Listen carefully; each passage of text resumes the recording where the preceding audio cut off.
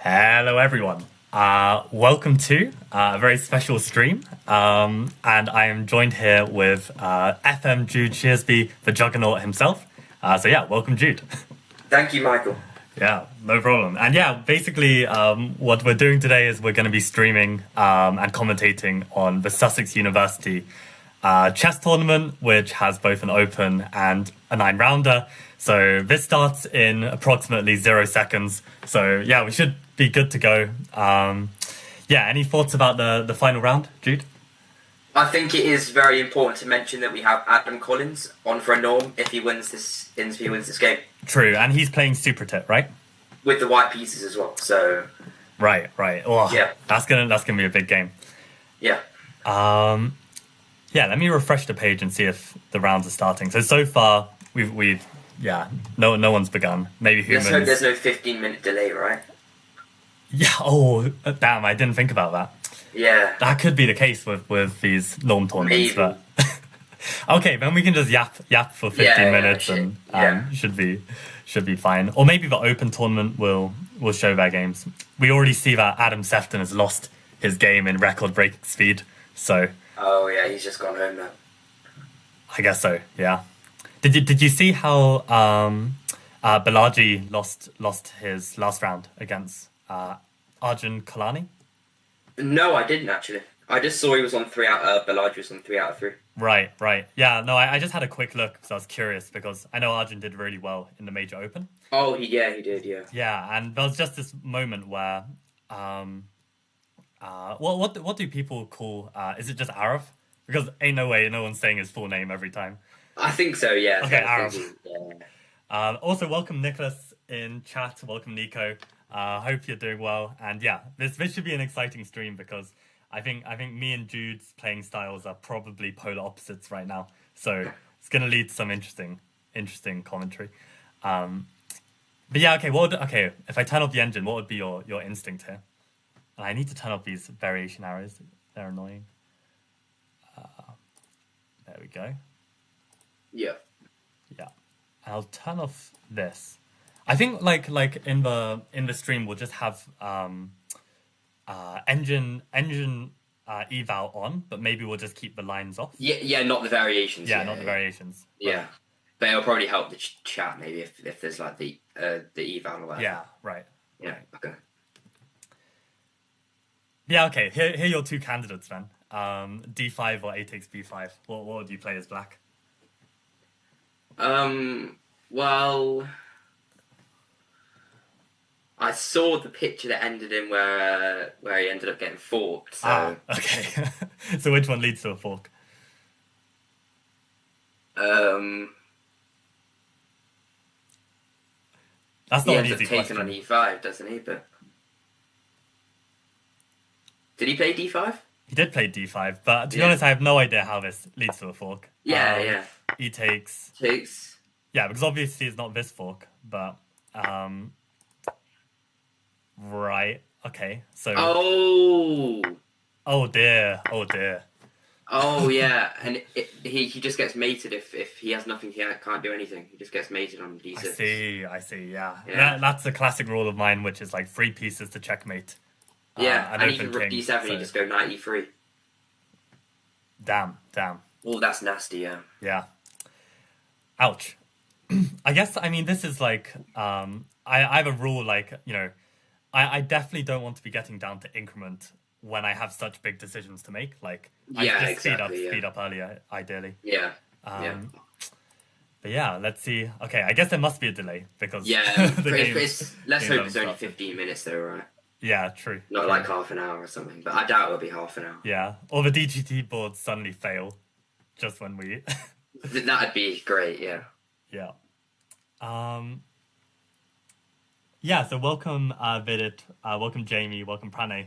Callum's getting a mention. An interesting watch if Callum Brewer is making an appearance. Right, so Callum's had a pretty rough tournament, but he is bottom seed. And I think he's got a decent chance against Indy. I don't know, I feel like Indy, when he's on form, like he's like really, really strong, but when he's a bit off form, then less so. I know Callum's had some fairly decent performances as of late as well. Like he performed quite well in Spain, and he did decent in the British. So definitely a decent player. Right. Yeah, I was actually with Callum in Spain. We were playing in the same tournament. Were you? Yeah, he did well there, right? But he got food poisoning for one of the rounds. Yeah, exactly. Yeah, he had to yeah. withdraw in the final round. Yeah. But I thought it was kind of dodgy, to be honest, in the sense that like the organizers were just like, yeah, it's chill, we'll pair you if you're feeling better, and if not, then you don't have to turn up. So I guess his opponent, they're very like, don't really want to do that sort of thing. Yeah, exactly. In the end, I guess his final round opponent just didn't get a game. So but he got the point, I guess. Yeah. Okay, Prabhat is asking, what is the tournament situation in the last round? So, I don't know, Jude, I think you did a recap of the last round, so maybe you can share this, what's going on. I mean, I did a recap of round 4 and 5, actually, but so I don't exactly know what happened in the last couple of rounds.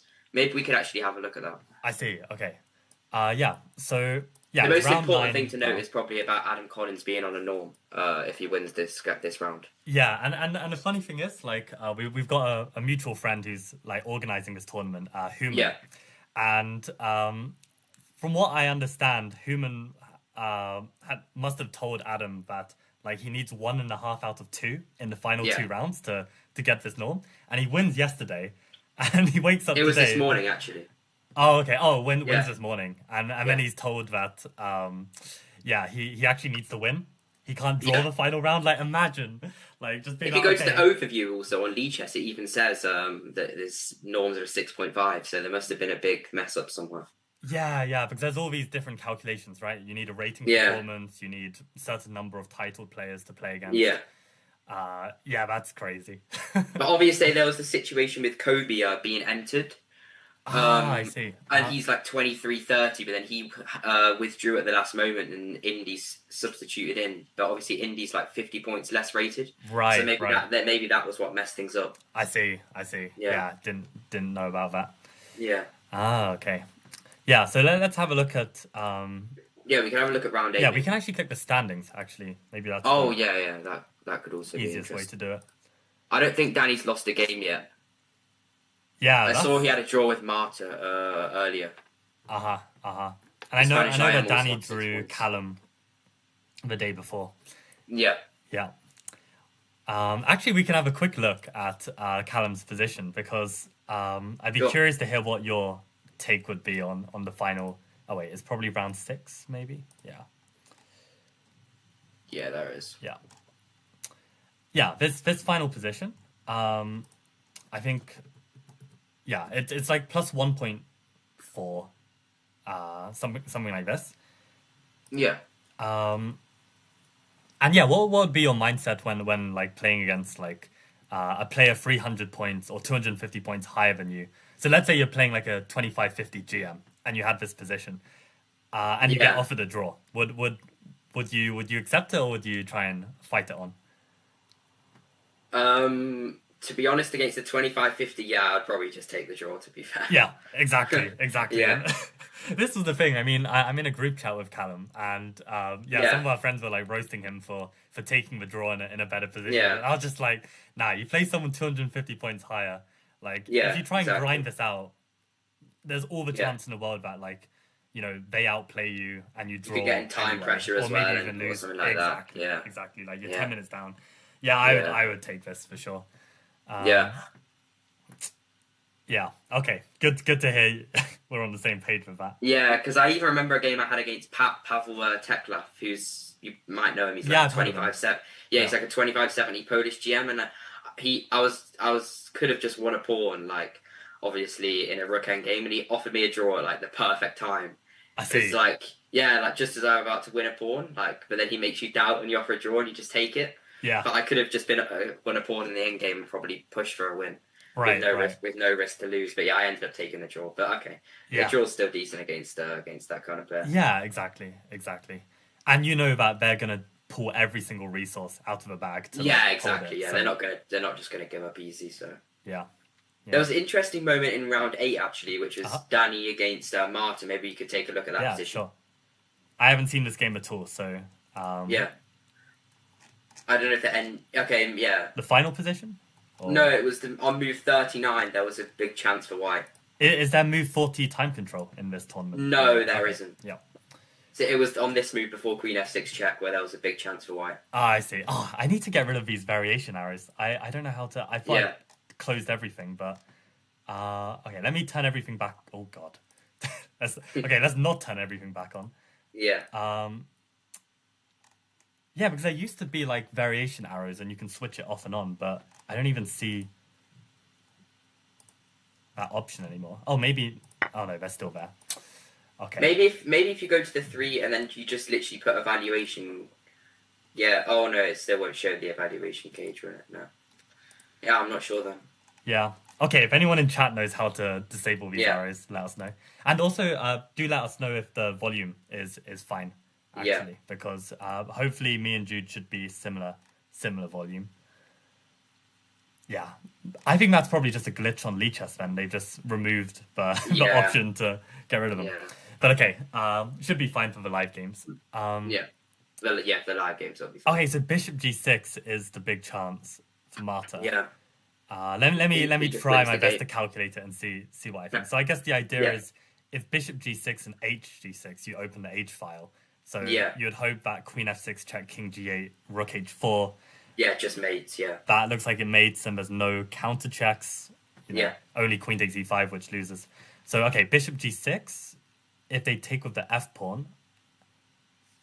Then we go Queen F6. Exactly, yeah. And King G8. And the thing is, you can take the bishop because when they take your rook, check, you take their rook. Oh, it's even check. I didn't even see that. Exactly, yeah. Oh, wow. So it basically, and like worst case after something like King G7, you can just go Queen F6 check and E6 and defend the rook, and it's just going to be winning for white. Wait, say that again. So Bishop G6. F6, Queen F6, King G8, take King G7. Right. Yeah, the best move there is probably even Rook D7. To be honest, because if King H6, you have Queen H4 mate, and otherwise, it's literally just going to be. What do you mean, isn't it? Yeah. Queen H4 because isn't so if Rook D7 isn't the queen on this square? It is, yeah. It is. Hey. Yeah. So, okay, I've got one tactic over Jude. Let's go. so something like Queen E7 at the worst case should right. Yeah, I mean there are no checks, so should be. Yeah, attacking H7. Wow. Yeah. So a 2300 missed this. I guess she's on increment. Yeah, only on 50 seconds. Yeah, but she just bailed out for the perpetual with after King G8, just Rook D8, and then. Just bailed out for the draw. Wow. It was a big chance, actually, yeah. Yeah, I mean, I think it's so important that you just have time to deal with it. Yeah, it's definitely findable still, but if you have 5 minutes, then I think you're definitely going to find it. Right. Because, I think that's actually, just to share a bit more about myself. It is chess lifestyle, after all, but I think, one of the bigger reasons why, I gained a lot this summer in classical is because this past year, I've literally only been playing Blitz and Rapid. So I've kind of lost the ability to think super long about positions anyway. So I just always have enough time to deal with critical pieces. I think I only got into one time scramble in 20 games or something. So it's just it means that I can just not make these misses. Yeah, I think I always try and do my best to keep more time than my opponent as well. Right. So I think time is definitely a much bigger factor than people actually think. Yeah. And actually, have you read Jonathan Ralston's 7 Deadly Sins? Chester. I haven't, but I know I've briefly just checked what the sins are, but I haven't actually haven't read it. Yeah. Yeah. Well, it's a bit of a wacky work. It goes really deep for no reason in all kinds of ways. Yeah. But one of the things he said was that. In chess, there are 4 dimensions. So you've got the value of the pieces, a rook's worth 5, bishop's worth 3, whatever. The quality of the pieces. So when the pieces are in certain squares, how strong they are. And then you've got time on the board. So initiative or if you're and then time on the clock. And time on the clock as the 4th dimension. Yeah. Exactly. And he had a whole rant about he literally listed 20 excuses that people with bad time management suggest, and he was just roasting all of them and saying it's just pathetic. Don't get into time scrambles for no reason. This could be one thing actually that Adam could capitalize on, because I mean in the Northumbria I played against Supati, I saw in a few games, for example, his game against the Spanish IM in this tournament, he's been quite like down to 50 seconds or so in like quite a significant amount of games. Right. So it hasn't really worked out. Could maybe capitalize on. I see. Okay, I'll consider good time management the English school of chess then. Since Supertit is from, I mean, it says he's got an English flag here, but he's Scottish, right? Yeah, I think he recently changed to English Federation this year. No way. Do you know the drama on that, or can you not share it? No, I don't really know it, to be honest. Anyway, but yeah, it was just some time. It was maybe like 5 months ago or so. Right. Switched to English Federation. Interesting.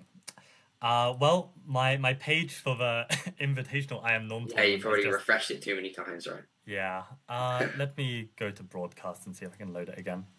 Probably it's just starting now because it's quarter-past. So yeah. Well, let's hope we can even look at the Louisiana State Championships as well, which is another interesting True. I mean, is Hikaru playing right now? Yeah, he is. It's live. His game in round 4. It's just there. Amazing. Let's see if round 5 on the... Okay, all the live boards are dead. Oh, no. Oh, all the live boards on every broadcast is dead. Okay. I could check my lead chess maybe and see if it works. Check your lead chess, see if it works. Yeah. Let me know if it's my problem or not. Yeah, it all works for me. I can see Hikaru's game that's going on right now. Oh, it all works for you. Okay. Yeah, so maybe you just refresh the page too many times, right? Possibly. Okay. Okay, let me close lead chess and literally reopen it. Yeah. Let's hope it's not a half an hour delay. We have to yap for another 14 more minutes. Okay. Unsubscribe. That is crazy. Like, maybe it's... I don't know why maybe if you log out, maybe? Yeah, I'll try log out. Yeah. Okay, broadcasts.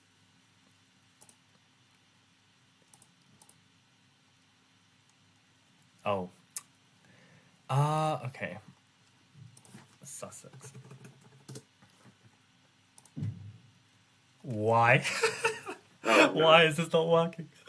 Yeah, this has never happened before. Like it's the page is just. I think it must be how many times because you. No, I mean like I don't know. I didn't refresh it when it stopped working. I think it just turned 15 and just decided to crash. I mean, yeah, it works for me. Works for you, okay.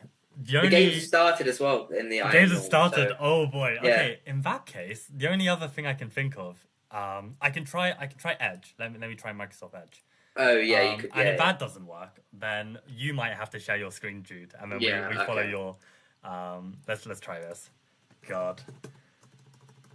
Oh, see, it's literally like lagging even on just. Okay, I never use Edge. Okay, let's try this. Okay.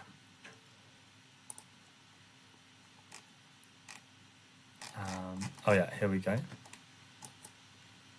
There we go. Okay, it's working on Edge, so there must be some Chrome problem. Yeah, we can just use this for now. Yeah. Yeah. Okay, so I've got the open, and I'll get the... And the IM one's just started as well, so... Cool. Nice. Okay, perfect. Okay, so should we just go in chronological order, or do we want to see Adam Collins' game first? Yeah, maybe it makes most sense to start with Adam's. Okay, let's have a look. Oh, okay. And we have a fighting French. Yes, so... Okay, interesting. Oh no. Come on, Edge. Don't lag on me. Okay, we're good. Yeah. Okay. So, yeah, classical French. Yeah. And knight C8. Knight E2 move, which is a bit of a rarer move than like the usual F4, knight F3, bishop E3 plan. But I know that Gukesh tried this in the candidate, so... Right, he did, yeah. Yeah, so it's definitely an option still. And is the idea that they put the bishop on G2? Yeah, that's definitely a common idea. So like C3, G3, and even the bishop sometimes goes to H3 in these lines. I see. So like to support F4, F5 breaks, the bishop on H3. Right. Sometimes be useful as well. Fair enough. Yeah, what do you think of the opening choice for white and black? I think it's probably the dream for Adam, like, because I feel Yeah, like exactly. yeah, I'd agree. it's imbalanced. So Yeah. you know, No yeah, exchange French or anything like that. It's yeah, definitely imbalanced. Yeah. right. And I guess like, would you prefer this kind of position, or would you prefer like them playing the winner, right? Bishop b4. If you're white here and you're playing for the win. I mean, personally, myself, I wouldn't particularly mind. I quite enjoy playing against both of the variations, but right. maybe if I'm playing for a win, maybe knight f6, I'd probably prefer more. Right. Yeah. So I think Adam can see immediately as this is a small success. Yeah, fair enough. Okay. And it looks like it might be his prep as well because he's played these moves quite quickly. That's true. That's true.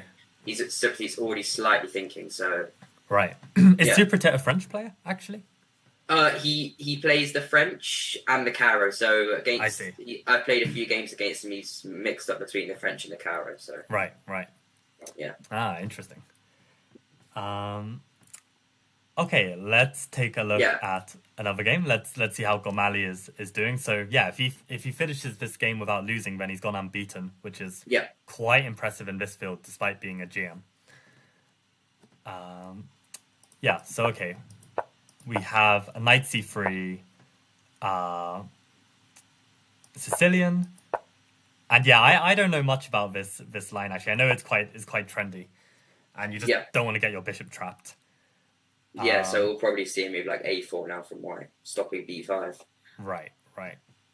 Yeah, I know Danny played this line against, I think it was Jacob Flynn a few rounds ago, so maybe he's switched to these sort of knight c3 Sicilian positions. Well, what is your favorite anti-Sicilian setup if you're not going to go into the main line stuff? I mean, for example, against like one of my favorites is e4 c5 knight f3 d6 c3. That's the delayed Alpin. Yeah, and also against knight c6, I quite like the Rossolimo. So I see. Okay, so pretty legit line still. I mean, back when I was playing e4, like my all-time favorite was just wing gambit. Oh, 2b4, yeah. I mean, I actually had really good results with it, but yeah. Okay, yeah. I mean, I've even tried knight f3 knight f3, knight c6, and then b4. Yeah. There's that one as well. It's almost a bit like an Alpin, but because you go like c3 and stuff. Yeah, I remember losing a lot of games when I used to play Sicilian, like against that. Yeah. Okay, so we've got one Sicilian.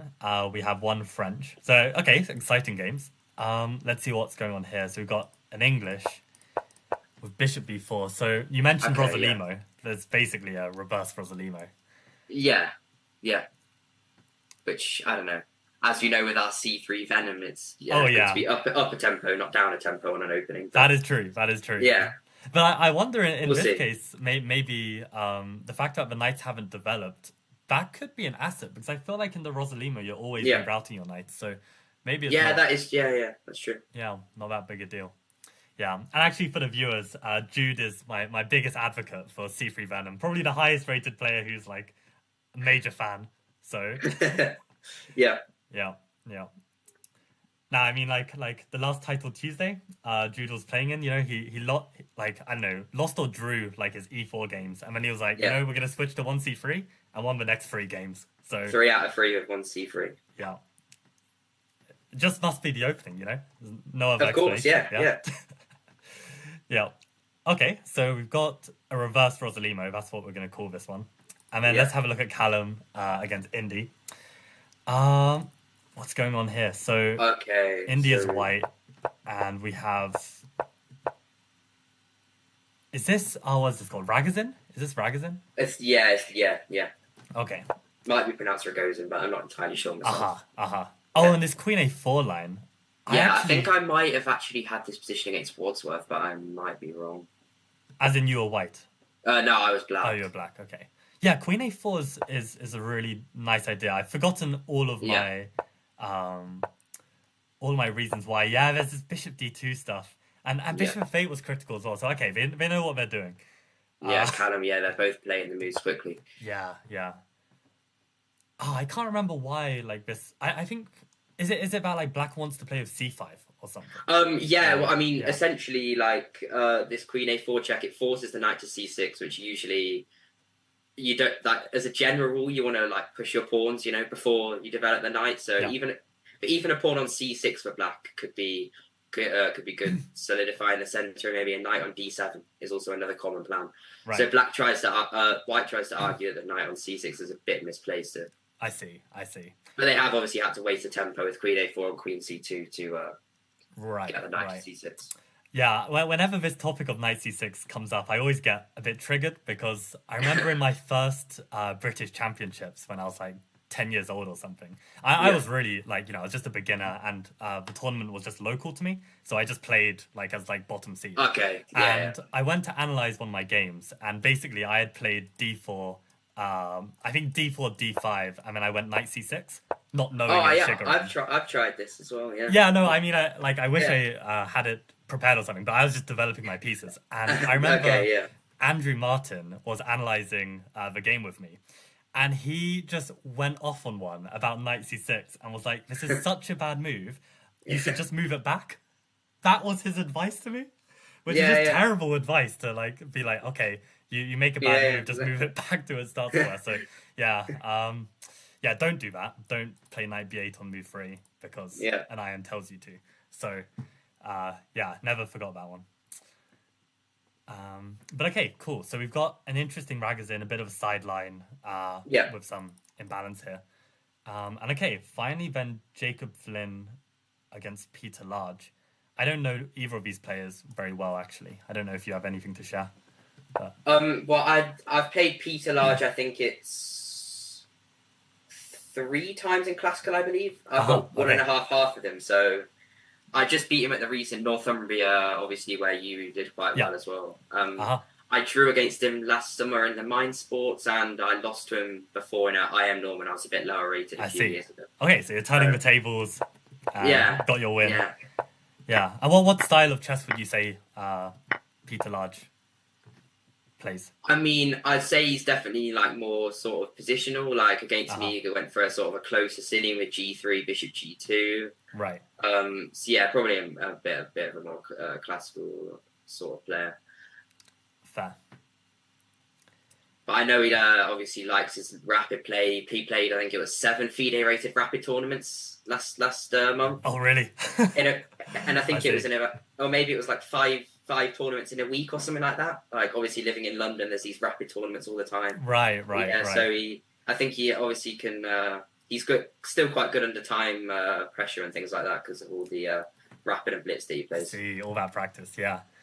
Yeah. Nah, it must be the life, just like retiring and just like, playing in all these tournaments for free because you're an IM. Yeah, exactly. The free entry fee, just collect the £100 first prize or something like that. Yeah. Yeah. Like I was in Southeast Asia last year and felt, so many players like this where they're just like these retired IMs and GMs just collecting prize money. With the free entry. Yeah. So what is this opening actually? So we've got Roy Lopez. Is actually it's called the Cosio with this knight g7 idea, which I've seen this. I mean I know Simon Williams has maybe advocated it, but it's definitely an interesting idea for sure. But obviously quite an offbeat line. Right. But the time I've seen it, I remember getting my hands on a book, this Paul Keres collection of games, and I got this one because someone told me that I play like Paul Keres, so like I wanted to. You was quite proud. Yeah. And it kind of makes some sense because like the way Keres played, he played like very principled. Okay, actually, I've already gone wrong there, but okay, he plays very principled chess, and then he only enters into complications when he feels like he's got the advantage. Yeah. So I don't know. That's kind of what I grasped. And he was playing a lot of this knight e7 before theory was established. Yeah. My understanding is that I guess if the queen can be targeted in the center, then it might not be so good. But actually, maybe the queen can find a square where it's not going to be attacked. Yeah, maybe even a square like e3, for example. Mm-hmm. Like there's even lines in like sort of like anti-Sicilians where white can try this like queen e3 and then b3 bishop b2 idea and castle long. Right. Yep. So I think that will probably be what we'll see here. But I'm not entirely sure if d4 is the most accurate move. Right. I don't know if Peter Lage played that instantly or not, but yeah, we can even see. Yeah, it looks like it's pretty much instant. So. Okay, yeah, he maybe had a little think, but yeah, okay. Because I know maybe white can try and move like c3, for example. And white and black usually opts for knight g6, and there's even a move which is h4 immediately, just to target the knight. So there can be some ideas like this, but maybe d4 is also fine. I'm not entirely sure. In this kind of position with h4, it's really annoying that Lichess like makes the board dark, like when you. When you make whatever. Yeah, I'm just curious, like, is the knight ever annoying on f4? Because I always get annoyed by this kind of stuff. I could be wrong, but I think maybe the idea here is that you play d4. And I also just thought maybe you've got g3. Can you trap the knight? Yeah, exactly, yeah. So that you can just kick the knight away immediately. But maybe even d4 takes and king f1 is an idea as well. With white's going to have a very nice centre there. But yeah, probably g3 is just the safest. Okay, yeah. I see. Oh, and we actually have a move. We have queen d3. So okay, queen d3. Yeah, that's also another square for the queen, which maybe means that he doesn't have to go for the b3 bishop b2 idea because his bishop's kept open on the diagonal still. But actually, the more I think about it, this bishop b2 idea looks pretty nice because there's no knight on f6. So yeah, exactly. And then you can even combine it with castling long and g4 h4. It's an idea from the Magnus Sicilian. I don't know if you know it. Wait, I only know the one that Christoph Selecki did, like the Fight Like Magnus, but maybe that's probably a different book. Yeah, so it goes e4, c5, knight c3, d6, d4, and queen takes, and knight c6 and queen d2. And then white goes to b3, bishop b2, castle long. And it's a similar sort of idea. Puts the knight on d5. Yeah. I used to play a line similar to this against a French, but I'm trying to remember which one was it. Yeah. I think it's with the queen e2. I think it's this jammy. Oh god, I think it's this jammy line with queen e2. Oh yeah, 2 queen e2. Yeah. I even prepped this once for a game. Yeah. And then I think the way you play is like you develop knight c3 and castle queen. Yeah, it's actually pretty good, I think. But yeah, there's even this weird gambit line, which is e4, e6, b3, d5, bishop b2 as well. Say again. So e4, e6. B3. D5, bishop b2. This is another interesting line. I mean, I've even seen top players play this. They're not meant to take the pawn on e4, actually. Okay, let me try and think the reason why. I mean, this pawn looks really annoying. Like it's stopping us from developing. So I guess probably the idea is to play f3 at some point and just. I'd assume so, but I think the immediate point is that you just play knight c3, and then if knight f6, you just go queen e2 and just like put pressure on the pawn basically, and then try and castle long basically. But yeah, it's another interesting idea, like bishop b4, and then you can castle immediately, and you get some sort of interesting position. Fair enough. Yeah, no, it looks good as well. Yeah. Okay then. Do we want to quickly check out the open section? Yeah, we may as well. Yeah, as the positions develop in these sort of in these games. So I'll quickly pull up the standings because I think it'll be interesting to see. And this is 7 rounds, isn't it, or is it 5? Only 5. Yeah, just a weekend. So this is the last round. Okay. Yeah. So we have Arjun Kalani on 4 out of 4, having beaten Arav Balaji IM the round before. Yeah, Kalani is extremely underrated. I wonder how much he's gaining this month. Probably 200 rating points at least. And looks like only Roland can catch him if Arjun loses the last round. And are they playing each other actually? Let's have they are, yeah. Oh, they are. Oh, okay. So Roland with the white pieces, winner takes it all. And we have your favorite line. Oh, it's not quite a Garganitza. It's against d4.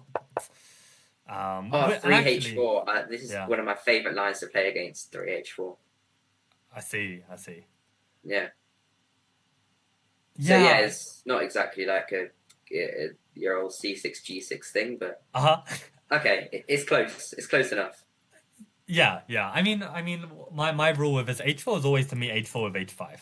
If I meet h4 with h5, then Okay, we can G5 a bit, but it's fine. Like, yeah, they're also weak in G4 as well. So right, exactly.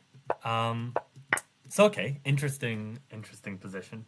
So it's sort of like a Queen's Gambit decline, Queen's Gambit exchange, with But H4 and G6 included.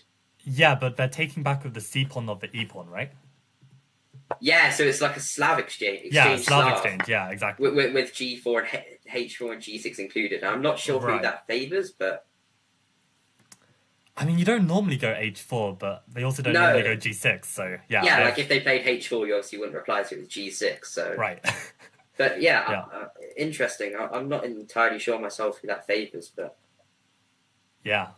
Again, probably another dynamic position where it's not just going to be a sort of boring draw. Yeah, no, you can't like go for a boring draw anymore with these moves included. So yeah, interesting. Okay, were there any final people in the Open you want to quickly check out? I mean, I don't really know many of these. Look at Bilagi's game. Maybe. Bilagi's game? Okay. Yeah. I actually don't know who Zoe Pellat is. Do you know? I've never heard. Yeah, me neither. Okay, so we've got King's Indian. All looks pretty standard to me. Yeah, okay, pretty standard position. I mean, I probably quite like this for white. Yeah. Especially if you feel like as Balaji against a 1900 could just quickly crash through on the king side with an attacker. Right. Yeah. Yeah, looks pretty nice. And the fact that like Zoe's already thinking 20 minutes, that's exactly a pretty good sign for Balaji. Yeah. Okay, cool. Oh, and actually Adam Sefton didn't lose. So at the start, it said that I think this was there must have been some weird glitch then, right? Yeah. Okay, cool. Right, well, let's get back to... I'll just put the Collins game and I'll quickly catch up on chat and see if... okay, yeah. Yeah, there's probably like 100 messages that I've... I mean, the thing is, there's these two geezers, Tricky and Safsara, who they just chat so much. Oh, okay, yeah. So, it's probably filtering through these messages. And a word of warning to Tricky, if it gets too negative, I will block you. I'm not... I'm not gonna mess around. Okay, so what are people saying? Some people are saying shout out to the Juggernaut. So big up. Okay. Yeah. Long thinks are overrated. Trust your intuition. Yeah, and Harshal raises a good point about if I'm playing C3 Venom, I'm not gonna get into time trouble because I know the position's better than anyone else. So that is a fair point. Oh, and then some stuff about Hikaru. This Hikaru farming strat is just slapping the spirit of the rules right in the face. I don't know. I actually don't mind the fact that Hikaru is playing. I think it's also fine, right? I mean, why can't Hikaru enter a normal weekend? Yeah, tournament? I mean, it's local to him. I assume that he's living in the area, right? So. I think so. Yeah, I even saw a funny video of him talking like the conditions he got is that at the tournament you get free parking. So classic. It's probably quite the different sort of conditions you get from the candidates to the Louisiana State Championship. But yeah, and I think it's great that he's playing. I think the local players they'll love it. Yeah, like it gives the 1800s a chance to play Hikaru, which is obviously a once in a blue moon opportunity, right? Yeah. Yeah, no, I think it's very, very positive. Right.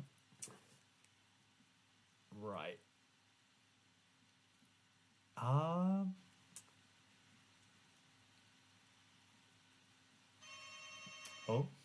okay. I don't think some people just randomly ring my doorbell, and maybe I should reply, but I'll just ignore it. Okay. It's fine. Yeah. Okay, yeah. I think I'm trying to see if there are any more questions or interesting things on chat. No, I think we're good. Okay, yeah. So I guess we go round again. All these games. So okay, so where did we leave off? We left off at I think it was knight f3, wasn't it? Right, okay, yeah. Yeah. Which makes sense. Not opting for the plan of pushing the F pawn, but he's gone for the push of the H pawn, which is also another interesting idea. Oh, okay. Yeah, I was going to say, to me, it didn't make sense, right? Because we want to break on F5. But what's the plan then? Just push it all the way to H6? Yeah, I even a game I played myself. This sort of idea with Rook H3 as well. So okay. there's a few different ideas of it, but sometimes you also want to hold off from putting the pawn on H5 because the knight could go there, maybe, for example, and start a kingside attack. So it also could be just to gain space as well. It's quite a common idea in these sort of positions. Yeah, and I guess actually if you ever want to use the F4 square, you just cut out any G5, but maybe G5 is too risky. I don't know. Yeah. Okay, fair enough.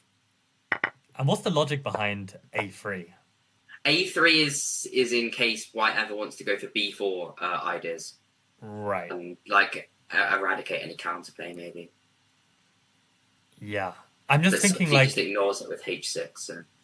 Uh-huh. Like, I'm wondering how does this ever shut down play? Because can't black always break with A5 eventually? Well, white will try and meet it with B5, but yeah. Okay. They can. Right. Yeah, I know that this is like the mainline move in like the advanced French. In quite a lot of yeah. Okay. It's not really been a line I've really opted for myself. I'm not really gone for these sort of A3 ideas, but yeah, they are quite common. I see. Okay. See, Queen A5. So one question I have for white is just where are we putting the king? Like, yeah. I've got my instinct. What would be your instinct in this position? Where would you want to put it? My instinct would be F1. Yeah, that's my instinct as well. Yeah. So maybe that's bad news for you. But no, I don't see a better square for it. So yeah, exactly. Especially having played H4 signifies that he's not going to go kingside, and I think the chances that he castles queenside are close to none. Right.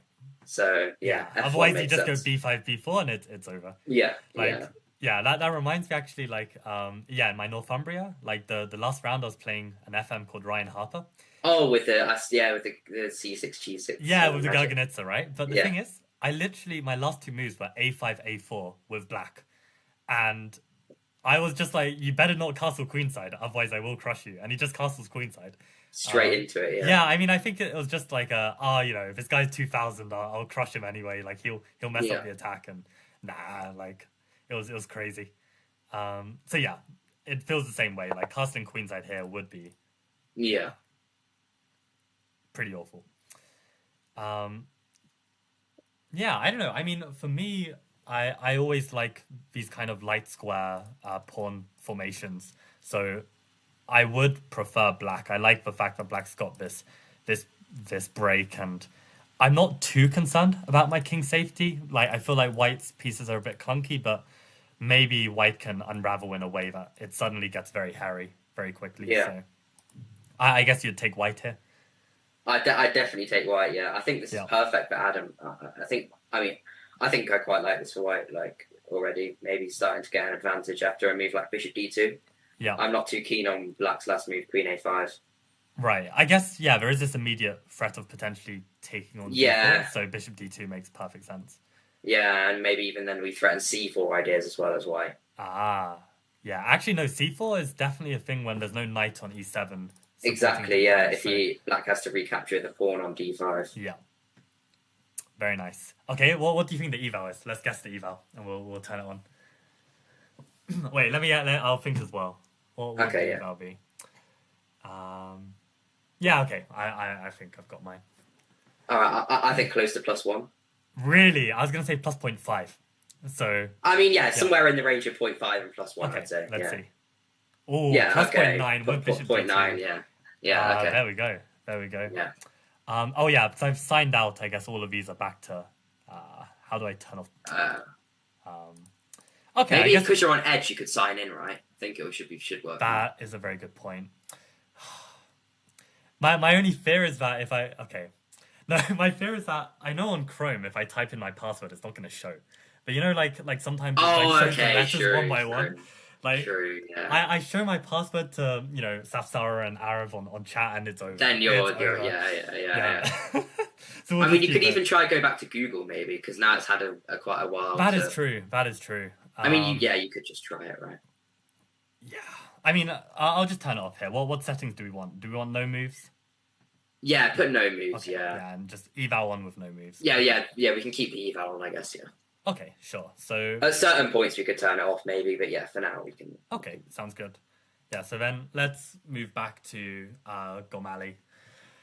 And what's gone on here? So we had this. Yeah, we left off at E6. Oh yeah, E6. So yeah. he plays the A4 idea, which is stop B5. And D5, which makes sense. Yeah, I hate these positions for both sides, actually. I don't like having to open the center and attack the center so soon for black. Yeah. That's what I think also, bishop A2 is quite sensible for white here. Yeah. But it also feels like for white, it just... I don't know, it doesn't... It just feels like black's getting too much from an opening. Yeah. Oh, and knight goes back. Okay. Yeah, I guess that's because he just doesn't want white to take on D4, so... Right, and then there's that debate, right, if this pawn is, like, probably a weakness. Like, I think there's lines where they go knight E2 and F4, and eventually they even put the queen on F2 and try and take this pawn. But somehow it feels like, how can black have the time to play two moves like this in the opening? Like, surely white can, like, have some kind of initiative and do something, but... I feel like maybe it's because white's also wasted time with moves like A4, bishop C4, bishop A2. And right. It's probably even out the temp he wasted, but... Yeah. I guess like white's got one more piece developed than black. Yeah, exactly. But what would be the way to try and punish? I mean, like, maybe take on E4? Yeah, like castle and rook E1 maybe, or something like that. Or even queen E2. But I guess he'll just meet that with bishop E7 and get closer to castling, right? True. Yeah. Yeah, and I guess unless there's something immediate here, then... Yeah, like bishop G5 to try and target the D5 pawn. Uh-huh. But I think probably black can just meet it with bishop E6, right? Yeah, now the square is even covered. Exactly, Yeah. Okay, fair enough. So we'll probably just see castles from white immediately. Right. One thing I'm curious then is, let's say we have castles and black messes around and plays one more slow move. Let's say they play rook a7 or something. Okay, now we see plus 0.8. Yeah, so now we can... And probably is going to be opening up the center. So yeah, it is like just one tempo in it. Yeah, interesting. Anything more to add about this position? No, I think we can move on. But we probably will expect castles, but when we get back. But yeah. Right. Okay, so I should have given Peter. I should have given Peter a shout out actually, because Peter's often on the Chess Lifestyle chat solving some puzzles together. So yeah, I know Peter was having quite a rough tournament to begin with. I think he started on like 3 losses, but he's managed to turn it around, and I think he might be with the rest of the pack at least. He's not like on 0 or something. Yeah, I saw he had a nice win against Subti last round. So. Oh really? Okay. Oh, then he's he beat Subti. Yeah, he beat him with black. So. Damn. Okay, very nice. Yeah. Okay, so we had this reverse Rosalimo. Knight here. Can you not get away with E4? Yeah, it looks like you're just inviting E4, right? Yeah, because there's no knight D2, knight D4, knight C2, which is normally the idea. Maybe white wants to meet it with D4. Whew. Yeah, that's there's no bishop E4 check, right? Because the knight defends the square. Ah, right. Okay, apparently the engine says... so there's something even better. Okay. What could it be? Oh, is it B4? B4. Takes. It looks like white is getting quite active, but... Yeah, because there's no bishop B6, because at the very least I could take and play knight D4. Exactly, yeah. I like B4. Okay, decent, but okay. That might just be engine... Okay, I'm going to cheat. Okay, might be. I'm going to turn it on. Let's find out.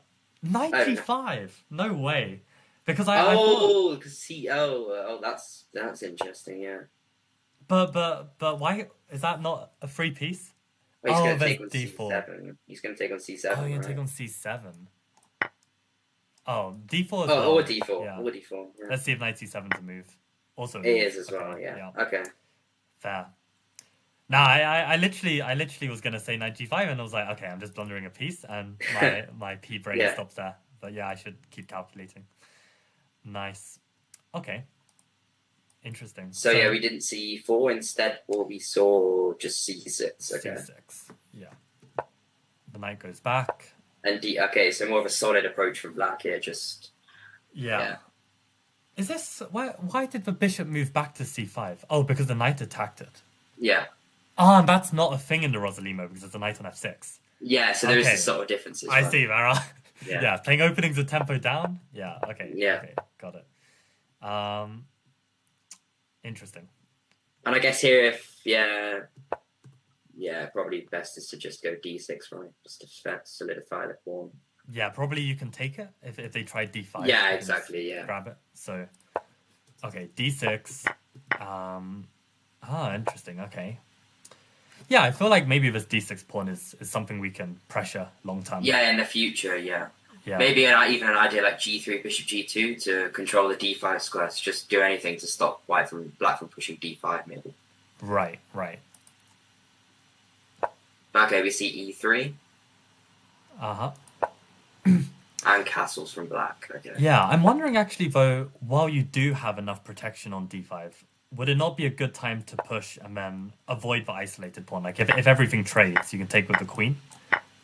Yeah, that is true. I doubt white would trade it all off though. Is what I'd say. Maybe after d5.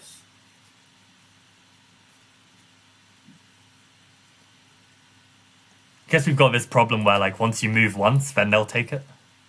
Yeah, exactly. So I mean, the most useful move in the position is bishop e2. Yeah. But it feels like you want to go like bishop d2 or something, for example. But obviously that's not going to be good. Yeah. Maybe a move like knight e3, but yeah, I doubt it. So yeah, maybe d5 is actually an option. Oh yeah, d5 is just an option. Okay. Yeah. I guess maybe one thing about the trading everything off, I'm always a big fan of like statically better pawn structures, and I do believe this 2v3 is an asset for white. So maybe it's just a bit ugly to play for black, and they'd rather keep more options alive with. Well, obviously with your little c3 Venom minority attack. Of course. You're a big fan of that. Yeah. Indeed. 2v3. Or Yep. You see, I know what the plans are in c3, Mike, and I'm a big fan. I know. I mean, Title Tuesday scalps. I mean. Yeah, of course. You have to start playing the Garganitza Modern as well. Or do you? I actually do play it. You do play it online games. Like bullet games, some blitz games. Right. Yeah. Never really tried it over the board. Yeah. Well, what line would you be most afraid of if you were to play it over the board? Well, I did see that after my game against Balaji, the quite unfortunate loss, I saw that if white plays 4h3. Yes, this is the critical one of the critical moves. Then it gets not so good for black. Yeah, the one drawback of playing 4h3, I'll just quickly put it on the board here. Is that for the white player, they need to know how to. Well, firstly, they need to know if you just play d6 and you don't, and you play for D5, exactly. But even if you go for this d5, I mean, on the database, the most common move is knight f3, which is now outdated, right? You can that's not what you're. But on e5, this is the critical line. But the problem is for white is that this is my favorite one to play in like blitz. Yeah, h5, knight h6, knight f5. Right? This kind of stuff. Yeah, and it's not great, as you can see. The engine says +1. Yeah. But the thing is, there's h5, there's f6, there's e6, there's a6. I think there might even be c5 here. And they all require precise treatment. Otherwise, black can just equalize. So, like, if you're going to play this, I mean, you really need to be booked up. And the point is that no one can be asked to be booked up. So against this sort of system. Yeah. So I think what happened in your game against Ryan Harper, was it? Because I saw he had played an early h3. I think he might. Yeah, no. He just Or did he play knight f3 first? Played knight f3 first and then played f3, which is H3, the classical line. And really in this position, which is what we got, he should always in this position just castle, play either c3 or c4, and I end up like putting a knight around like this. But what he did was he played bishop e3. And I was like... That seems like it's just going to be targeted by a knight on d5, right, as well, the bishop on e3. True, one day, exactly. Yeah. And I played a5 because I felt like this was flexible with my plan and stuff. And he played queen d2. And I know that in the theory, when you play a5, it's very common for white to want to play a4. To stop this expansion. So on here, I played a4. And he just castled queenside, which... I felt was really asking for trouble, and his reasoning was that he thought that the pawn storm would be too slow, but he just completely missed that I'm going to end up getting this battery. Yeah. Actually, this is quite a common idea, actually, isn't it? Yeah. Yeah, for me it felt really natural, but I can see how it's missed. I mean, I think I showed this to a friend of mine who's around the same level as me, and he completely missed this idea of bishop e6, queen d5. So I think it's just a blind spot for some people. It's like because usually they'd expect a knight to be on c3 or something, but now there's no actual knight to target the queen on d5. Right? Yeah. I think that's where the misses are coming from. Yeah. Well, okay. Unfortunately, no super exciting games on that level, but Okay, we just see bishop e2. Bishop e2. Yeah. And just get a castle, and Yeah, makes sense. Chances for both sides to play for a win again, I guess. Here's the position. Who would you take? Well, I think I'd definitely take white just because of this weakness on d6, but black should be equalizing as well, right? Yeah. Now, I don't like these positions for black where, you've got like a clear weakness and it's not... Yeah, you've got to find some sort of way to dynamically play, maybe, to... Yeah, and even once you dynamically play, I don't even see like you getting an advantage. You just equalize, which is yeah. Now I'll stick to my Benonis and Gergenitzes, and that suits me better. Okay, so we've got a plus 0.2 position in Callum. So Indy knew up to this point, so he castled still with over an hour on his clock. I see. So where did we get to? We had this. Yeah, we saw this Queen A4 idea. Yeah. And we got to Bishop F8, didn't we? Oh yeah, that's true. Yeah. And E5, wow. Okay. Maybe this is like one of the drawbacks of obviously the White Queen getting the knight to C6 as they just support this E5 idea, right? True. Yeah, and the more I looked at it, the more I like it for black. Yeah, exactly. Like, there's no immediate, like, bishop c3, for example, when the rook lands on e5, or... Yeah. No way to gain tempo, right? So... Yeah, and ultimately, the white king is still in the center. Exactly, yeah. Yeah, looks like the right play. And knight takes Indy's still playing at least quite fast. I would... Yeah, that looks like, just opening the chi file, right? Yeah. Looks a bit scary. Yeah, I would not do that. I learned this the hard way actually at Northumbria. Like I did something very similar against Guy Levin. I saw you played your c3 in that one as well. Exactly. And I think it was going well, but I just underestimated how strong G takes f6 was, because I took on f6 and I assumed he'd take back with a piece, and he just took back with a pawn. And the more I looked at it, I was like, oh no, this is gonna be rough. So. Can this be avoided, taking on f3? Can we try something different? I feel like the only other option would be knight takes d5 immediately, right? Uh-huh. And I don't know what the difference is, having not inserted those moves. But maybe if we see knight takes d5 immediately, white's going to go knight takes e5. Yeah, get the rook on e5. And then maybe hit it with bishop c3 ideas. Or something like that. But... maybe there's like a way to avoid it in the sense that if they ever take on d5, you can take with the rook. Yeah, so maybe you should insert knight takes d5 first, I think. But then maybe they take with the queen and then they can...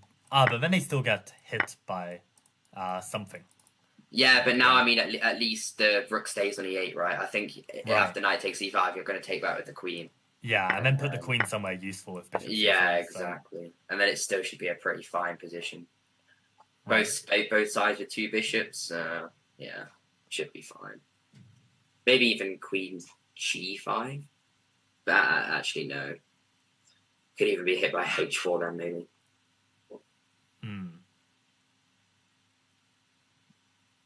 Maybe back to d5 is also fine, right? Yeah, Not entirely sure though. I feel like white's got some issues to solve with the king. Yeah, exactly. Because queen d5 stops castling in both directions, right? Yeah. And if rook d1, maybe just queen c6, keep targeting the g2 pawn. Yeah, now the king's really exactly in trouble, so yeah, I like this a lot. Yeah, so maybe definitely if I was black, I'd avoid this knight takes f3 as well. Yeah.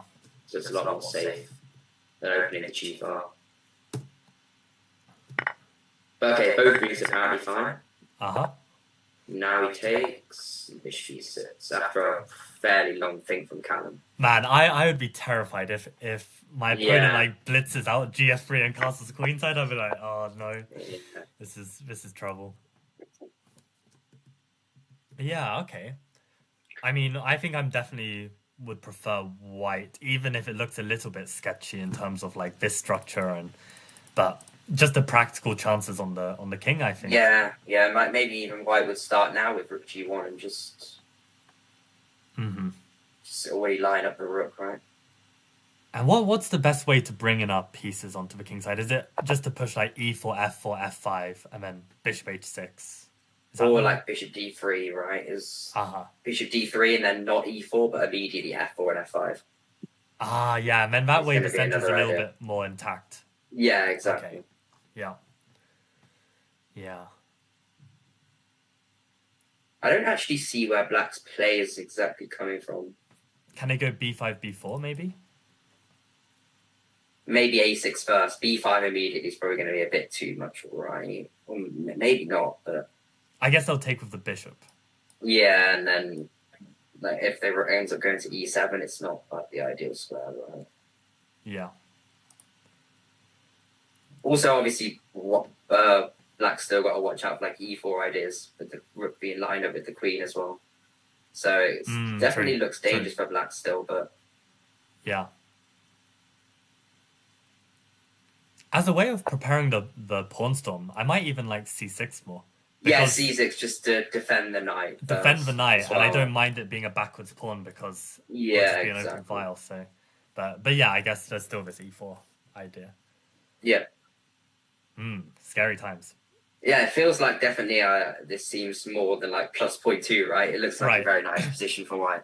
Okay, let's make a prediction. How many reasonable moves? I guess it's white's move. Yeah, exactly. Let's imagine rook g1 is played.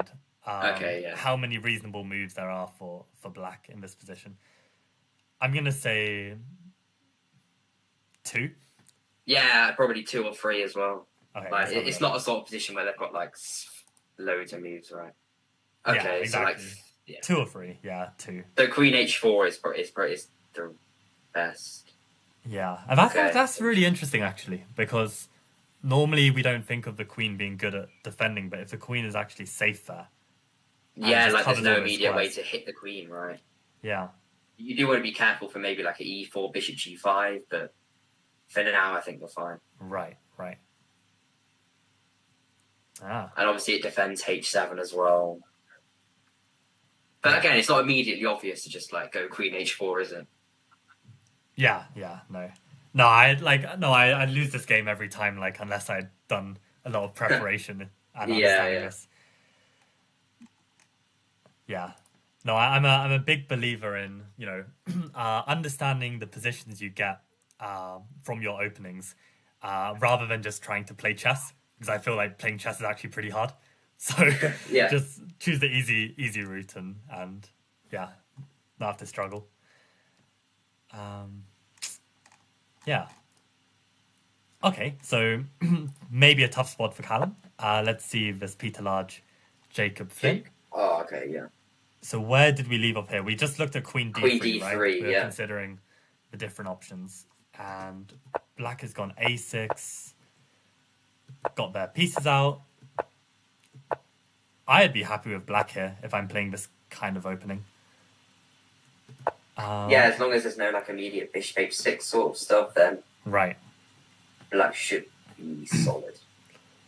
If bishop h6 now, knight g6 would be my instinct. Yeah. Is it actually forced? There's probably not single other move there? There might be queen f6 maybe. Or maybe we block on g4, like knight. Yeah, g4. but then I'd be a bit worried about bishop g7 and h3 or something like that. Oh, okay. And then just opening up the black king. Right. Yeah. But yeah, I guess we never really want to go queen f6 to defend when the queen is such a big target. So yeah, knight g6 is simple. What do you say about like this pawn structure of like 4v3 on the queen side and 4v3 on the king side? Like, which 4v3 is better?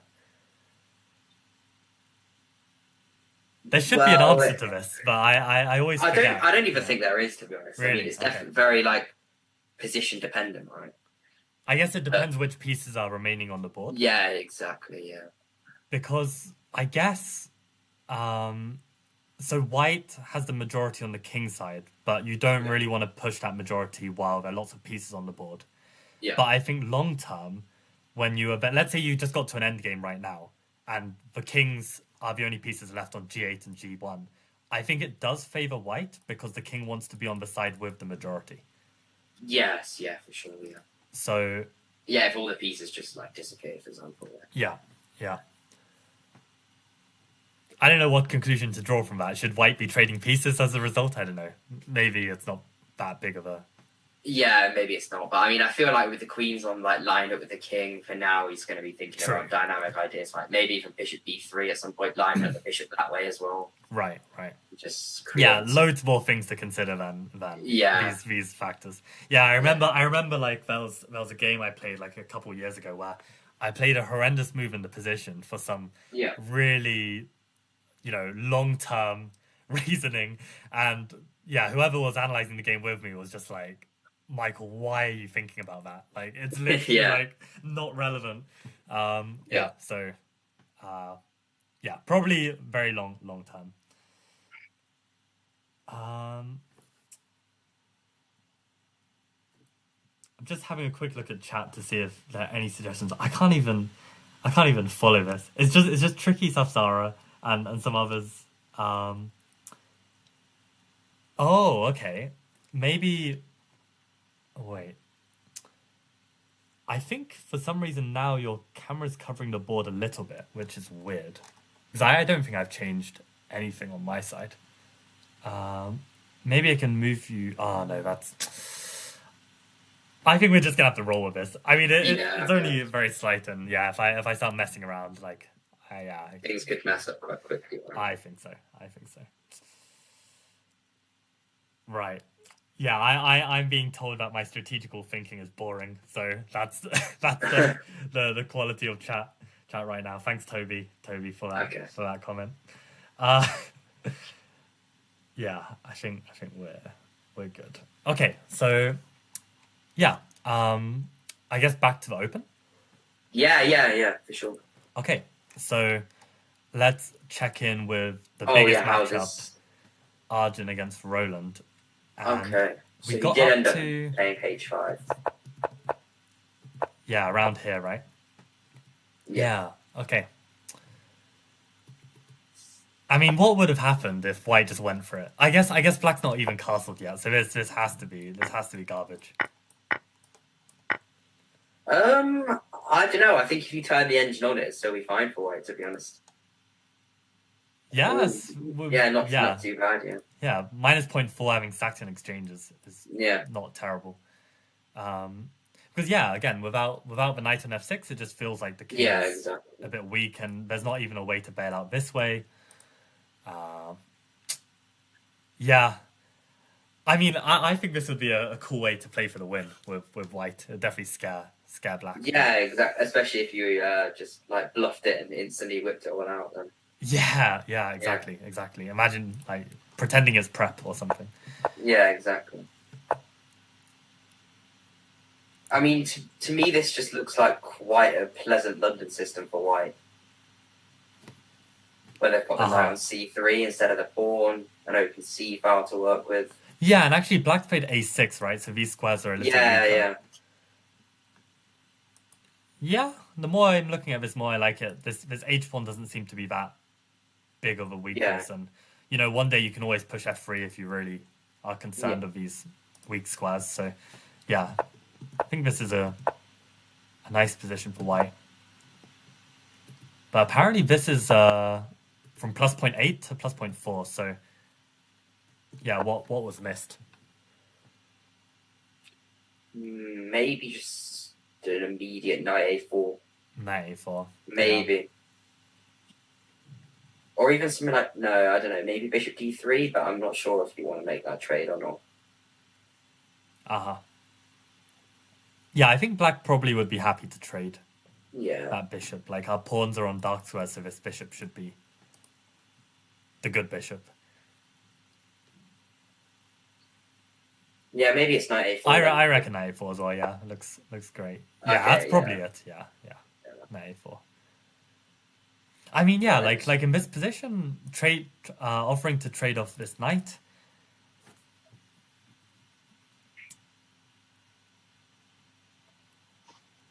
Well, what's going on with this? Like, if black were to take it, when apparently then you're going to take with the d pawn, with the pawn, D5. And is this dropping? Yeah, I think it is. Yeah, I see. So, okay, I guess they can't trade immediately then. But... Like, it's a typical idea in the London system, isn't it? You know, where they go knight e5. Right. Oh, so is the idea then for black? Oh no, I just blundered a piece. I was thinking maybe the reason why this isn't as good as b5 stops knight e4. Yeah, that would be a nice finish. Yeah.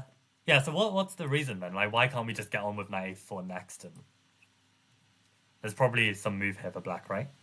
Yeah. Not immediately obvious though what it is. Oh, whoops. I mean, maybe best for black is rook c8, maybe. But I'm not entirely sure. Okay, let's cheat with the engine.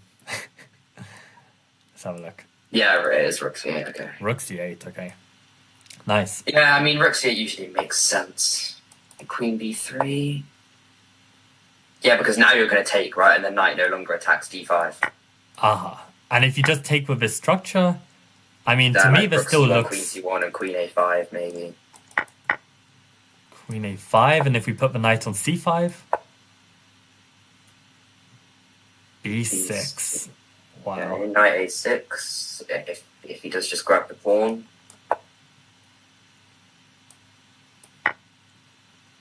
Alright, just rook c8 and just... Yeah, and I guess actually if you... Yeah, the knight is actually very awkward here.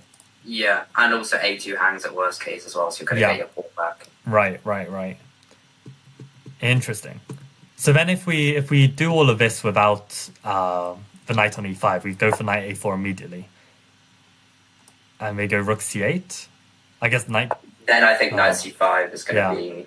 Or even queen b3 apparently as well. Right. Does that make sense in my head? So if we play like queen a5...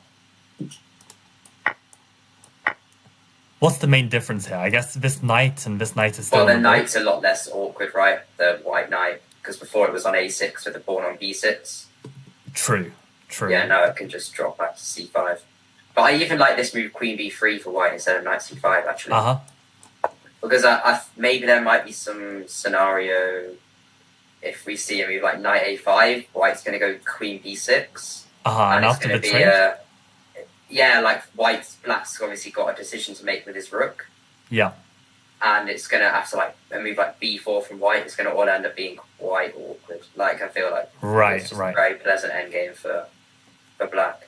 Yeah. And, as the engine says, I mean, best is b5, and when you end up having to play b5 and just give the c5 square, it's never going to be, like, entirely pleasant, is it? True. Yeah, so actually what I think I'm understanding is it's not so much that knight e5 is so bad, it's just losing a crucial tempo for black to get their act together. So did black get their act together? Oh, the knight e5 is live. So I think it only needs up to knight e5, isn't it? I see. So the move to watch out for is, will black find rook c8 and... which is the most accurate, I guess. Yeah. Interesting stuff. I always find these exchange Slav positions quite interesting, especially when something like a6 has been played. Right? Exactly. C3 Venom. C5. C3 C5. You know it. Of course. Yeah, we could get this exact position and play out these beautiful ideas on the queen side. So I even saw a comment on your YouTube where you replied to some CM who was saying like, and you were saying that you haven't got the extra flexibility of playing the Alapin against C5. True. Yeah. And yeah, so there's. I mean, Jude, you can even play your delayed Alapin, I reckon. Can you get knight F3 in here? No, they can play D5. They're going to play D5, aren't yeah. they? Well, I can hope after E4 they play D6, but yeah, that's not what people do, is it? Yeah. Probably D5, but yeah, I mean, it's just an Alapin. But yeah, C3 Venom. Go C3 buy Venom. the course, guys. He said it, not me. Okay, so that's the whole open. So I don't know how you're feeling like energy wise, Jude. I mean, we could take like a short 5-minute break and then come back. Or yeah, we can do. Yeah. Yeah, we've done like 2 cycles of all the games. So yeah, exactly. Yeah. So okay, sure. Okay. I'll just put a different screen up. Yeah.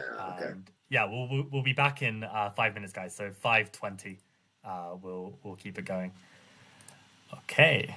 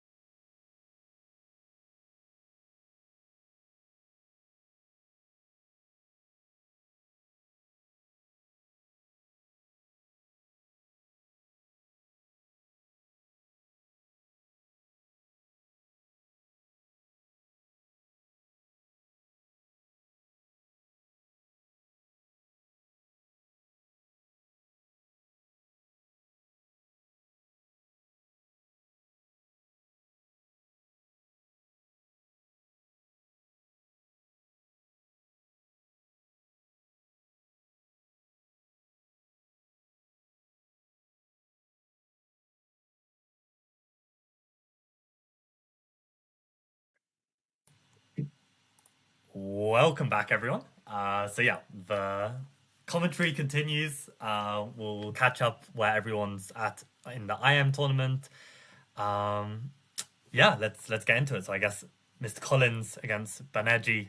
Let's see what's going on here. So we left off at around H4, didn't we? Yeah, and Queen A5. Queen A5, yeah. So he played Rook A2, which is. I mean, the idea that comes to mind is that probably when they eventually play B4, then the rook can swing over conveniently. But normally, I only see this idea when the queen is on B6 and there's some annoying pressure and we want to develop the bishop. So yeah, rook A2, interesting. Not what I would have played myself, but okay. Mm. Still interesting.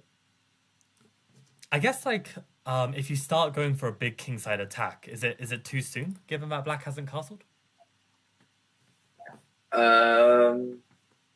Potentially, yeah. Because, for example, maybe black could even go king d8 or something if he ever needs to move his king.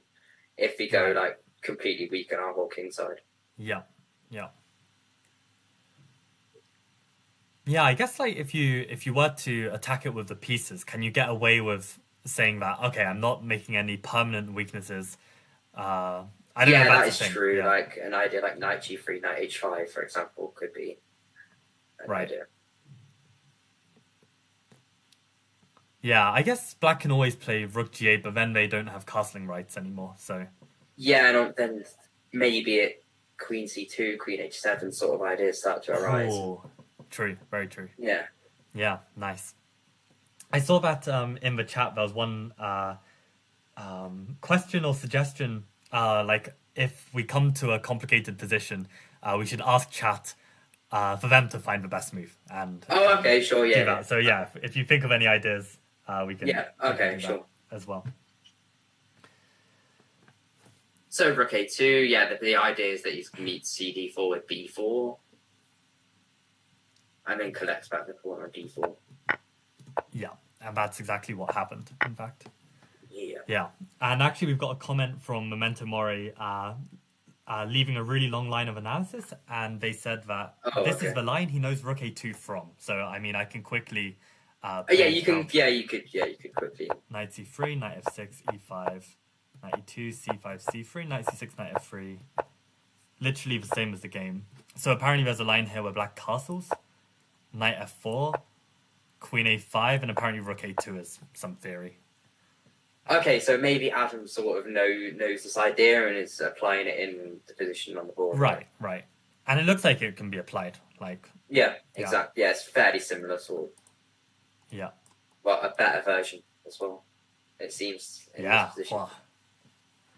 Plus 0.9. And actually, I think when the c-file, loses this tension, unless black is able to make use of it, then exactly. Normally it's quite nice for white. And okay, we see black, trying to fight back with a5. Which definitely makes sense, right? Yeah, I think you have to try something. Yeah. But apparently +1 already. So what is definitely good chances for Adam then. Yeah. I am Norm on the line. So this is a good question for chat actually then. White to play, how are you going to deal with a5? And we can all think for a minute and then we can discuss what our thoughts are.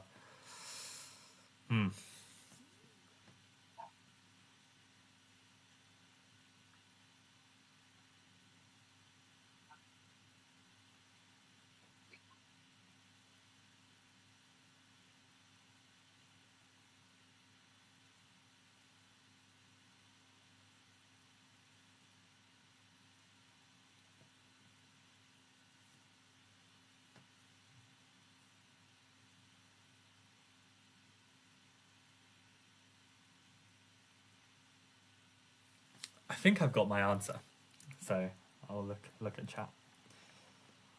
Yeah, there's no way for me to see the chat, is there?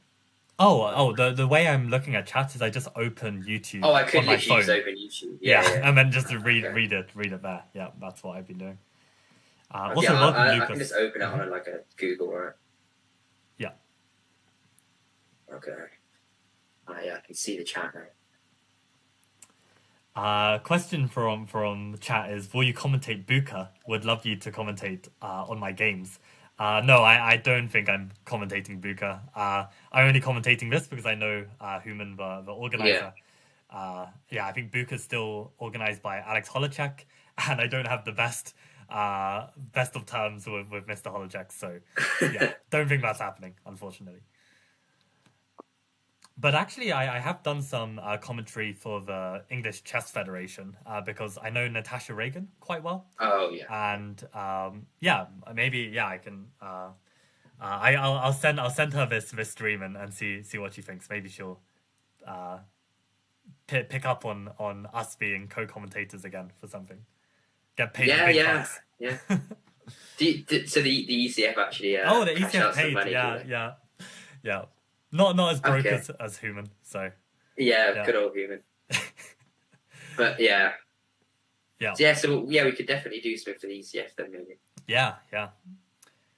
I think last time I did some streams with them, I was streaming with Jonathan Blackburn, and that was also pretty interesting because we were actually, I think back then I used to be way more aggressive in my style, so I was like suggesting all this nonsense like pushing. Now you're more chill with your C3. Yeah, now I play really boring because my tactics suck. So yeah, but okay, my solution to this position was Queen A4. Because I want to keep it closed, and obviously there's a pin on the rook, and the only way that they stop me from playing b5, I think, is playing knight a7, but then that blocks the control over the pawn, so I can win a pawn in some way. So I mean, I was thinking about Queen A4, and maybe it just isn't a side option like b5 immediately. I didn't exactly calculate it, but obviously at b5 there might be like knight c3 opening up the bishop and right. So what would be the line? It would be knight fc3 that you're looking at as the main. Or it could be rook b2 as well. Like force the queen to a6, which might be a bit of an awkward square, right? True, because if the queen can get back to it's like d8, for example, or c7, Yeah, right. So b5, rook b2, where would be the best square for this queen? I think the only square he can go to is a6, right? I mean, if queen c4, his queen's going to get trapped. Yeah, wait. It should be getting trapped, but it just feels wrong to put it on c4, doesn't it? Maybe you can play it slowly with like queen d2, so you prepare. Yeah, exactly. Yeah. Okay, so if queen a6. Yeah, and then maybe you could start to do something like knight c3, and if queen a7, like knight b5, and gain some. Okay, yeah, this looks really nice. Gain some tempi this way. So maybe b5 is an option, but I guess maybe that's what Adam's calculating now. Because I feel like the only two real options are queen a4 and maybe b5. Because White definitely doesn't want to take on a5, does he? Yeah, no. That gives black too much. Well, let's see what chat is suggesting, and then we'll check out the ending. Sure.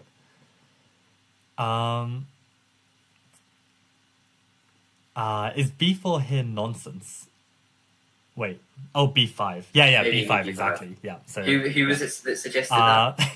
Well, on chat he's called Terrence Fans, but his name is Lucas. So Lucas suggested b5. Okay. He's around like. Yeah, I mean maybe it might not be nonsense. Yeah, no, I think it's great. He's around.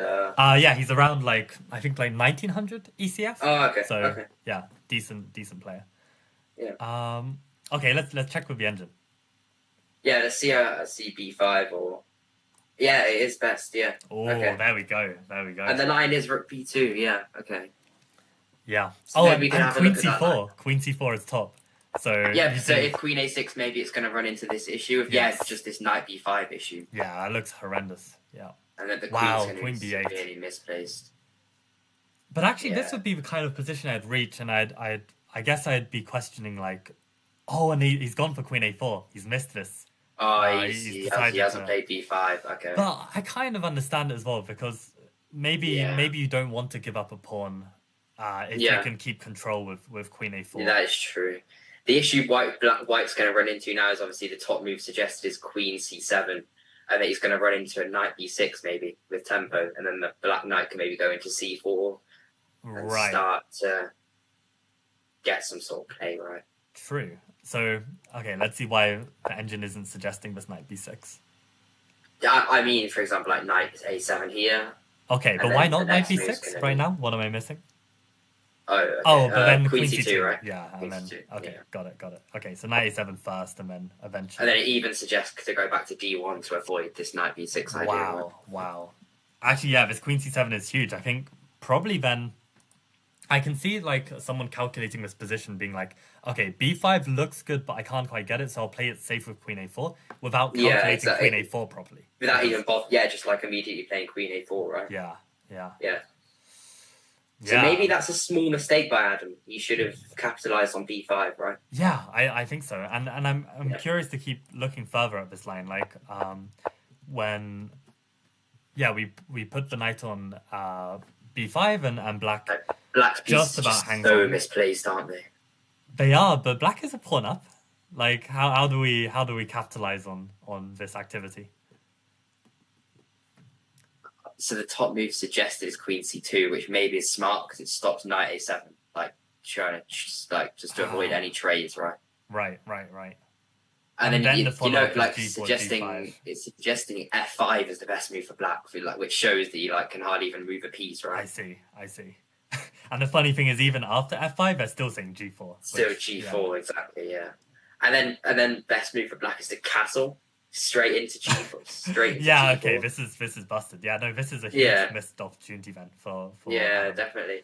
Yeah. And your idea of rook h3 is coming out as well, like rook h3, rook g3. Oh right, yeah. And apparently they're just allowing you to take because it is that bad for black.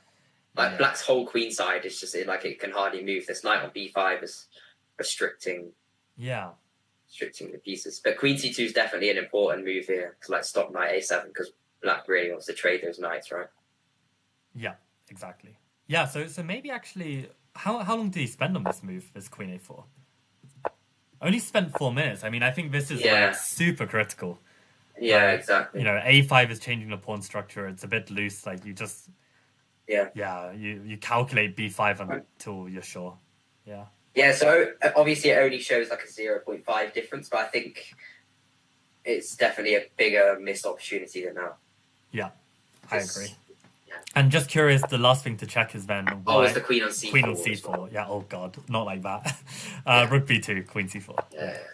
Yeah.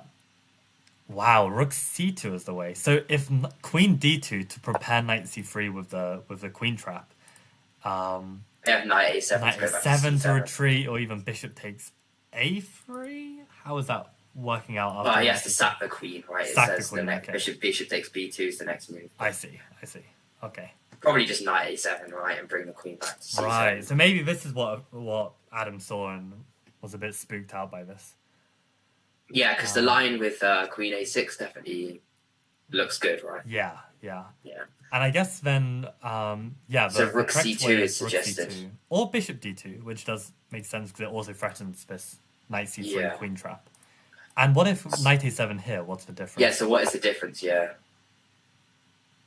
Knight f4 or knight g3? I mean, maybe it's just this that we've got a bad piece on d2. The queen might be a bit awkward on d2, right? Yeah. So knight f4, queen c7, rook c2, queen d8, and then queen c1. Okay, interesting. Right. Yeah, actually, no, the queen is really handy on c1. It's supporting this as well as this. So... And even defends a3 as well, so... True. Yeah. Yeah. Okay, I feel like this could have been found. Yeah, definitely. I mean, it's definitely a very natural move as well, right? As soon as you see a5. Yeah.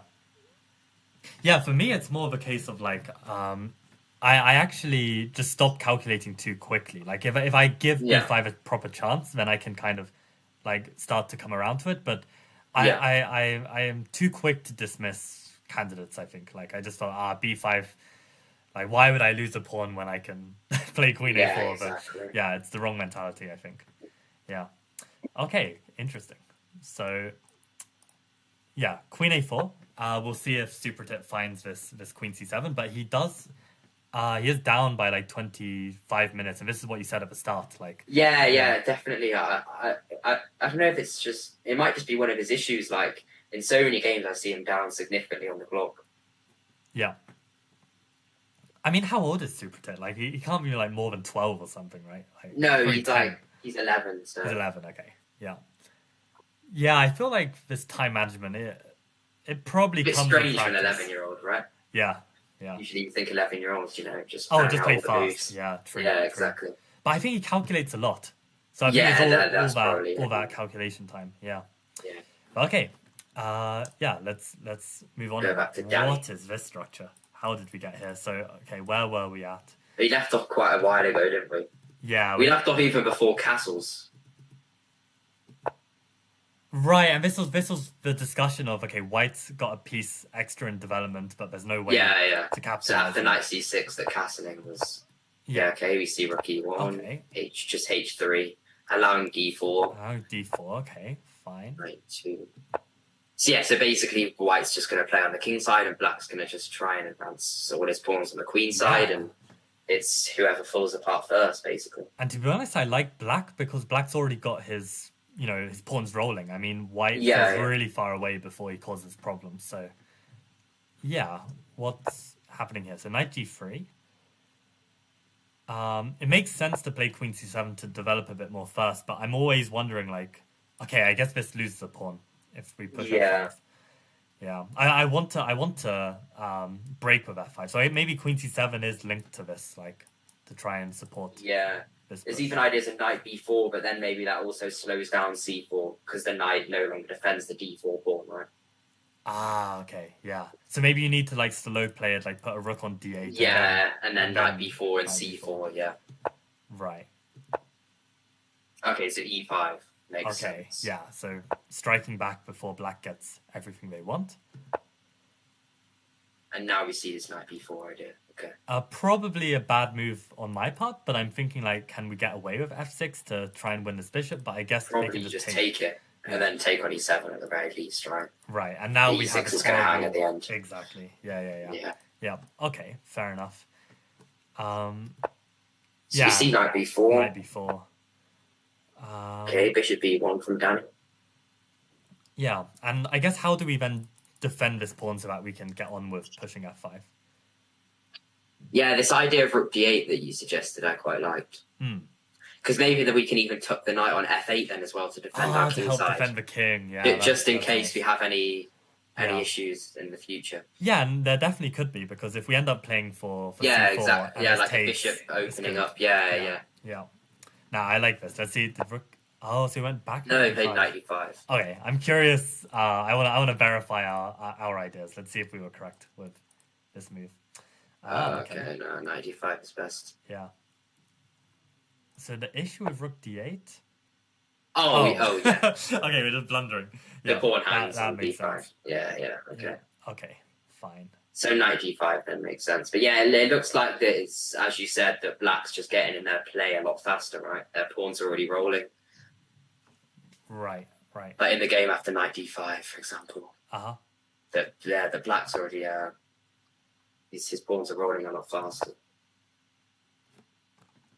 Yeah, I'll turn this back off. Yeah. So, and that's why. But you could have played bishop b7 immediately. Yeah, bishop b7 makes much more sense. Yeah, like that's why what I would would have you? thought. Yeah, lose control of this push. Yeah, b4 I mean seems like a really not a move that like an IM would play, right? Yeah, unless there's something Bishop concrete, b7. like. But yeah, no, I don't like it. Yeah, definitely just bishop b7 makes sense. Right? Yeah. And it's not even a bad bishop. Like you've literally. Yeah, exactly. Just putting a bishop on an open diagonal. Yeah. No, this looks lovely. And now maybe our rook d8 idea, now that we don't just hang a pawn, is gonna come into play. Yeah. It looks great for black. How do you get these knights out of the way though? Where are you going to put them in order for the rook to protect and push f5? Yeah, that is true. I mean, maybe one of them on f8 was an idea that I liked, obviously. And then, maybe again, like if we could even just sack that d4 pawn eventually with an open d file, obviously the open diagonal as well. Now, if the knight moves from f3, we could hit g2 maybe. Yeah. So yeah, I mean, here's black. If it was black's move, rook d8 definitely feels like a sensible move to start with, right? And white's bishop on b1 is just That's such a bad piece. Right. And is there any like immediate attacks that white can go for if rook d8? Like, can we get these pieces in and do something, or is it never working out?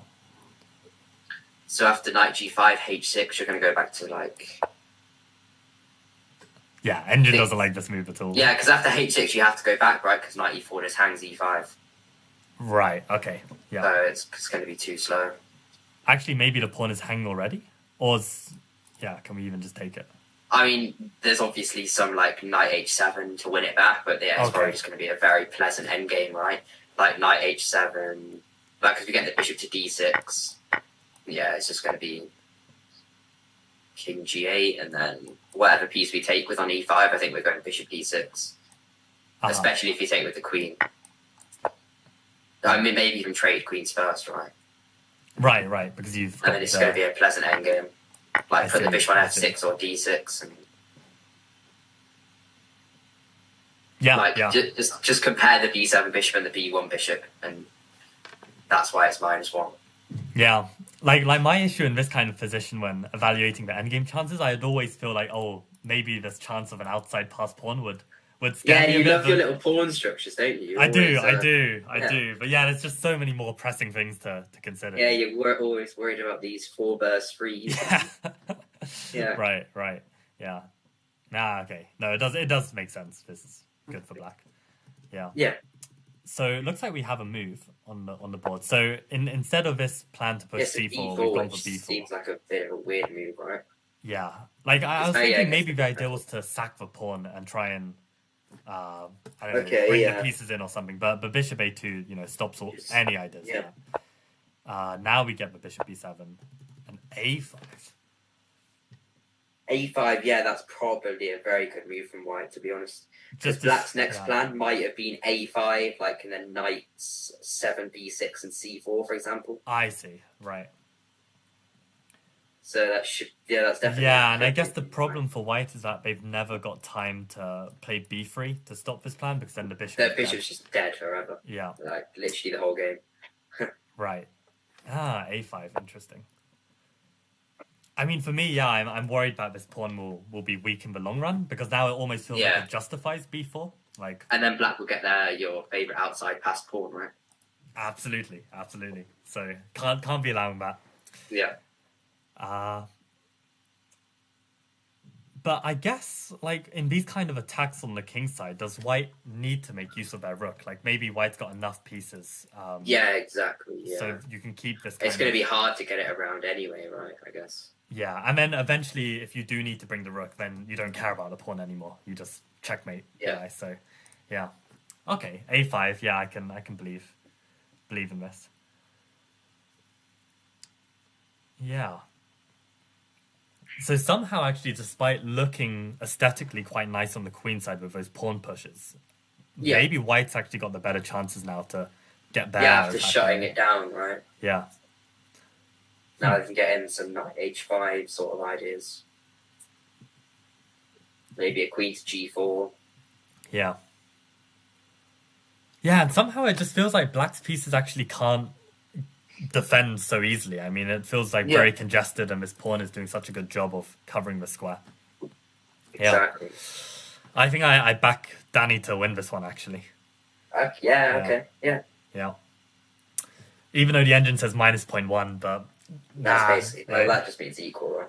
Yeah, and these structures with like this this kind of French-like structure. Was it a French? Yeah.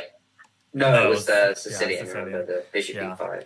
But it feels like a French with exactly. with covered. And I think this can easily go south. Okay. So let's move on to Peter against Marta. So were we always looking from black's perspective? No, we was always looking from Peter's perspective. Yeah. Interesting. Okay. Don't know why that changed. So we were discussing the e4 push, and we felt like it wasn't working in the end. And and that we got up to bishop e2, and now black goes for d5. Okay, black going for d5. So we get this trade.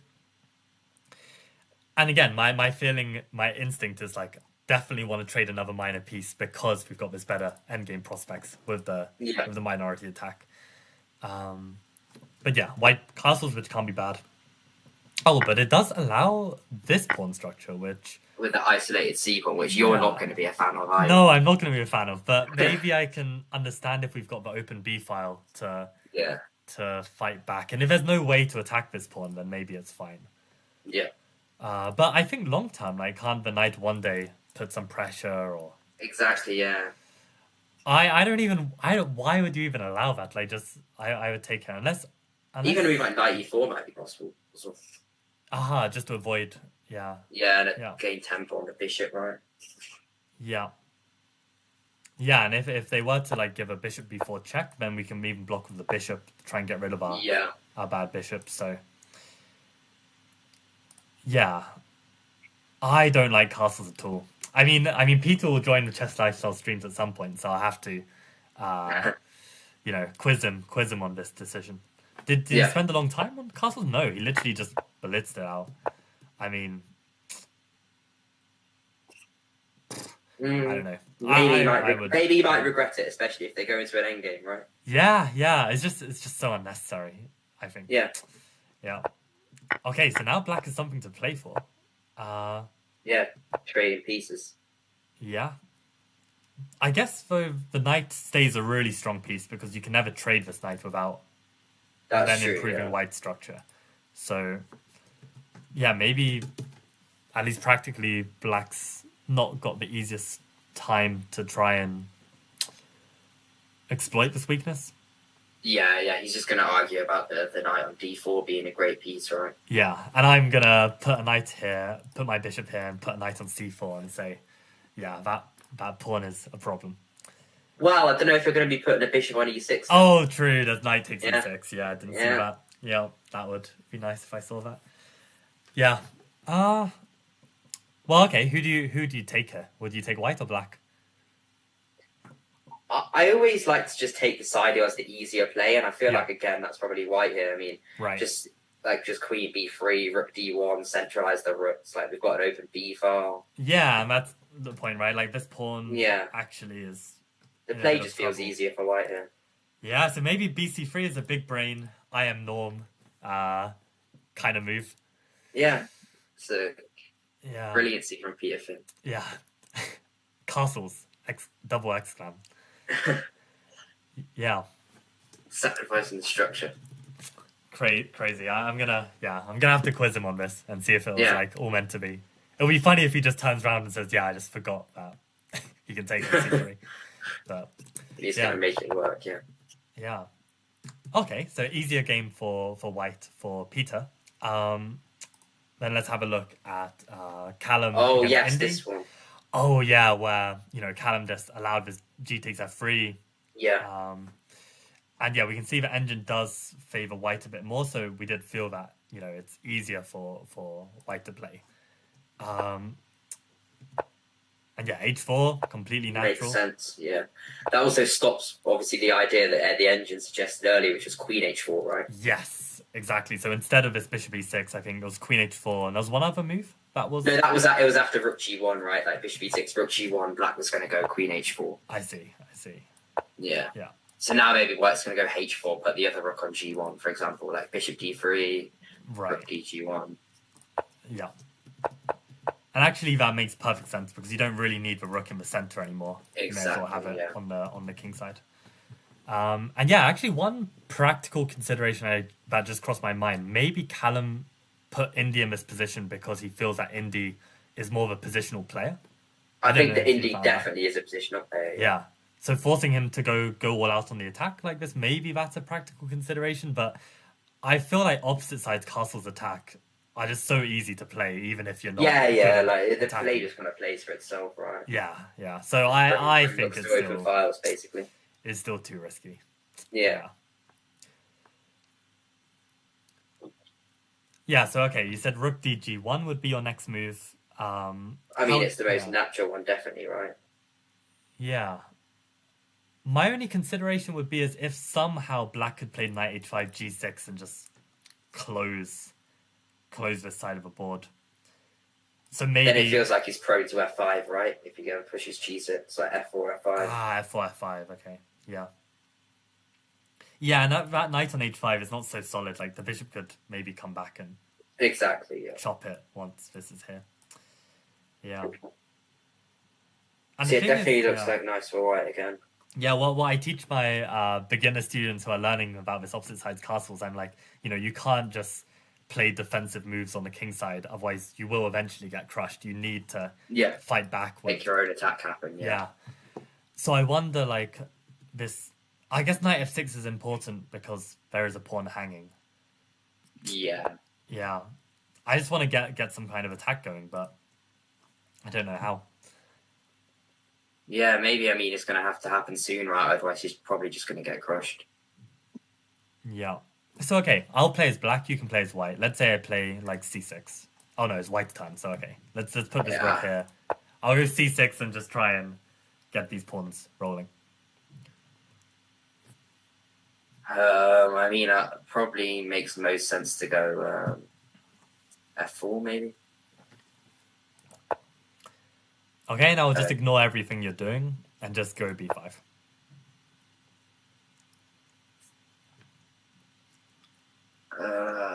Like e4, maybe.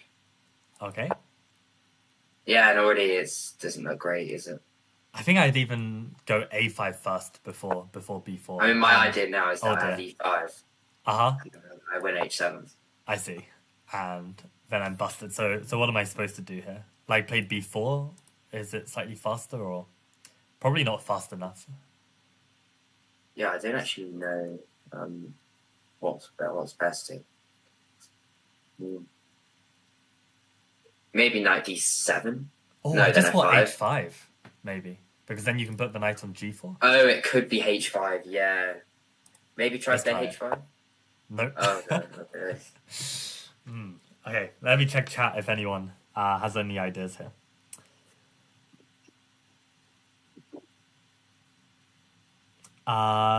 Looks like no ideas in chat, unless there's like a big delay on my chat, which I don't think is the case. Yeah. But yeah, black to play b minus 0.2. That's ridiculous.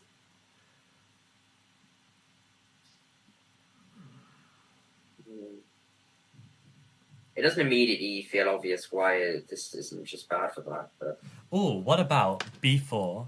And if you take, queen takes, and on e5, I'll go bishop b3. Queen b1. Queen b1.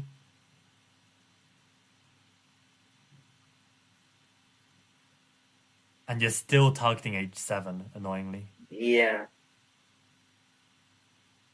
Yeah. I mean, I feel... Well, I mean, there's definitely like only one move here for black that's gonna... Yeah. Oh, is it bishop c4? Ah, bishop c4. Nice. Oh, I think it's has to bishop be. c4, Has to be. right. Yeah. Oh, apparently not. Nah, I mean bishop c4 looks good because if they take, then it opens the b file and you stop the threat of e5. So. Yeah, maybe we're gonna have to cheat, right? See what the move is for that. Yeah, and still no questions in chat. So I mean no answers. So let's have a look. Okay, b4 takes. b4. Okay. Oh, and a5. a5. Oh, what a move! You know what? I literally solved a position recently where it literally involved like a slow, not a slow move, but a move like this to open a file. Yeah. And I completely. And if e5 in that position. Yeah, makes sense. No, I mean e5. Oh, okay, e5. Okay. Oh, he's just gonna sack the pawn on h7. Right. Oh no, he's not. Okay. Just take on b4. He just takes back, yeah. And he's getting a lot of play on the a file, right? That is ridiculous. Yeah. Okay, yeah. I thought when you said e5, I thought you were saying b5 because try and keep the lines closed. And then a4. a4. Wow, and e5, and now your knight g4 idea. What is this? f5 and bishop b3. Oh, okay. Oh, it'd be so cool if this actually comes up. Yeah. Yeah. I doubt he's going to do my terrible F4 E4 plan then. Maybe you should start with the E4 instead. Oh, knight E4 is best. Apparently. But knight E4 feels so wrong. But... Yeah. I don't know, in a way, I guess the knight is actually more on the queen side and this knight is more on the king side, so maybe you're trading off a defender in an efficient way. Yeah, that's true. Even knight E2 is being suggested as well.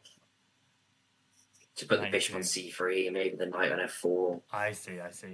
Yeah, I like the move knight E2, actually. Yeah. But yeah, I think practically speaking, this F4 plan is still dangerous, yeah. Still dangerous. But then we have this B4 and A5 idea. Yeah, B4 and A5. What a move. Man, I should get up the position to see how quickly you solve it. Actually, let me quickly find this. I'll cover this up just in case because I'm opening WhatsApp. Yeah, let me get this position for you to solve. Because for me, like I really struggled with this, like. But I think it's very possible that you solve it quickly. Let me find it. So it's a really similar theme, actually. So,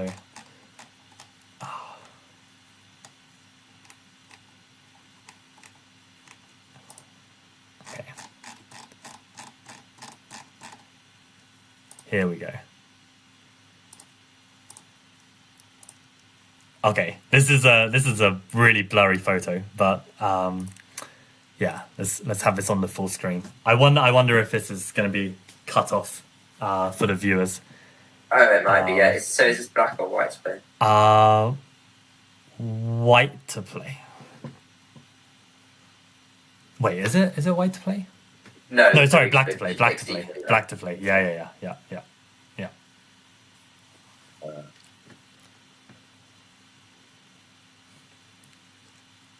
Oh, okay, so you're going to go rook h3, bishop f3, and h5, and knight g4 is forced. Okay, so what's the exact move order? So rook h3, pawn h3, bishop f3, king h2. Knight g4. Forcing h takes g4. And then h5. Yeah, and after h5, it's just making that. There's literally no way to stop anything. Yeah, and for me, like when I was looking at this, I mean, I was trying to make like rook g3 work, hitting the bishop. But then I think there's some problem with, I don't even remember now. What was I looking at? Because I thought rook g3 was smart because then, let's say they hit my rook with like bishop h4, bishop f4. I could take on e1 while protecting my rook. I see, yeah. But for some reason it wasn't working. I mean, worst case, you could rook g3, bishop h4.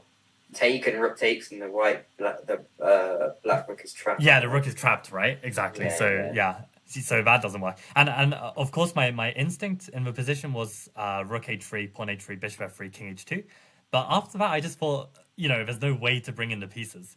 So I think you need to have some more belief that an attack can work. So this h5 move just felt very similar to this a5. Yeah. Okay, so let's see what actually happened. So, knight e4 was found. Oh, knight e4 was played.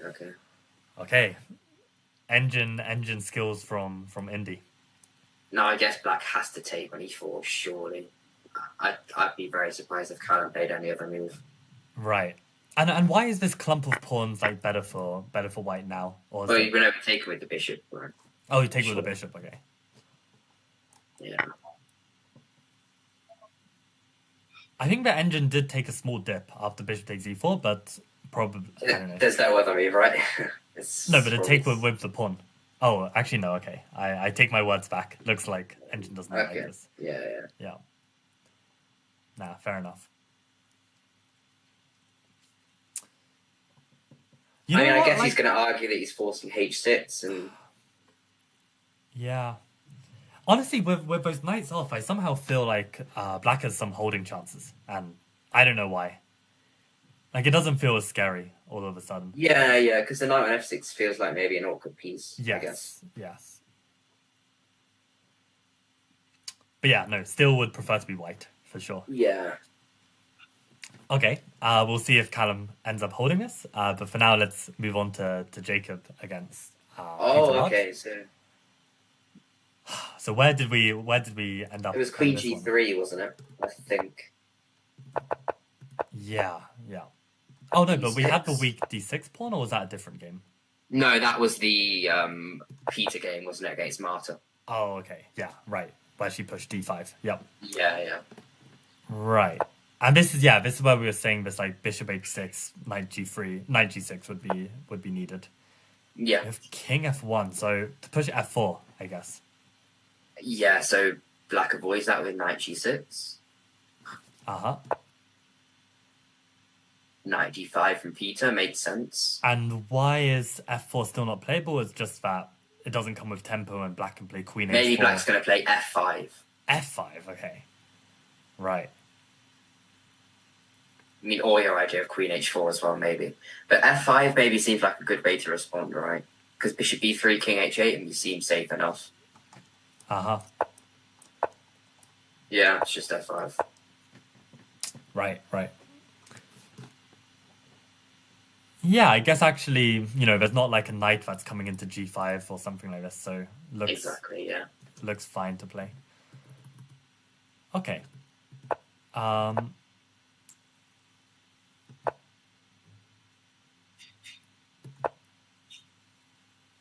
So this idea is clearly inaccurate from Peter.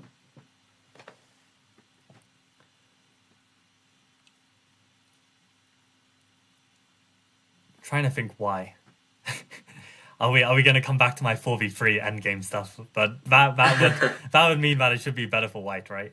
Based on my logic, Yeah. But not if black goes queen H4 and doubles one of your pawns. Ooh. But actually, no, after queen H4, we can maybe just take it worst case with queen takes H4. Yeah. So what was the difference in eval? Okay, so apparently things have already gone a bit wrong already with knight D5. Yeah, well, because of C6, right? And he has to go to F4 then. So this plan's just flawed from Peter, I guess, for some reason. But what if they just go back knight C3? Then they've wasted 2 moves, right? Yeah, but what is black doing with those 2 moves? I mean, worst case, they can probably go bishop E6. Uh-huh. And if F4, then F5. Okay, not the best. Mm-hmm. Maybe D5. Maybe D5 to go bishop D6, but it doesn't feel right. Maybe B5, B4? But again, yeah, it could be an option. Maybe like B5 and then A5. And if A4, B4, for example. Right. Yeah, that looks like a better way to push the pawns. Okay, could be this. And A5? Yeah. And then like A4, might be this. B4. Yeah, this is not good. Yeah. Because he has the A4 square now. Right. The knight, so we want him to go A5. I see, yeah. We want him to go A4, and then B4 we have bishop A6 ideas as well. Right. So at knight E2 I'll probably immediately go bishop A6, for example. Hitting the knight. Uh-huh. Yeah, still good for black. Yeah. Yeah. Yeah, no, this looks nice. So that's an interesting way to transform the structure on the queen side. Yeah. So instead we see knight F4 and queen F6 played, which is apparently not best. Yeah. So what would be best? Because we can no longer just as simply push on the queen side, or can we? Can we still go for this? Well, we're not going to get B4 with tempo now, are we, at the A4, for example? True. So... But that's crazy to me that the tempo makes such a difference in this kind of stuff, because I feel like there's not that much going on. Like, I feel like the structural conclusion would be more significant than a tempo, but yeah. Yeah. Because now, this apparently is just fine for white. Even good for white, yeah. I mean, the knight is much better placed right on F4 than it is on E2 being pinned by bishop A6. True. Yeah. So I wonder what is best after knight F4 then. Maybe it's just taken on F4, but... Oh, okay, no, this has to be garbage. But I was seeing an idea of D5 and then bishop D6 to Yeah, exploit but we this. can Yeah. probably just take on c6 even. Maybe. Yeah, and then there's enough close that- protection, right? So Yeah, exactly. Hmm. What about taking on f4? But then I guess you're just going to go bishop takes and it's and rook d1 and it's fairly pleasant for yeah, white. I'd prefer white. Yeah. Knight e5, I was thinking white as knight h5. Yeah, I don't see why it's so obviously bad for white. It's knight f4 idea. Let's see if chat has an answer. Oh my god. Okay, so we did get d5 and bishop d6 suggested, which I think isn't the case. Rook e8 first. So rook e8 here, they mean? Yeah, rook e8. Okay. So okay, how do we deal with the e4 pawn?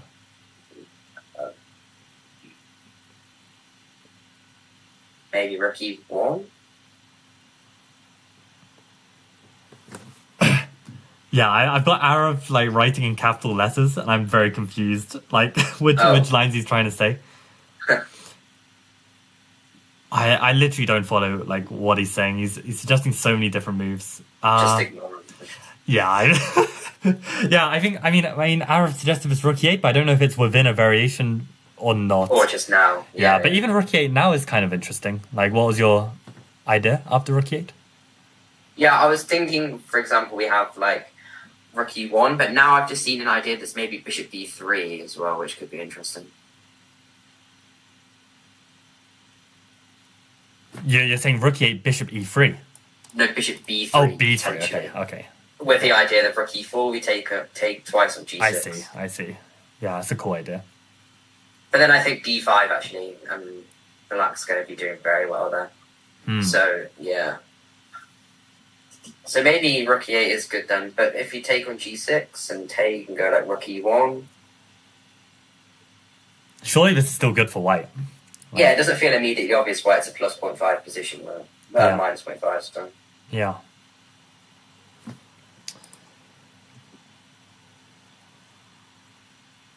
There is obviously some sort of reason there.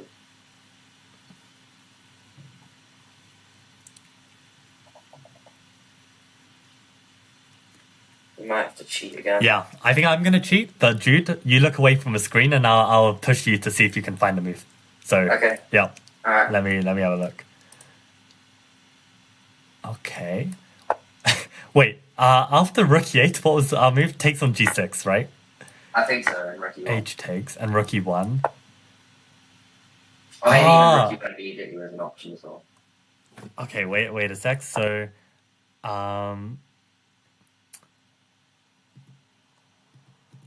yeah, okay, you can look back then. So, right, so rook e8 was the move. Okay. So after knight takes g6, h takes g6, what's the problem, first of all, with rook e1? The problem is queen a5. Queen a5, yeah. So it's loose. And the problem after rook e8 immediately is also rook e1, queen a5. Right. Like And you know what's here, rook e1, the crazy thing before I switched on the engine? Queen a5 was actually like on my radar, thinking, okay, I play this first to prevent rook e1 and then play rook e8. Yeah, but the idea of then the 4 was... It's just so much better, yeah. And actually, I wasn't completely certain why... this is bad, but like, why can't we get away with like f3? Is this such a weakening move? It feels like it though, doesn't it? But I don't know, maybe like just something like queen f6, for example. Oh no, then bishop g5.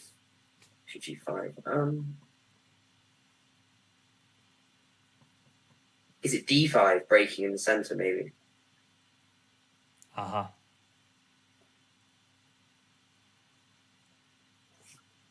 Feels like there should be something for black here, doesn't it? Or what if you just develop with bishop e6? Yeah, I feel like bishop e6 has to be fine. Yeah, exactly. And now d5 is maybe more on the cards. Exactly. Yeah, okay. So this was a missed chance then for black. Yeah, we saw queen f6 instead. And I guess that makes sense because there's no real reason for the rook to stay on the f file anymore, and rook e8 feels more natural than. Yeah. Do you think it could be linked to the fact that black missed that queen a5 as a resource in the line, or? Oh, it could be actually. Yeah. I mean, I didn't immediately see it, so. Yeah, it could just be a blind spot. Yeah, exactly. Yeah. Yeah, but it does make sense. I mean, there's a loose piece, there's a lack of development here, so. It is not a fork you see every day, though, is it? With like a bishop on a4 and a rook on e1. True. But yeah, I guess it's because you would have usually developed the c1 bishop by now, right? Right. Yeah, okay, interesting. So queen f6 was played. He's 93 and queen d4. Oh, okay. So he is attacking the bishop now. Right. So he's probably going to argue that after bishop b3, he's just going to grab e4, right? And just try and go to queen g4, trade queens, and just say he's a pawn up in the air. Yeah, and I'm surprised it's only minus 0.2, because I feel like that's a pretty big pawn to have won. Yeah. Maybe there's problems with the bishop being loose on c5? Yeah. And like maybe some... Well, we're going to get the two bishops at least. There's always going to be some sort of compensation, I guess. Yeah. So if takes on c5 now, I guess they can take back with the pawn. Yes. So I guess there's all kinds of problems. If bishop b3, there might be c4. Like, I don't know if immediately. Even c4, but then maybe there's... Yeah, bishop e3, then we can take on e4. So yeah, maybe even c4 here's Right. An interesting move. But then c3, I guess, queen e4, and the bishop goes to d1. But in the worst case, we can just grab here on e4, right? As well. Yeah. Yeah. And c4 is their resource? Okay, also not. So yeah, both moves just fine. So here, after queen d4, is best bishop b3, or is there like another move? Apparently so. And queen e4, and it's just minus 0.2. But I'm surprised because e4's like such a huge pawn preventing like black improving their structure. And what does white have to show for it? I mean, maybe the queen is a little bit exposed, but... Yeah, it feels like white's going to have to expose that queen soon, right? Or otherwise he's going to go queen g4 and trade the queens. So what about knight takes c5 here? Is that any good? You can still go for this. But this transposes, right? Actually. Well, now black doesn't have the option c5, so... Oh no, it does transpose. Yeah, it does. Yeah. Okay. Yeah, because if white goes for like rook e1, for example, black's just going to go queen g4, right? And it's... Okay, this is equal, apparently. But that makes no sense why it's equal. Like, there must be some tactical reason. Yeah. Unless it's now they can trade and take the bishop, and then say that the two bishops are... Yeah, okay, and the structure's weak, yeah. The double pawns. I'm sure you're not a fan of those double pawns, are you? No, but would I take the extra pawn and play against? Yeah, that's true. Yeah, probably.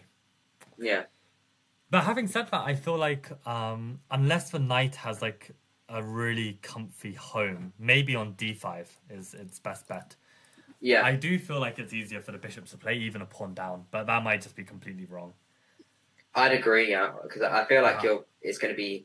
Well, it's not going to be too difficult to win that c5 pawn back, maybe, especially if white can push with like a4, a5.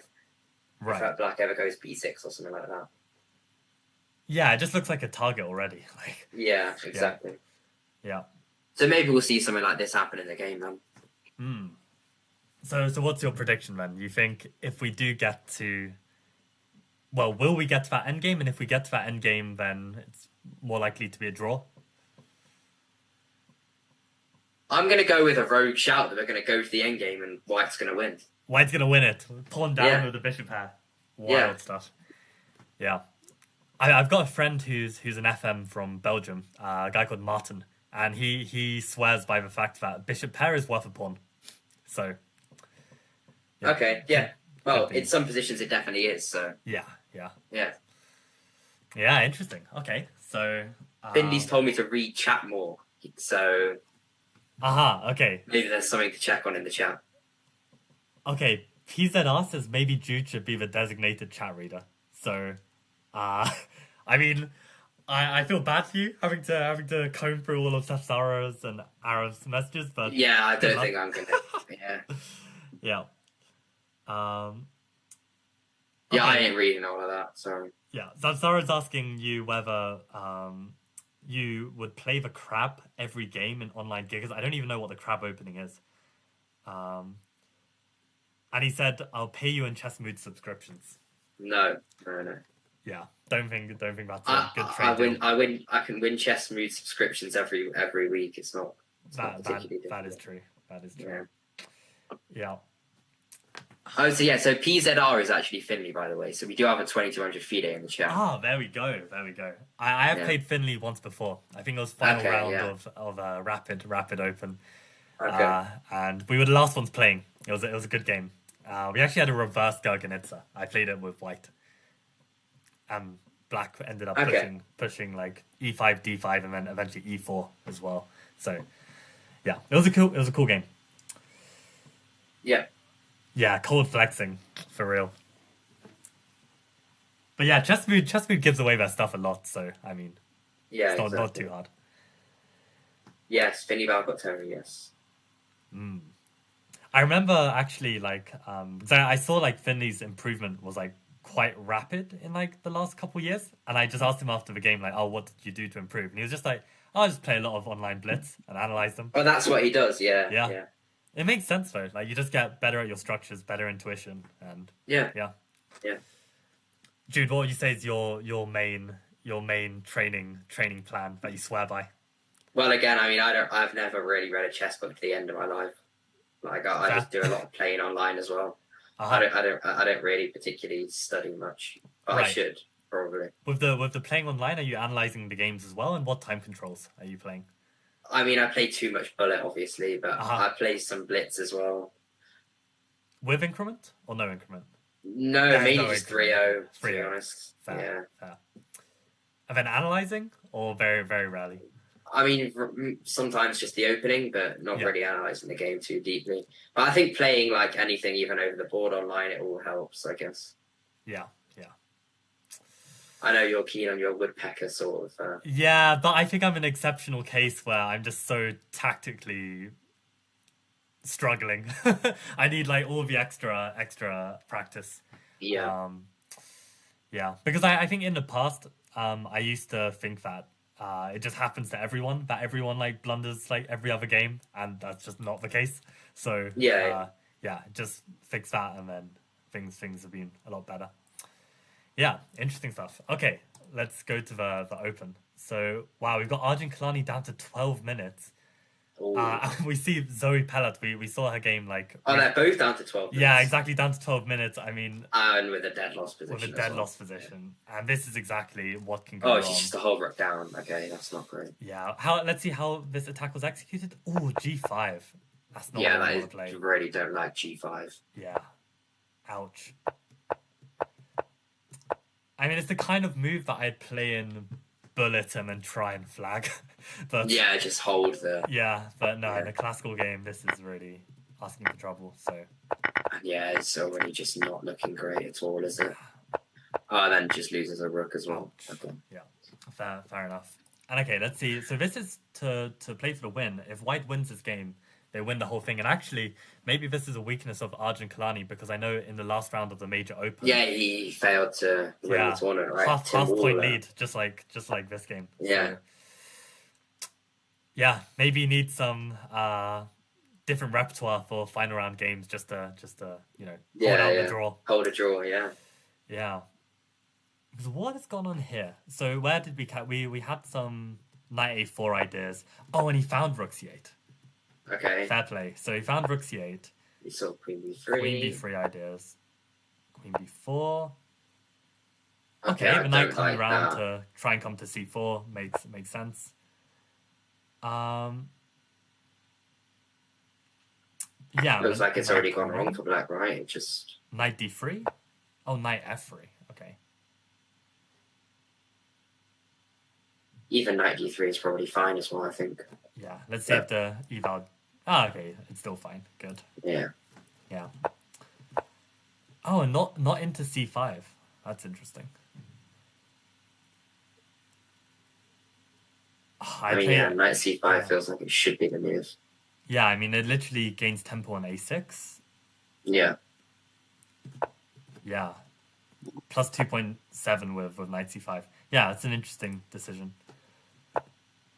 Is there a way that black can maybe like simplify the position after knight c5 and he doesn't want to give that to Arjun, given he's only got 12 minutes? That's the only thing I can imagine. True, yeah, maybe he's just trying to keep pieces on, but it does feel so natural to just go knight c5, right? Yeah, like what does black even play actually?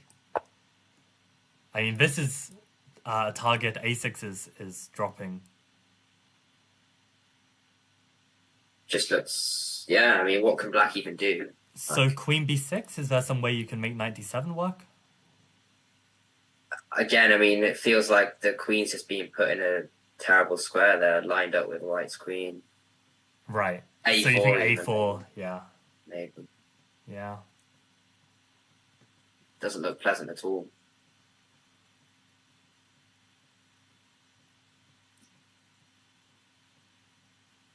Hmm. Okay, yeah, knight c3, a very strange decision then. Maybe he's just trying to threaten knight takes d5, that was his idea. Yeah, a4 is still advantage. Maybe there's even a knockout already? After queen b6? Yeah, don't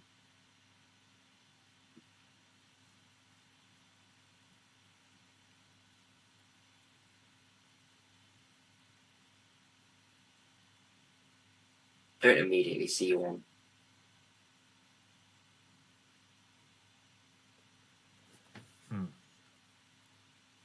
Maybe Finley will find a... I'll check the Yes. chat, see if anyone's... someone said to check Henry's game, so maybe there's something happening interesting there. Okay. And then we should go back to Adam Collins, right? We haven't seen him in a while. True, yeah. The big Iron Norm chase. Okay, let me cheat with Stockfish then and see. Alright, it's just bishop d3 and just play the position. Right. So I guess I was thinking if there was some idea of playing knight d7, but of course then you just move the queen and you lose in exchange. I mean, you gain in exchange, but you lose 2 pieces. So okay. Right, and maybe you can go back to c5 with all these pressures again. Yeah. I mean, black's king side and queen side is just very weak, right? Yeah. The pawns everywhere. Okay. Yeah, makes sense. And even e4 as an idea after knight c5, yeah, looks really So it good. looks like Roland's going to win the weekend Congress then. Yeah. But But I mean, having said that, knight is slightly c3, inaccurate, yeah. yeah, He was probably trying to threaten knight takes d5, but black can just play e6 for him. right. So I guess playing for more tricks when your opponent's down on time. And to be fair, I mean, he's already spent 5 minutes thinking about this move. Yeah, So- it looks hopeless for Arjun, especially with the time situation. Right. Damn. Okay, so yeah, let's have a very quick look then at Henry's games, just a quick snapshot, and then we'll head back to the Iron Norm. -2. With like 3 pass pawns. Yeah, this makes perfect sense, right? I mean, Yeah, bishop pair, yeah. 3 pass pawns. Yeah. And I guess, how did this come about? Was there anything interesting in the opening? I mean, looks all very standard, and then something goes horribly wrong. Okay, Oh, b4. b4. Mouse slip? Yeah, why wouldn't you take on c... I assume taking on c3 is the correct move, right? Yeah. Like, Yeah. b4. Giving up a pawn and allowing your pawn to keep the c pawn. Giving up a pawn to do what? To Exactly? do what? What is Yeah. b4? Yeah, I don't get that one at all. Unless he thought that maybe this was like lost for him or something, but But I don't see why you would why? think that. Yeah, like I mean, queen b3, maybe he was worried about fork, but worst case, you can just go back to b5, right? wait, what fork on queen b3? The knight and the bishop. Oh, sorry. I was thinking like there's a fork for black on white. No, I mean like queen b3. Yeah. But worst case, you can just go back to b5, I guess. Like, it shouldn't be too big of an issue. Right. Let's see if this is the move. Yeah. Apparently black's still fine. So what's the logic here? Like if white tries to go greedy with the pawn. We've still got 2 pass pawns, and the bishop's going to be great on a6, and we can just push c5 I and see. d4 sort of thing. Yeah, white we're has actually no not even real a pawn attack. down, right? No, So, not a pawn down. If he was, then it'd be worse than -1. Yeah. But, yeah. Yeah. Yeah, so big blunder. With B4 I really don't get that move, but... Yeah. Okay, maybe we should go back to Adam. Right? Yeah, let's go back then. Okay. So where are we at? We had this rook a2 idea with b4, and this was the missed opportunity with queen a4, which was my suggestion at first. And knight a7, which I think was... Oh, I think queen c7 was the most precise. Queen c7 was our idea, yeah, and knight b6. Yeah. But knight a7 does make some sense as well. And again, we see Subtik very low on time again. Yeah. But maybe this hasn't helped Adam's chances of paying for a win, right, with the queen trade. Yeah. Yeah, there's definitely still enough in the position to play for something, sure. But no, for sure, I think given how there was so much potential for a kingside attack earlier in the game, I think you can start to lose your nerve, I think. Yeah. Yeah.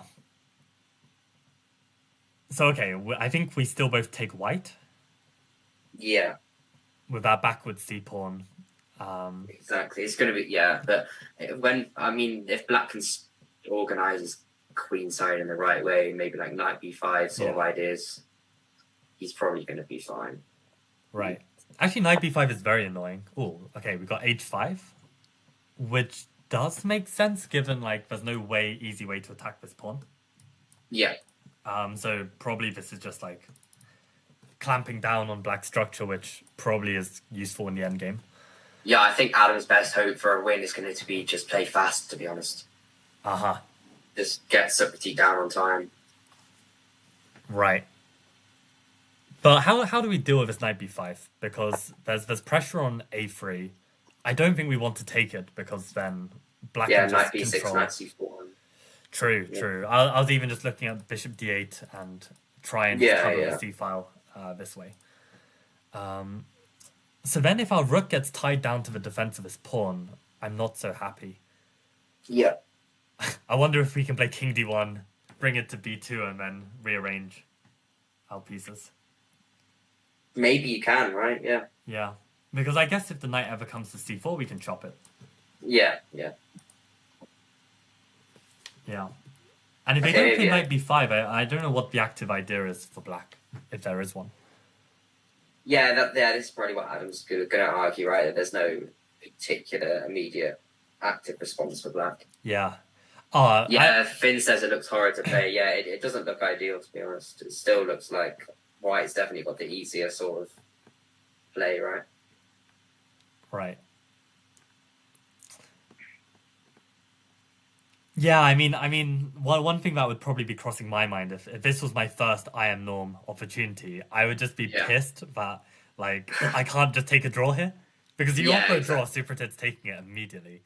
That would be playing on my mind a little bit, and I'd be having to tell myself, don't think about that.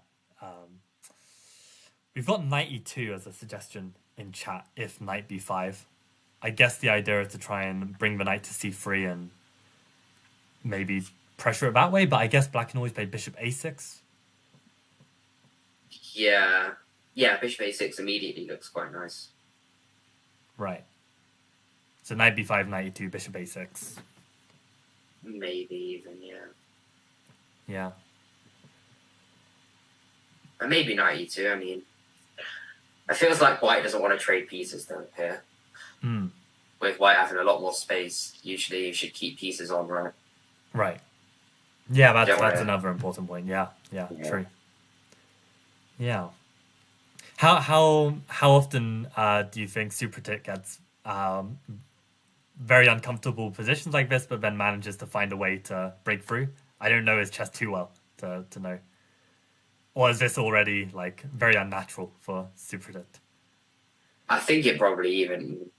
I mean, well, I know he spends a lot of time, as I've said, but I think he does get into maybe he is a bit of a swindler, yeah. Yeah. But I guess these 10-year-old kids are. Right. Yeah. How much of an age gap do you feel before like you feel like they're like some swindling youth player that like is frustrating to play against? Like what would be the youngest before it's like you're annoyed that you have to play them? I mean, if Socrates was like 8, for example, then probably. Right. But at least he's only 4 years younger. It's not too bad. I see. Yeah. I'm trying to think. Yeah, nowadays actually, I mean, I used to be like really tilted by players born in 2008, but now I think of 2008, I'm just like, that's old. That's old. Like I can. Yeah, exactly. Yeah. Yeah. If they're not super strong, then they're probably washed, and I have a chance. Yeah. So yeah. So I now mean, you even see like, people entering tournaments with like 2020 birth year, for example. It's it's insane. Yeah. I think 2015 is the new year I'm scared of. When I see that on chess results, I'm like, oh right, yeah. Because Socrates 2014, so right. Yeah, it's a dangerous year, I think. Yeah. Okay. So what do you think the chances are of the IM norm? Do you think it's you're gonna back it or? I back it. Yeah, I think the chances are above 50. To be fair, above 50. I reckon. I don't know about Adam's experience, but given Adam's a CM, and this is probably his first opportunity to get it, I reckon he's going to choke. Yeah. Okay. Yeah. That's my bet. Yeah. Yeah. But yeah, no, I hope he gets it. Like. Yeah. Yeah, that'll be cool. Okay, let's see if Gormali managed to get something on the king side in the end. We've just seen Queen E2 played live. And what is all this shuffling? We see like Rook E4, Rook E1, Queen E2, Queen F1. Oh, is this might be a board error maybe? Oh, it could be. I mean, Rook E4, Rook E1 makes literally no sense, does it? And Queen, who's playing Queen B7 in that position? Right. Like. Okay, yeah, fair enough. Yeah. I mean, that's crazy that like DGT doesn't have a way to just like reset. They have to, but maybe it's complicated and messy. So yeah.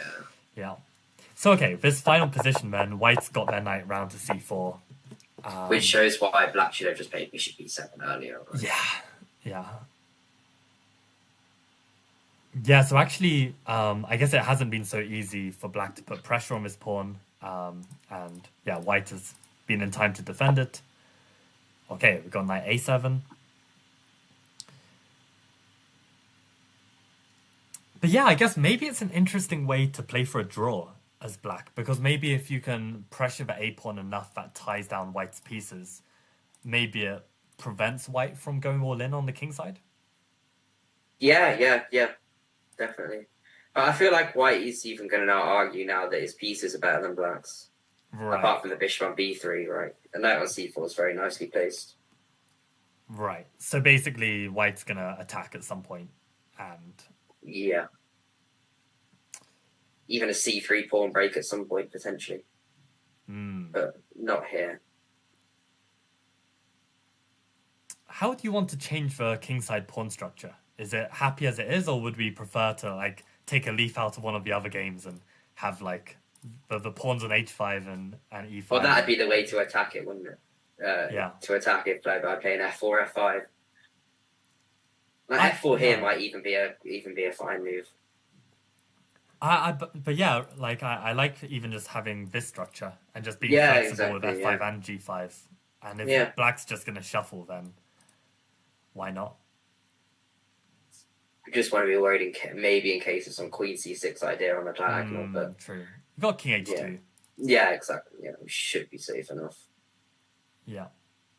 So with pushing these pawns, let's say this was the dream structure. I don't know if it is, but if it was, what do you think the right order would be to push these pawns forward?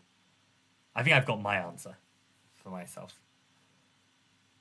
I mean, probably start with F4, then H4, H5, and G4. So why do you want to play F4 first? Because for me, I feel like H4, H5 is like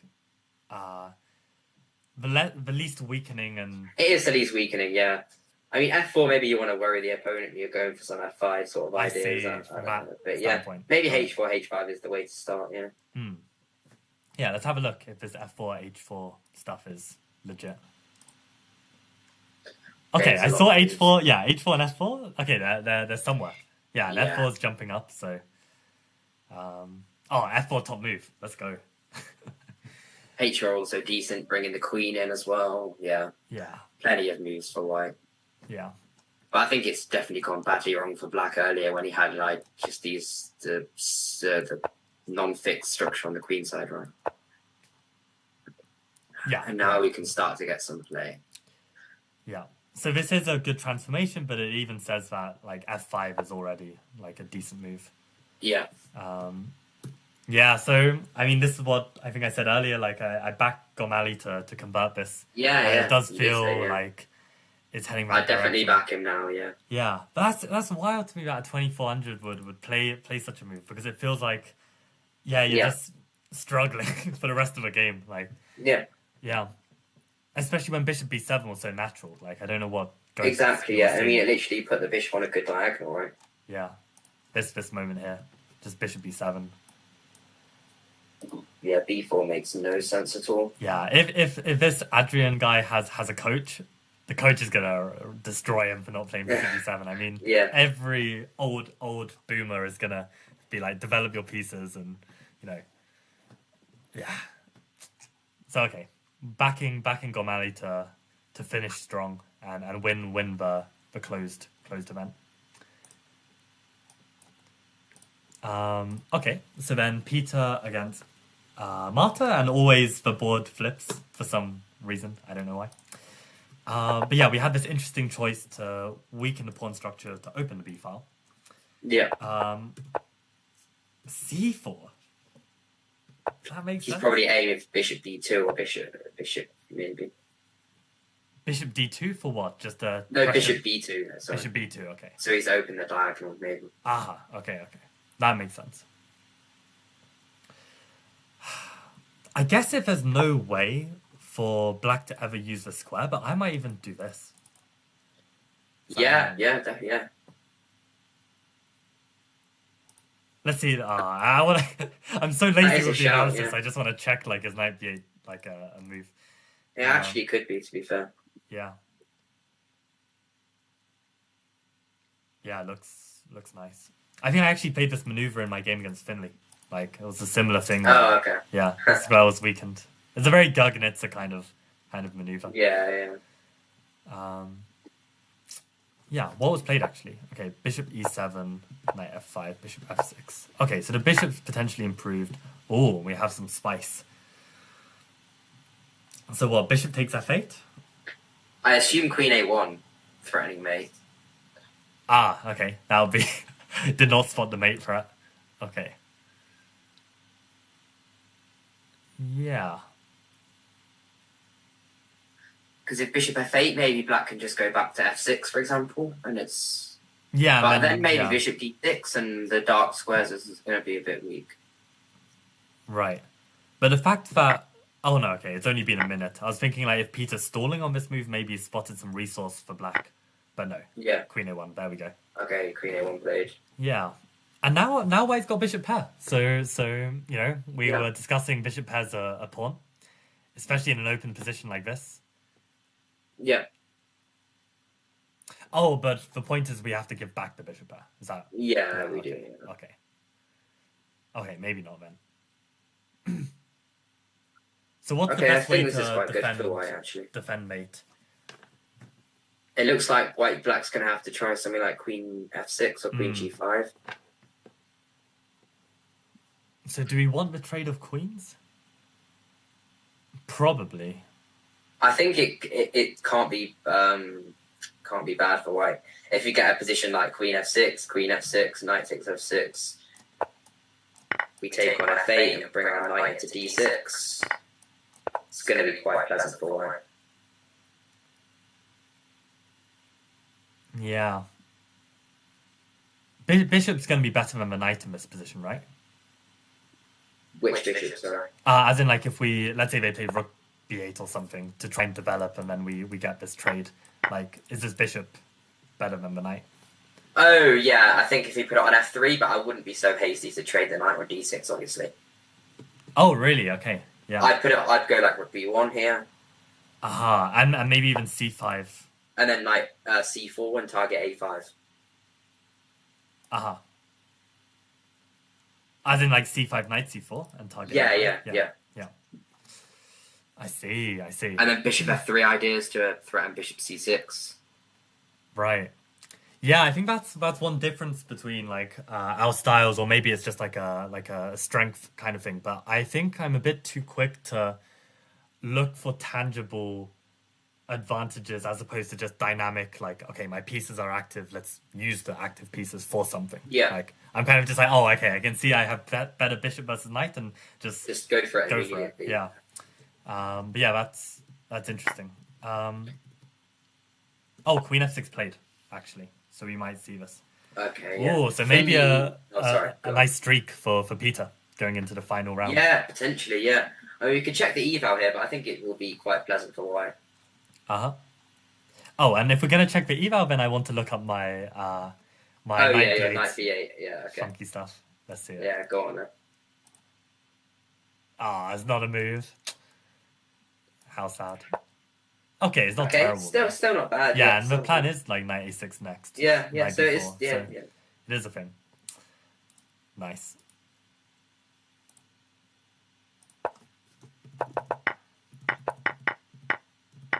Oh, okay.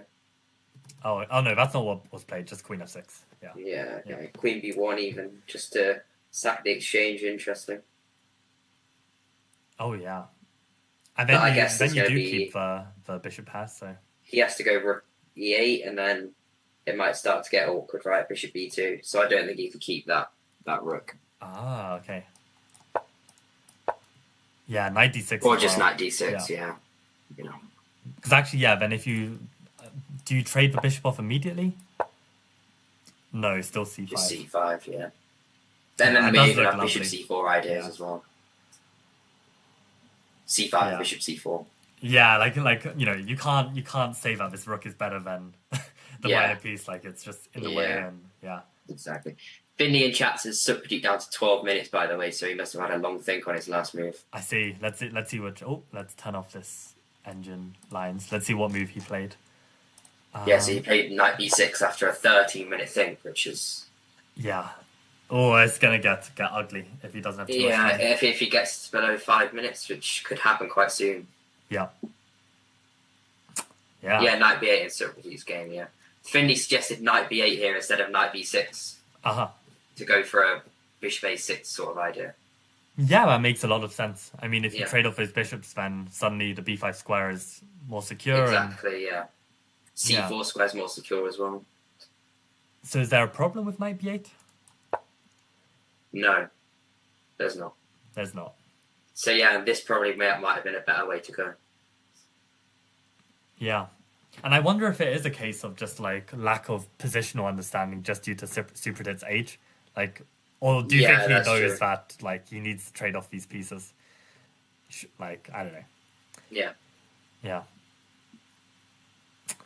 Yeah. But yeah, a remarkable recovery from Peter actually. Like when we look at his tournament, like he lost the first 4 games. Yeah, now he's managed to. And 2 the game draws against and Peter Large was a draw as well, so. Yeah, exactly. So yeah, a good recovery for sure, and especially if he gets to manages to win this last round. Yeah. Oh, Queen b1 not played though. He goes for the boring option. I see. Yeah. Nah, Queen b1 is like you back a GM to play it, but yeah, maybe not Peter. I'll have to give him some stick for this. Josh says in chat, just got back from watching Liverpool versus Arsenal. What was the score actually? I didn't hear any cheering outside, so not that I live near a pub, but I'm in Liverpool right now, so sometimes I hear a lot of commotion. But what interesting things have happened in the chess? I guess the main game of interest is this Adam Collins against Supratit, because Adam is playing for an IM norm if he wins the game. But yeah, all the games have kind of been fighting and had some interesting dynamics. I don't think anything too crazy, but... Yeah, exactly. No quick draws like maybe we might see in a last round of an IM norm. Yeah, true.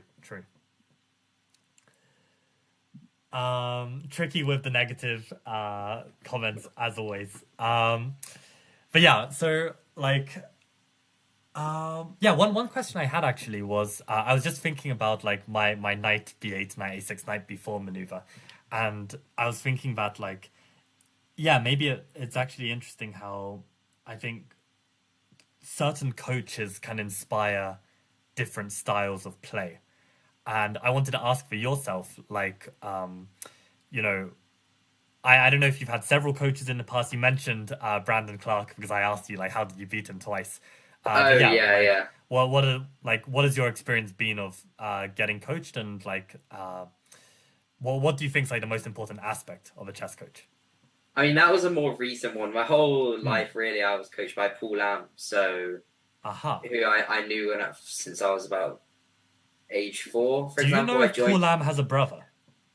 Yeah, he does. Stephen Lamb? No, his brothers doesn't play chess. Yeah, but he might play shogi, so that's why I might know him. But oh no, I don't know. He doesn't. Okay, fair enough. Yeah, I mean, I just think genuinely from my whole life I've been more of a dynamic player, like trying to find tactics and stuff like that. So I don't think that was more coach based, but I think Paul is obviously a dynamic player himself as well. I see. So and what level is Paul? He's about 2150 FIDE. I see. Okay. But he's not very active anymore. He does a lot more coaching. Like he won the ECF Junior Chess Award this year for coaching. Oh, nice. So he's focusing more on the coaching side now. But I think he would get stronger if he actually plays a FIDE rated chess. But right. Yeah. Interesting. And actually, yeah, you're another one to add to the list of like, I think David Howell like didn't really have any strong coach except for, was it his dad who was like 2100, or I don't know if it was someone else, or and then I think it's like Simon Williams as well. He only had one coach really that was 2100. So I guess that's the sweet spot of like not overloading like a kid with just like GM knowledge. Yeah, exactly. And taught in a really autistic way. So that's interesting. And obviously you're a coach yourself, so how do you sort of obviously bring your style into your students? Or I think it does come a bit naturally, but I do try my best to, you know,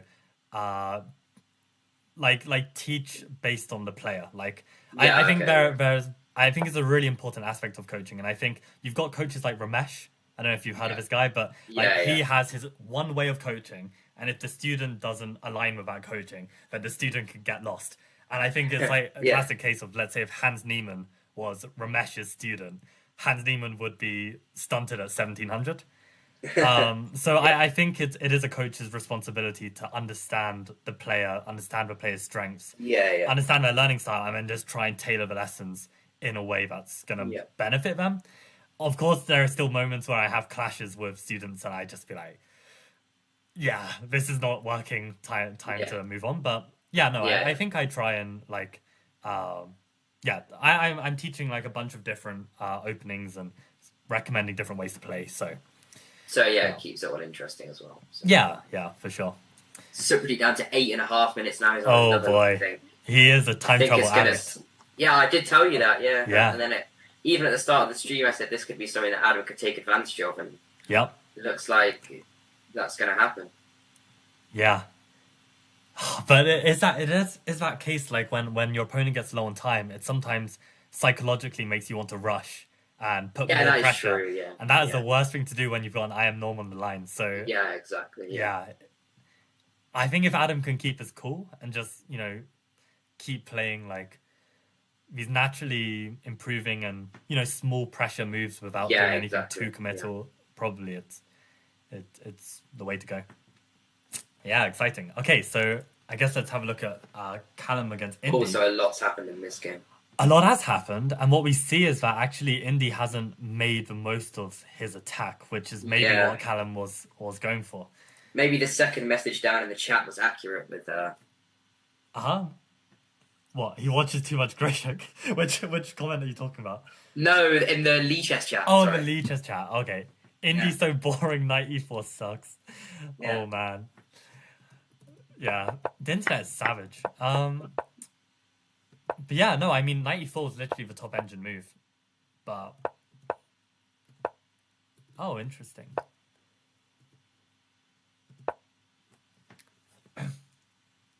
Yeah, I'll wait for you to come back, Jude. But yeah, there's an interesting... Sorry. Yeah, no worries. Yeah, no, I I was was just close saying my that. blind because I was looking far too bright. Okay, yeah. No worries. Yeah, so it's interesting that at this moment, there was an opportunity for Callum to take over. For one move, minus Ooh, 0.6, okay. and then back to plus 0.3. So, some reason, bishop d3 not preferred. And I definitely have my instinct here. Well, I know what your instinct is. It's going to be b5, Yeah, isn't it? b5 b5, a5. And may as well take yeah. the engine's recommendation of... I guess you can't play this... Well, b5, a5 is going to be the natural follow-up, yeah. isn't it? Right, yeah. But now maybe because the bishop's moved that b5 is possible because c6 doesn't hang. So yeah, Right. b5 definitely makes sense. I wonder if you can even try and go for c5 to try and hit this way.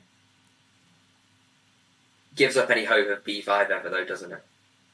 Why? I mean, if you get the pawn to c4, can you not follow up with this? Yeah, you can. But I was thinking maybe I can immediately go bishop b5 after c5, but also after c4, bishop b4 is an idea. Oh, okay. So something like this. But okay, yeah, c5 might be an idea. So, yeah. Right. But I prefer probably just getting on with b5 immediately. Yeah, and you think this is the minus 0.6 move? Probably, yeah. Okay, the moment of truth. Yeah, that's probably it. Yeah. Yeah. Just with a5 and b4 coming, so... And that's the interesting thing. I reckon if Callum was playing like a 1700, he'd play b5 He would have bet, yeah.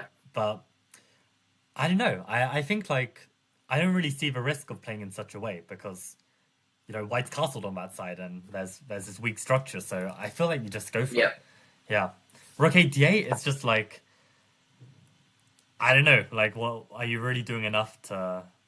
He's probably just trying to like fizzle the game out, right? Trying to trade rooks, which seems that's what happened. Maybe Callum was just happy to make a draw. Yeah, but I mean, if it fizzles out, I mean, Black should have a slightly better structure, right? Yeah, exactly. Maybe that's what Callum was aiming for. And yeah. So no weaknesses with pushing b5 and just yeah. I mean, engine says equal, but I mean, actually, is the structure weak for White or is it actually got some potential to still cause problems? I think it still does. Maybe if White can aim for h5, queen g1, there might still be some threats on the g file, for example. Right. Yeah. looks promising still. Yeah. But maybe if Black could somehow like arrange like queen f5, g6, h5, bishop g7, and then he's going to be safe. Yeah, and when doing this, would you want to start with h5 first or g6? Probably h5 to fix the pawn and then... Yeah, but obviously you can't play h5 immediately here, so you're going to have to start with queen f5. Okay, let me try and think why. Why can we not play h5 immediately? That seems fine to me. What am I missing? Well, the pawn just hangs, right? Oh shit, yeah. I didn't see that. I was just thinking the queen is heading this way and did not see that. Oh man. No, it's actually so bad, like missing these loose pieces. But I found that for me, the way I've kind of got better at it is just by playing structures I know. So like I know that's true, it's not hanging because I've played this position. I've probably blundered the pawn like 5 times already, so I know not to blunder the pawn. So yeah, but yeah, like so my fear of playing g6 then is that maybe White can just push h5. So. Yeah, so I think maybe Black could start with queen f5, for example. But is he going to get hit with rook g1 is the question. And if g6, then h5.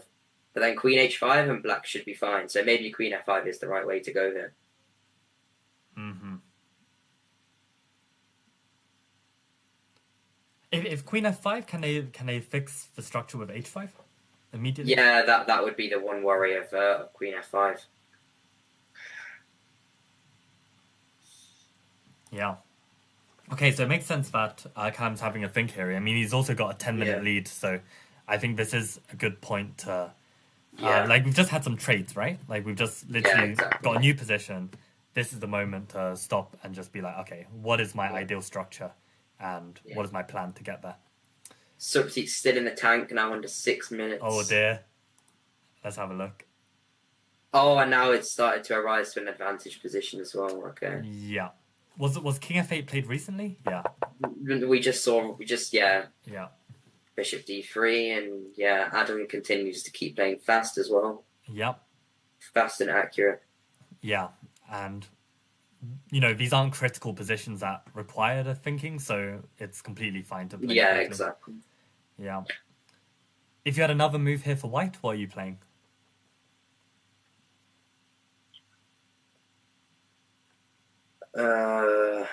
Probably knight E2, to be honest. Knight E2. Uh-huh. Okay, rook C8 played. Probably still knight E2. I mean... Yeah, rook knight E2 makes sense. Yeah. Because this is the one piece that's looking particularly awkward. Yeah, exactly. It's probably the worst placed piece. Yeah. The rook on A2 maybe you could play rook C2 as well. That could be another option. I guess with rook C2, then you always have to deal with knight B5, hitting the Yeah, exactly. Yeah, that's true. Yeah. And to be honest, I don't really like my idea to bring my king to B2 anymore. It just feels like there's maybe black can just sack or something and it gets hairy, so... Yeah, knight E2 probably is just the way to go, I guess. I wonder if you could even put the knight on B1 to just support A3 and then improve the rook. Yeah, potentially, yeah. Yeah, so okay. So knight E2, knight E2 wasn't played, no. No. But okay, maybe we'll see it soon. Yeah, looking more like a Adam conversion. We didn't see the Peter large game in a while. Oh, true. Yeah, let's see if that endgame arose. Okay, the endgame did arise. Right, I have no recollection of any of this, so what... Yeah, I remember I backed Queen Peter G4 to win in the endgame, even though down a pawn. Yeah. But that's so interesting that white would not take on G4 and enter this. Like, why would you weaken this? I guess as a general rule in chess, you try and capture last.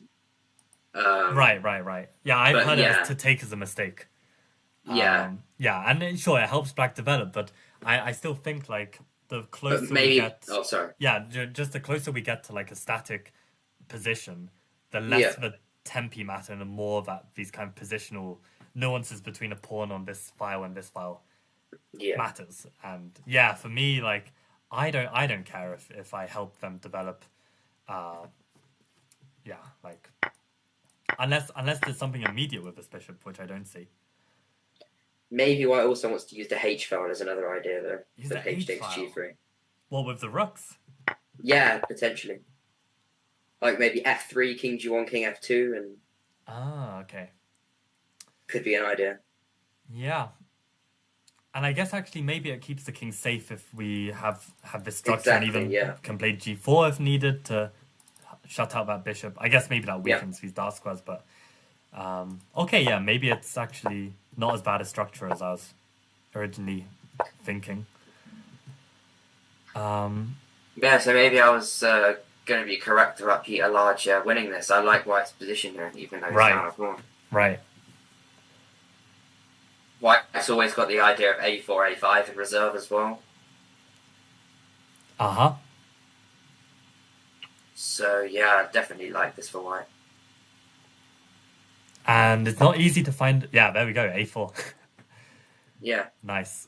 Yeah, so and even my idea of like trying to find a good square for the knight, it just doesn't look easy with the rooks dominating. Exactly. And now I'm starting to think maybe actually this decision to play H6 G3 is important, because if you don't and you take the bishop, maybe you don't get as much domination over the D file. Like maybe black can take control of this sooner. And also you need to spend a tempo to avoid back rank stuff at some point. Okay, maybe you gain it back, but like I think maybe this was a really classy decision to go for this. Yeah. Nah, I can see this going in White's favor. I see there's been a move from Collins as well. Okay, yeah, let's have a look. Maybe after this one we'll take a short break again. Sure. So we see Bishop C1. Okay. Bishop C1. Oh no, so we saw Knight E2 played. Yeah. Knight B5 and now Bishop C1. And you know what? So I love this move because it's like both defending and keeping the same pressure on the king's side. Yeah. And maybe now White has the idea of going for Rook C2.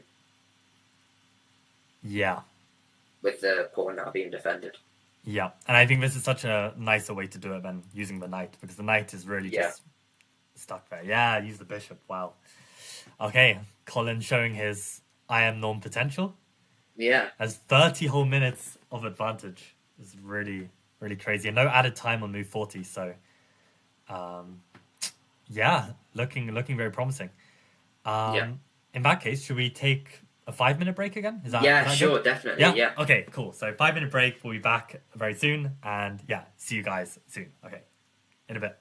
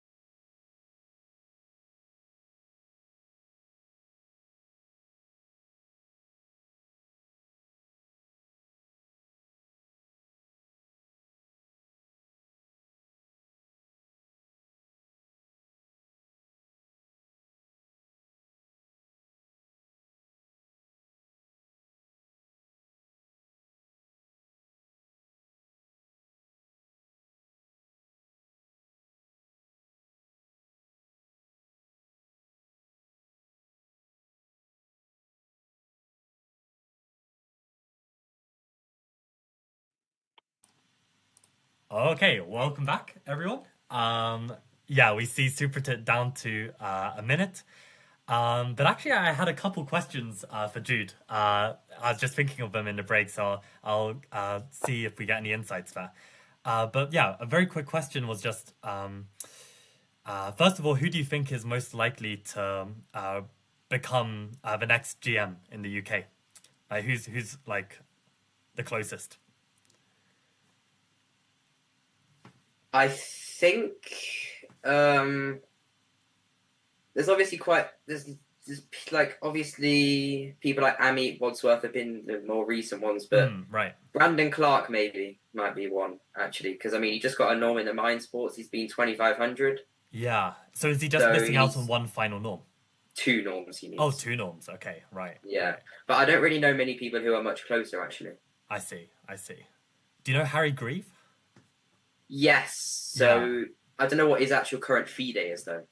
I see. Yeah, I don't know his norm situation either. So yeah, I thought you might be more clued up, but yeah. I know he has at least 1, but he potentially has 2. Right. His fee day is currently 24.84, so right. He needs 16 fee days still. Yeah. Yeah, maybe if Harry's on all the norms, then maybe he might be. Then he might be the closest. Yeah.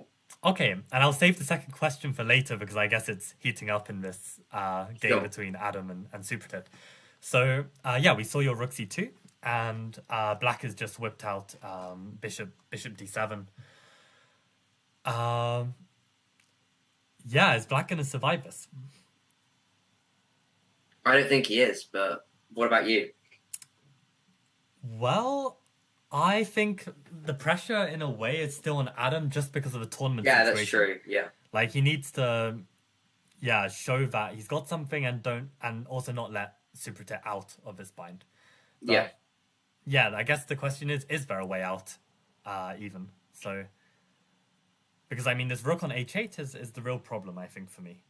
Exactly, and there's no obvious way to get it into the game. I mean, even in a dream scenario, the king and the rook switched places. Yeah. The rook still doesn't have an easy way into the game, right? Because f6 is never going to be desirable. Yeah. So it seems like the h8 rook's a very bad piece. Yeah.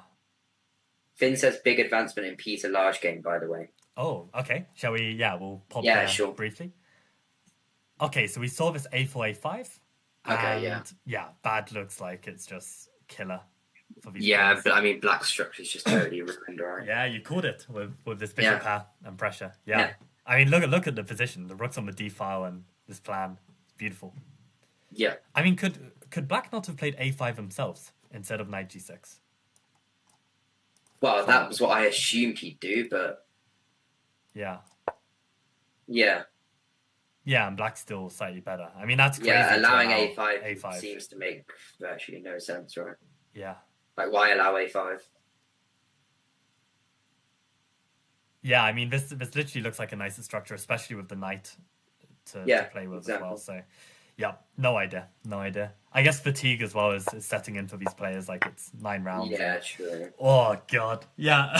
Okay, Peter's going to convert this. He has to. Yeah. Okay, let's head back to Supertit, man. So, he's just shuffling. That's crazy. Just bishop d7, bishop e8. Yeah, so it really is a shame that Adam didn't need 6.5, isn't it? It's unbelievable. Yeah. Like, I would be suing Human if if this was the case. Yeah. So how do you win this? How do you make progress? Because I mean, you do get positions where Engine says that it's better, but there is no. It's just Fortress. So what the hell is the plan? I still think I like my plan of getting these pawns. Oh, I didn't mean to do that. Get these pawns. I think that's going to be the eventual plan. Yeah. So I feel like if those pawns were on those squares, Supertit's just going to crumble. Especially with 1 minute, he's not going to defend against some f5 pawn break, opening up the king, sort of thing. For sure. So I think that's going to have to be the plan for. Yeah.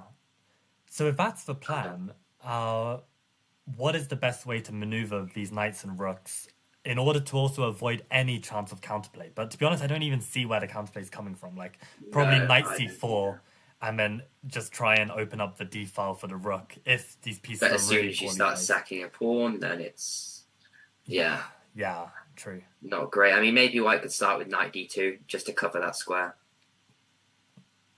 But you do worry if maybe then black can get a bishop g5 in or something like that, maybe. Yeah. So what? Maybe we start with knight h3? But yeah, or knight e2, for example. Because knight h, I don't know how the rook's going to move. Maybe to f3. Yeah, to g4. f3 I was thinking, like... Yeah, okay. Yeah. Like knight h3, knight d2, rook f3, g4, for example. Yeah. But I think this is where it's important not to play too quickly to try and play on super Yeah, time. exactly. Yeah, just work out your plan and... Yeah. Yeah. Because I think Supertip would find the resource to get back in the game if it's presented. So he just needs to... Yeah, Adam needs to just be careful. Yeah. Finn's asking about Gormali's game. But... Okay. Yeah, let's have a look. I mean, don't think anything's changing there too quickly. Okay, a lot's changed here. Wow. Yeah, this looks like a new game. Yeah. What ended up happening? So there was a queen trade. Yeah, there was all this rook shuffling. Okay, so queen h5. And f5. Oh, okay. I mean, Engine dislikes it, which is not surprising because of just the structure, C6 but... pawn, right? I don't know. It's like, it's weird. Like, why would you have played like this plan for b4 and then suddenly you're acting out with f5? Unless maybe they thought they were going to get grinded out and they needed this, but... Was there a way to grind black out here? I think there's more chance of grinding him out with the queens off and a weakness on e6, to be honest. True. Yeah. Yeah, which... The f3 played, which was a mistake. Wow. I mean, knight b6 just seems very logical to me here. So knight b6, let's say bishop just d8. Just attacking e6. Bishop d8, yeah. Then knight d7 should win a pawn, right? Oh yeah, the c5 pawn is dropping. Yeah. Yeah.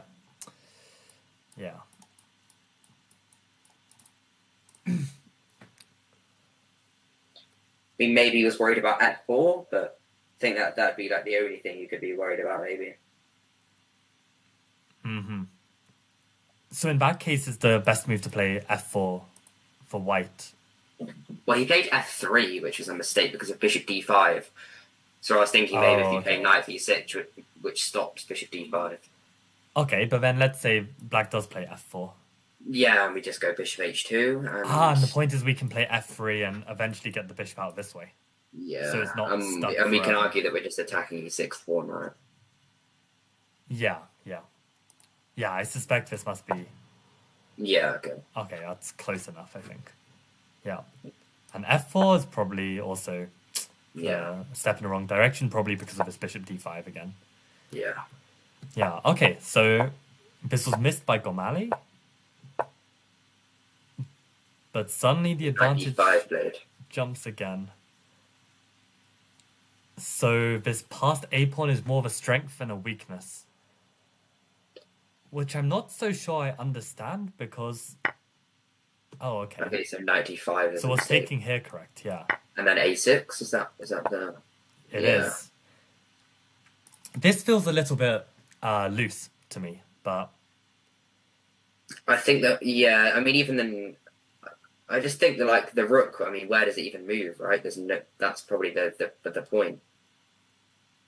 Like, the d8 rook can't move anywhere, apart from e8, which doesn't really help him. Are you in time for rook b8? Well, then there's a fork, right? That's the issue. Yes. And you know what? I even saw the fork and then forgot about it and then went for rook b8 again. Yeah. So black's going to have to try something like bishop c6. And then if a7, I mean, the only square the rook can go to is, like, e8, right? And it's not going to be ideal on e8. Right. And I guess white can slowly just go, like, rook a2, rook a1, double on the a file.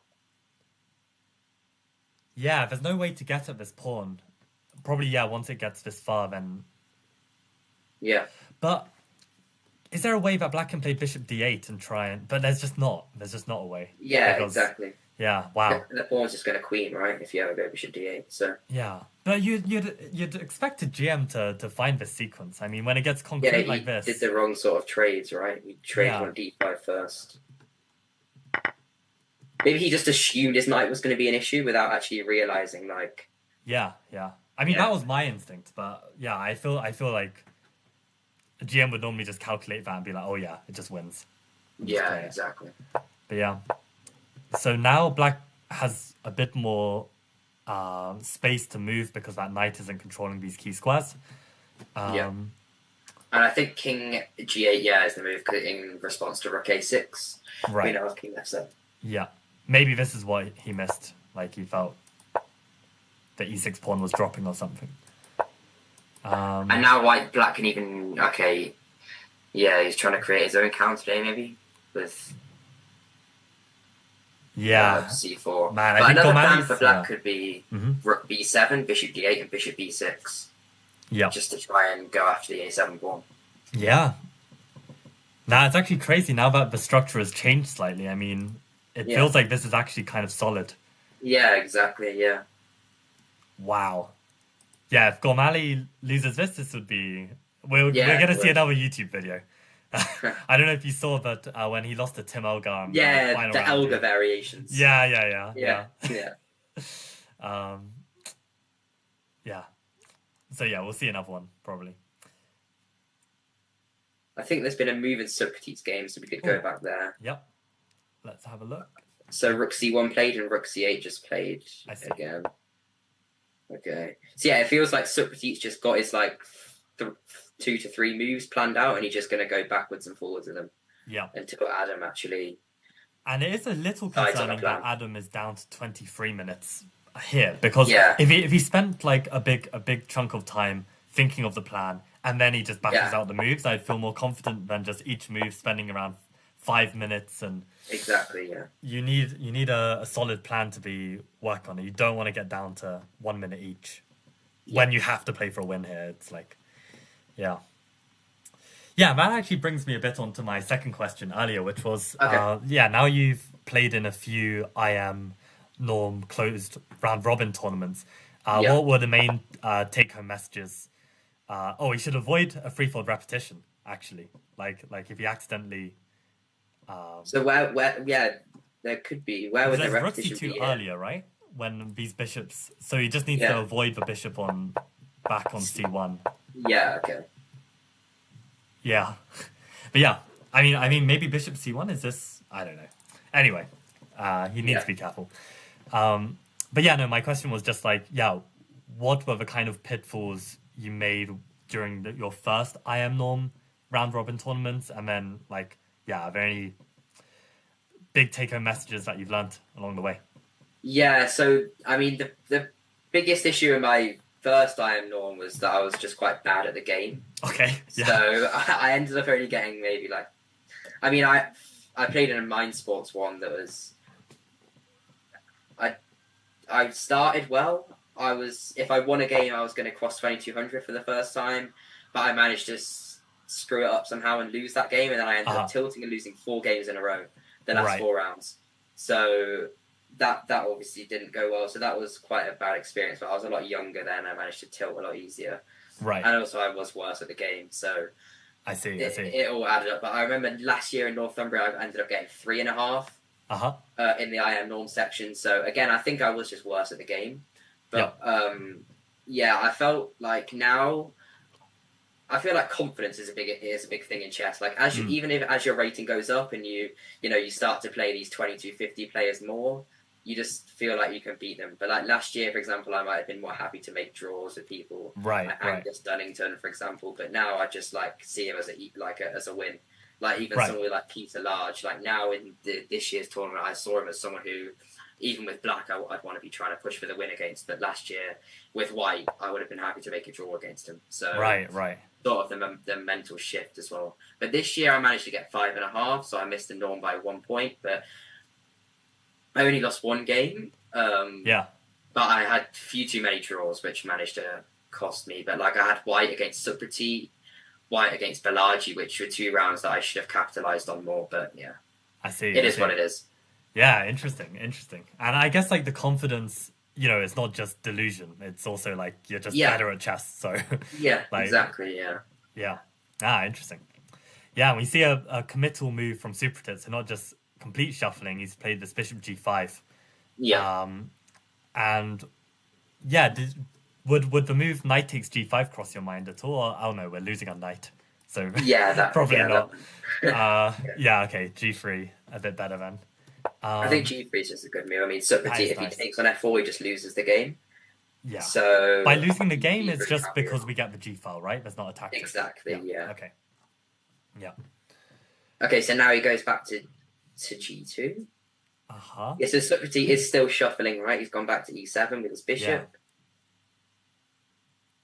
Yeah, but now I can see the knight on g2 is actually quite useful for this plan of pushing f4, like exactly, covering these squares. I think that should actually be White's plan now, like knight d2, f4, g4, and just pressure Supratit on the clock with the pawn breaks. Yeah. I think that should be... Down to a minute. Yeah. Man, I'm so happy I'm no longer a French defense player. Like, this happened way too often when I was a junior. Like, just getting these grim positions to just hold on to. Yeah. Because even bishop e8 now, I think White can maybe even go immediately knight d2 and just start rolling with his pawns, right? Okay, rook c8. Mm-hmm. Yeah, there's still no active break on c5 or something, so... Exactly, you can just continue. No pawn break, no plan, as they say, so... I haven't heard that one. I like it. Oh, okay, yeah. And the issue is that Black can never go f6 pawn break even because of just knight going back to f4 and he's weak in the g6 square. Yeah. So there's literally no pawn break, essentially, for Black in this position. Oh, and we've got a draw between Callum and Indy. So. Oh, okay. And also I see in the chat, Arjun Kalani lost his game as well. So crazy. Wins the Open. Okay, we can have a quick look at both these games. So this one ended in a draw. Actually, fair play to Callum then for going for this kind of simplification and just backing that. He'll be able to psychologically handle Indy. So I guess a decent finish for him. Yeah, exactly. And wow, Arjun loses the tournament, and it looks like actually not just a big collapse, but just a gradual collapse of the position, which looked natural to from the start. Just we saw it around here, and it's just naturally just went wrong from here. Had the pawn up, and I think Roland's a decent player in these sort of positions as well. I mean, he's played a lot of 1c4. Like more of a positional player. So I see. Yeah, and then he manages to just win a piece. So fair play. Win an exchange, but okay. Wow. So Arjun chokes for the final round again, but okay. Like at some point he's going to start winning them. So he's definitely a scary player to watch out for.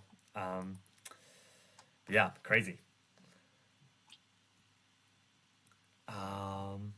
Do we want to quickly check out Peter and, both Peters? Yeah, okay, we can. I mean, Jacob's on 30 seconds as well. That's another dire time situation. Oh, wow, okay. I mean, I know we had the... Oh, okay, so he managed to...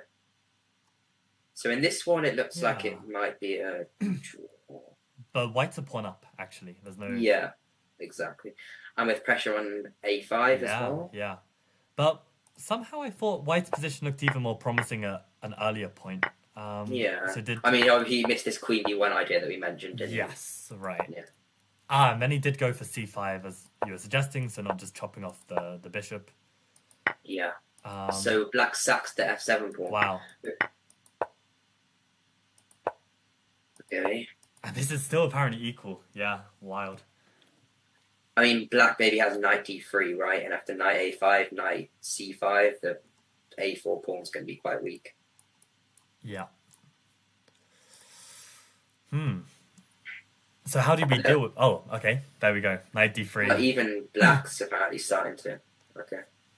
Yeah. That's exactly what happened. Yeah. And Black's going to defend the pawn on b7 with the king and grab on a4. Right. If he can. But still, saw there was a pawn up. Sorry. Like I feel like white shouldn't lose this, right? They can always play rook b4. Yeah, exactly. Yeah. Go after the kingside pawns if needed. I saw there was a chance for Peter actually though, but he took on f7 instead of taking on f7. Yeah, it seemed here that was true. I mean, maybe can he go bishop takes f7? Did he take with the wrong piece? Maybe. Let's try it. Oh no. Yeah, no, I've just realised black has b6. b6. Yeah. So it must have been a different move then that was maybe just rook d1 or something like that. Because what was ended up being the problem of this knight f7? So black was got to develop the bishop, right? Yeah. If you go move like rook d1, bishop b6 isn't going to be possible because we can grab on b7. Right. Yeah, so the knight's actually very active here, preventing black from completing development. Yeah. So then we play a few more improving moves. This also covers the future knight d3 stuff, so yeah. Rook d1, keeping the edge. Yeah, wow. But then what if black tries to just not lose the pawn? Can they play like f6? Or is this... But now I think we've at least improved our rook, right? The position's better than before. Even looking at ideas of maybe bishop g8, but I don't know. Just to probe more weaknesses, right? I mean, maybe white can even start doing the like h4 sort of h5 expansion. Yeah, I mean, we've got a majority there after all, so exactly. And this rook is nowhere near helping.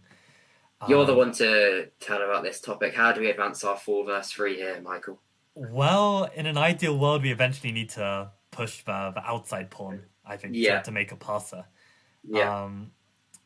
But yeah, I mean, given the rook can't get involved, and the bishop can't really get involved either. It's you just push them all carefully together, bring your king, use your rook behind the pawns, and eventually break. So, Safsara says Henry threw a -4 position in the open, but maybe you should check Peter Large first. Yeah, but Peter Large. Yeah, and Jacob's down to 16 seconds. So and I think this one's definitely going to be won by Peter Large now. Yeah, it's really wild that Black missed this meeting a4 a5. Exactly. There's no surprise like this. Yeah, this structure. I mean, you could see a world where Black loses all 3 of his queenside pawns, right? Yeah. Like they could all just drop. For sure. So maybe we should check Henry and then go back to Adam, I guess. Yeah, sounds good. So Henry for a -4 position. Yeah, this was the game where... it was the wild b4. Yeah, right? Exactly. So somehow white has actually managed to get counterplayed despite just being... I don't know, probably around here this is like... Yeah, it's like... No. Yeah. Okay. So my instinct here is just to block up this e6 point so that there's never any mess, and then slowly try and push these pawns forward.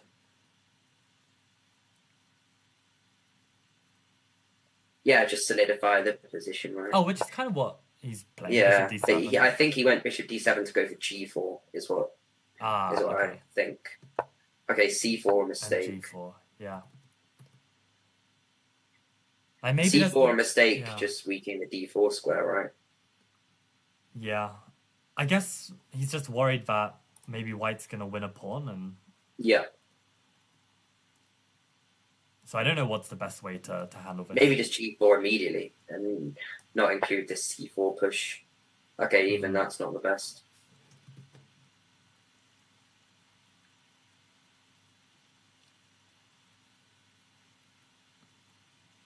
But let's imagine they take this pawn. Is there actually an attack happening? Like if I just play bishop e6 and let them take... It feels like there could be an attack happening, doesn't it? I guess queen like d1 queen f4, or this even or queen f4, queen right? f4. So you stay defending the knight. Yeah.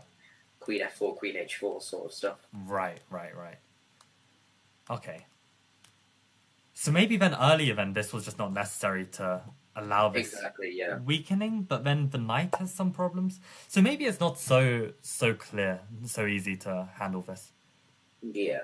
Could you play f5? It definitely feels like an option, right? That could just be the best move, to be honest. Yeah. Yeah. Pretty much there, yeah. yeah, I guess in hindsight, like seeing how this kingside can get undermined, then maybe this was best. But yeah, it looks like fair play to Hike for managing to come back, and this is the imbalance. Wow. We've got a queen for a bishop and 3 pass pawns. Wow. Okay. Who would you take? Like if you just had to get dropped on the side? I mean, instantly I'd take white because I just have the queen, right? But yeah, like I feel like these pawns, they're really close to just dropping. Yeah. And I mean, if a6 drops as well, we got a pass pawn. It feels like black's going to need to play very accurately to. I mean, yeah. What do we even do after this? I mean, d2 seems the rook's hanging, so we have to start with a move like rook e6 maybe. But then all of this, and then d2, and maybe hope that there's a way to push the pawns. I see. So there's no way we can hold on to this pawn. Like maybe. But for example, if rook e4 is what you're going to have to do, because if rook e6, there's queen c4. Yeah. And then if d2, you can take on c3, and if rook e1, then just king h2, and you defend the rook on a1 with the queen on c3. Yeah. I'll play that out for people to see. Yeah. And now you just win. Yeah. Just king h2. Nice. Oh, you can even just take when you want. I'm an idiot. Yeah. Oh yeah, I didn't. Yeah. You can. Yeah. Nice. Yeah. So rook e4 is what you're going to have to do, just to. Oh, was rook e2 played? I think rook e2 was played, right? Yeah, rook e2 was played and wrong, but rook e6 was correct. No, it was rook e4. I think just defending the pawn. But rook e4 is also +2. So, oh, okay. Yeah. What resource are we missing? Oh, what about... No, I just blundered the rook again. Yeah, I was thinking about pushing the pawn, even sacking the rook, but it's not going to be enough. It's Unless... d2? Oh, no. I was thinking, like, maybe we can... I think just queen e2, right? It's just too slow. It's just too slow, Yeah. What could be the move?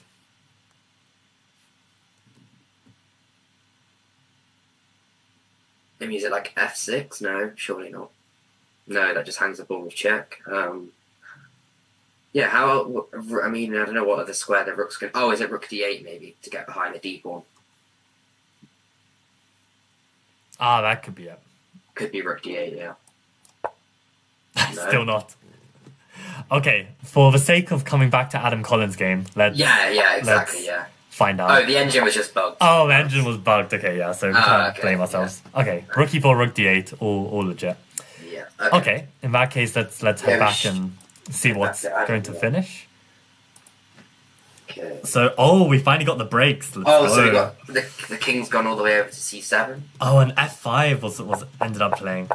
I mean, this is also why it's so important, I think, and as Adam has done, like, not leave himself too little time, because if something unexpected happens, like f5, you don't want to be on 2 minutes and then be like, oh no, all of my plans that I worked out are suddenly not working. So, yeah, f5, brave move from Supratit with the little time, and...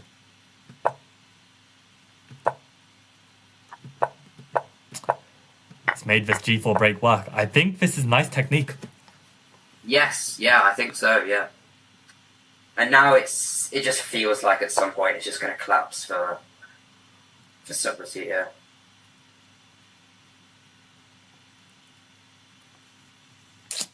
Yeah, but king f3 is a weird one. Where's the king going? I think it might just be defending the f4 pawn, to be honest, but... And there's no cleaner way to do this. Because I would rather, let's say, my king on... I don't know if d3 is the best. Maybe the king on d3 and... Well, yeah, there's an idea like bishop g6 and king d3 maybe is a way to get it there. But... Right. But king f3 just feels like it's... Oh, the point is that there's no rook cf8 as well because of bishop g6. Maybe that's what it's doing. It's to stop. I see. Yeah, rook cf8. But if that's the case, then surely we'd want to play rook f3 instead, because then we're actually maybe pressing for f5. Yeah, rook f3 is also a similar way to do this sort of same thing, right? Yeah. Maybe a more advantageous way as well. What do you think about this f5 break? Is this if we could get this in right now? I don't know if black plays. I think so. Yeah, especially with the opponent on like a minute, it changes the whole structure, right? Than what they've been playing for the last. Yeah. Because I feel like with a minute, you don't really calculate like transformation structures, for example. You just take it move by move and try to not just like blunder the game. Yeah. This looks.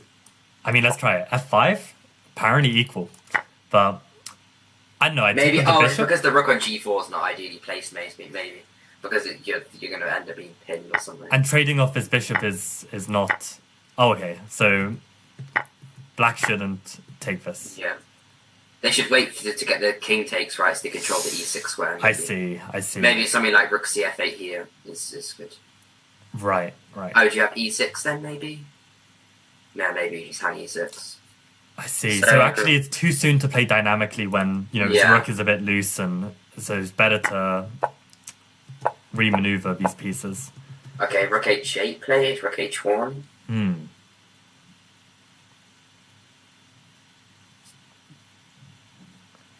Yeah, but I think the increment will add up on Super Tit, like in terms of just like mental fatigue. Yeah. Like it has to.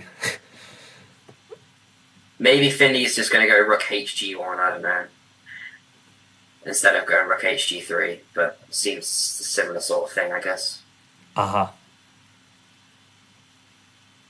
Marta down to below a minute as well, Jacob Flynn. 3 players below a minute now. I do like the fact that with the rook on g1, the rook isn't as stuck. Like if we play rook g3, you just have to be really careful that nothing's going to go wrong here. Yeah. We see this rook g1. Nice. So, okay, there's a threat to take on g7. How do we handle this? It doesn't seem so easy, right? Because if rook g8, there might even already be a bishop h7 idea.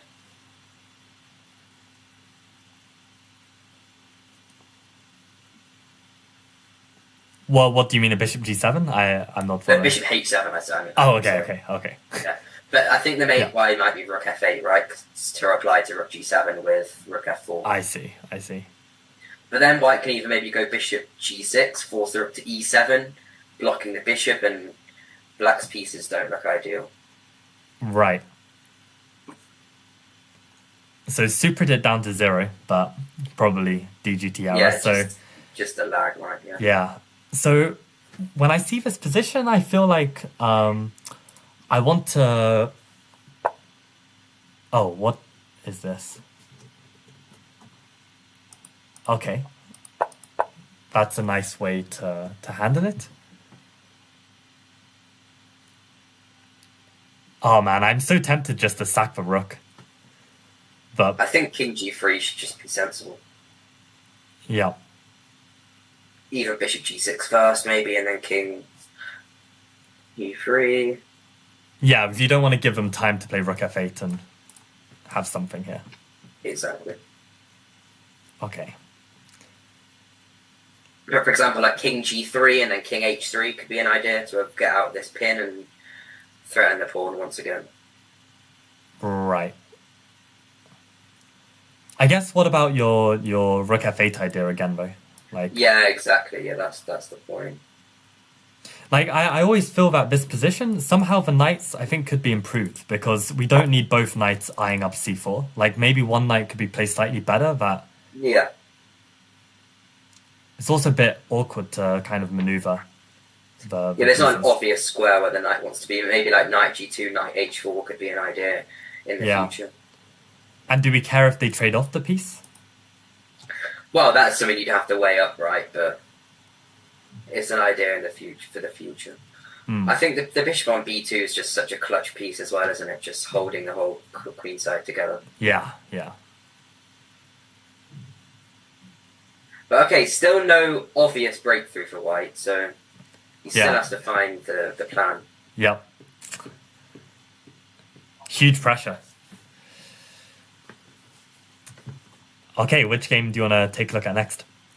We could look at how the Marta game, because obviously she's under 40 seconds now, and how this endgame developed. Okay, so it's a position where being under 40 seconds shouldn't really be too much of an issue, right?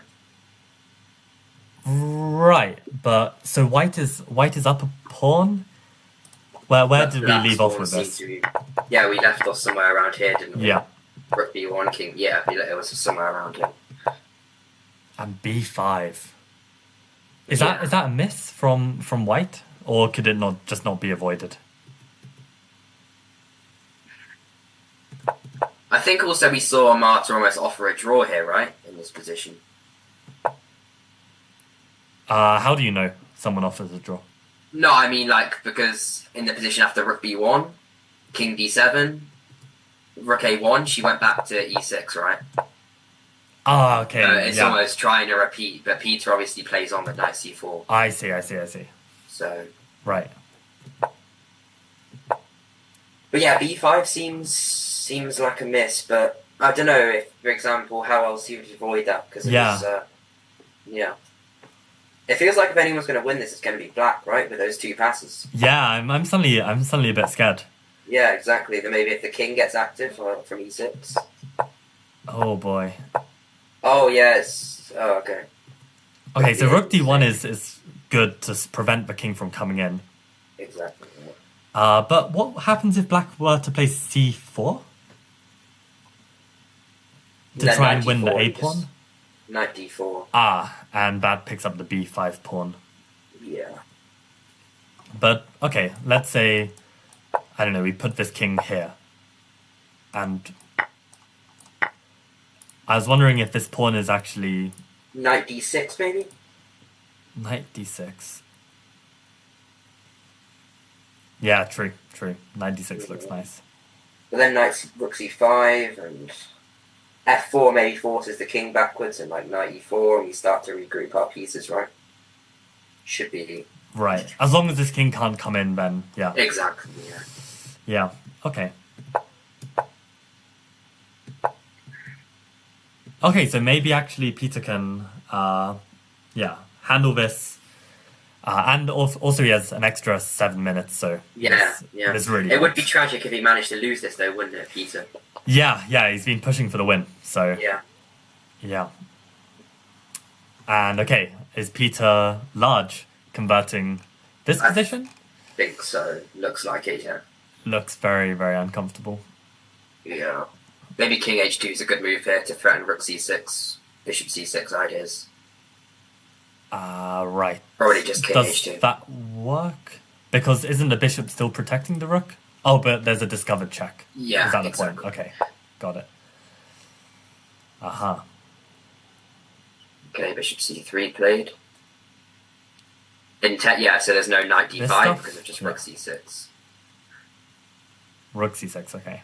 Oh, no, no, Bishop C6, sorry. Is better, yeah.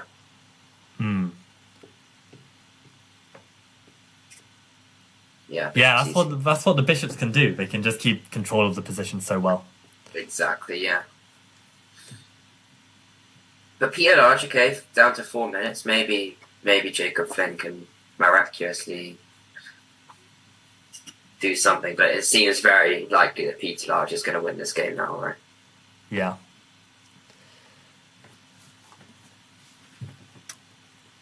What about Danny? How did he? How did that game navigate in the end? So it started to spiral a bit out of control. Around here. But didn't we have a plan to try win this pawn?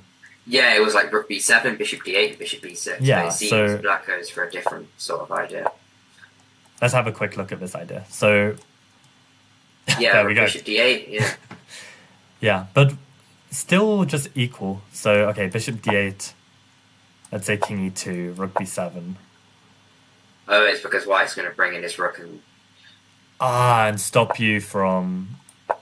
Yeah, because now Rook A6. So yeah, the best for Black there is to just repeat with Bishop E7.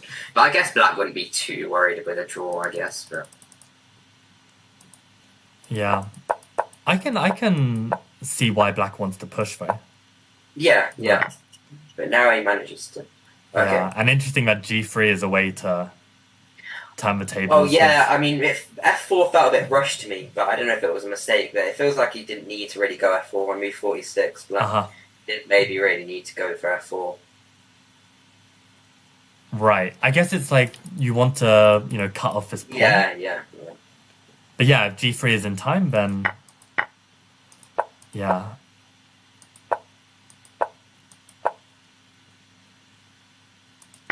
Okay, bishop Okay. here. H4. It feels like black's going to have to be careful here. It's not the position you'd want with, like, a minute. Yeah, yeah. But with, okay, maybe rook b8 seems sensible, yeah. Okay, e5, and rook f8. Oh. So who would you take in this position? I mean, the rooks look really annoying to deal with as black, but Yeah, maybe the I'd worst probably is past. take white, but I think it is going to end up in a draw. I think we could even see a repetition with king e6, rook e8, king d7, rook f8. We could maybe even see that repetition. Wait, how is that a repetition? You're saying after rook e8? King, yeah. Oh, the king part, yeah, okay. King maybe, d7 blunders the bishop, yeah, right? yeah. Okay. Oh, but look at black trying to come in now.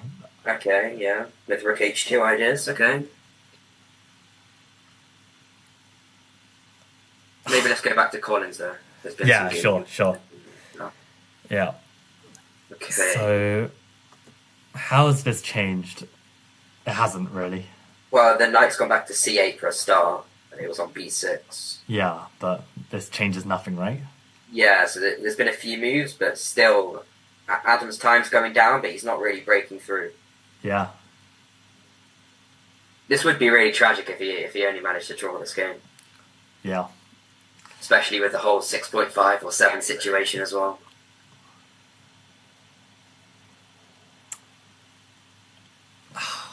So what's our plan to win this? I feel like it's going to have to be f5 in the right circumstances, but what are the right circumstances? Yeah. Maybe Black's ideas now got ideas of knight e7 as well to control the square. Uh-huh. Yeah, and now, you know, the idea of trying to play knight h4 and bring the knight in, that knight e7 move is... Yeah. Black would love to trade a piece, so... Maybe a plan might be to go like bishop e2, for example, and like knight d1, knight f2, knight d3, knight c5. But, yeah, I don't know. Yeah, once the knight gets to c5... Because especially if there's a knight on e7, the knight on c5 can't be targeted by a bishop on e7. True. And then the knight on c5 is going to target e6, it's going to target a4. So maybe that might be the way to go for white, try and get a knight to c5. Yeah, and I also think, like, yeah, I was going to say, like, white should play soon, because I think if we both get down to 1 minute, and white is the one that has to find the right plan, black is just responding. Yeah. Yeah, I think it can quickly go wrong. On white. Yeah. Yeah. Maybe this is I think this isn't quite your knight maneuver, right? But could it be similar? It could be a way to do it, yeah. Yeah, and it's also flexible because, you know, maybe Supratit will exactly. come to e7 and then switch plans. So yeah, a real grind. Oh, I just had a funny thought, but maybe it's no good. I was wondering, can I do a big switcheroo with the king to b2 and the bishop all the way to h4? If that's... It seems like it's going to take far too long to not really give much reward. Yeah, and actually, the bishop's holding this so well. Like, yeah, the bishop on b2 is a great piece. Yeah. Okay, so he's going knight g1. So where's he trying to maneuver? Where's he trying to put that knight then? Maybe is he trying to go to c3? c3, okay. No, I doubt it. I don't know. I just thought another plan as well. Why couldn't we combine bishop c2 as well as this knight h4? Because the black knight can't be on both these squares at the same time. But again, I feel like the trade helps black, so maybe knight h4 is good when the knight is on e7. I'm not sure. I see. Because of the trade with less space for black is obviously going to be... Right. The thing. But okay, so he's... So let's imagine we played knight h4 here. Yeah, it's bishop h4 best. Yeah, it is. Okay. Right. But it's still an advantage for white. So maybe it's easier to convert, but I don't know if it is. I feel like with more pieces and the time pressure, you just want to keep pieces on, I guess. But right. Yeah. And again, it's this issue where it's just so difficult to break when this is weak. Man.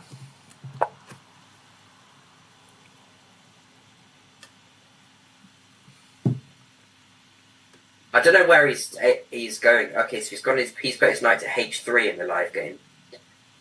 Oh, is he trying to defend his f4 pawn that way, maybe? Oh. Okay. So he might be trying to defend his f4 pawn that way and now go on the g file. Right. Okay. That's an interesting idea. So now we might see like king h2, for example, and rook g1. But hold on, why can't white play bishop c2 to win the pawn right now? True, yeah. Is the point that we might not even want the pawn? Like, if we open the a file, the rooks can come in? I think we definitely do want that pawn. If you can start to get a4, then... Yeah. Yeah, I think maybe bishop c2. Is it knight f5 check? But, I don't know, it could be. Maybe check that, bishop c2. Sure. Bishop c2. Is knight f5 check? Not bad, but maybe... I guess you can just take, though, right? And put the rook on g6. Yeah, I was worried that the rook might be a bit awkwardly placed at bishop e8, but yeah, I guess it's going to be fine. Because then we not defending f5 anymore either. Right. Okay, so bishop c2, what was best then? Maybe quickly check before we go back to the game. Yeah, sure. Let's have a look. Oh, so it is just bishop e8. Okay. And just gives up the pawn. Oh, so he's going to try and target h5. This is in return, maybe. Right, but is there time for that? He's going to go knight f5 check, f5. takes, and rook takes. And then... Oh, okay, rook takes. Oh no, then you just hang the pawn. So yeah, you have to go e takes. But now the bishop's already lined up with the rook. I guess. Yeah. Okay. Wow, you even sacked the exchange there, according to Engine. Just bishop c2 back. That's cool. And this is gonna be if we can get this pawn. Yeah. Yeah. Okay. I quite like that for white actually, but. Yeah. I guess Adam continues with his plan, right? Like, he's now defended the f pawn, wants to crack through on g7. Bishop c2 is never going away, right? That's true. Actually, yeah, how do they ever bring that up? So maybe that's Adam's point, that he can prepare this first. Exactly. But yeah, Engine is starting to go down, even though it still feels like a lot of pressure, so... I mean, surely just like bishop h7, rook h8, bishop c2. Like that. Yeah, now it feels like now that's gonna be the way to go, right? But why is it not more than plus 0.7? Like, maybe it's again this bishop e8 idea. Yeah, it might potentially be. Yeah. It just feels like it'd be so like unfortunate if Adam couldn't break through here. Yeah. But yeah. Oh, Jesus. Nah, I'm so glad my e4 days are over. Having to grind these positions out against a strong French player, like, it's just... How has Jacob got 3 seconds, by the way, but it's Peter Large's time? Yeah. Classic DGT. Yeah. Also looks like Black is somehow fighting back. Yeah. It looked worse when the pawns were like really ugly, but his position still does feel a bit weak though, right? The 2 bishops. 2 bishops, yeah. Okay, he hasn't fully collapsed yet. Yeah. Yeah. And okay, Marta down to seconds. Oh no, Marta's. Pete's looking to be going wrong for Peter. Oh god. That'd be tragic, yeah. Ooh.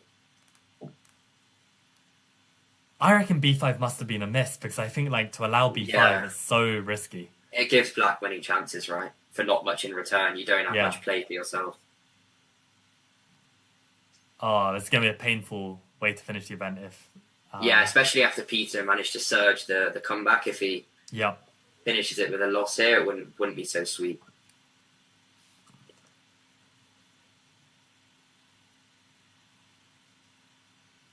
There's some ideas in chat, so I'm glad Tricky is talking some chess now. So, yeah, let's see the idea. So, apparently, it's king b7. Tactically defend with king b7. I don't follow this. Bishop b6. Oh, okay. And knight a3.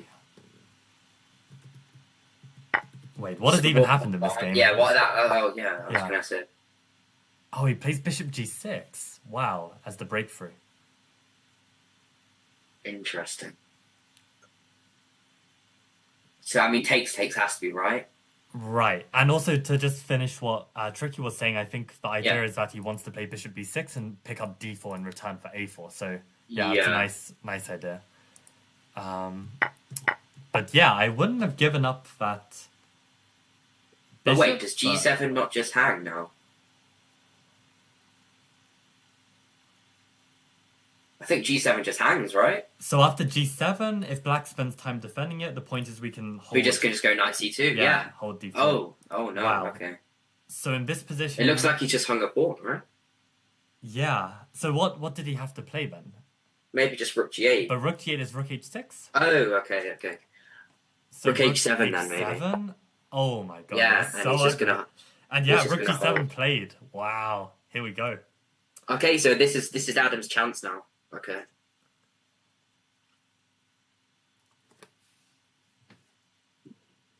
Big mistake from Supati there then.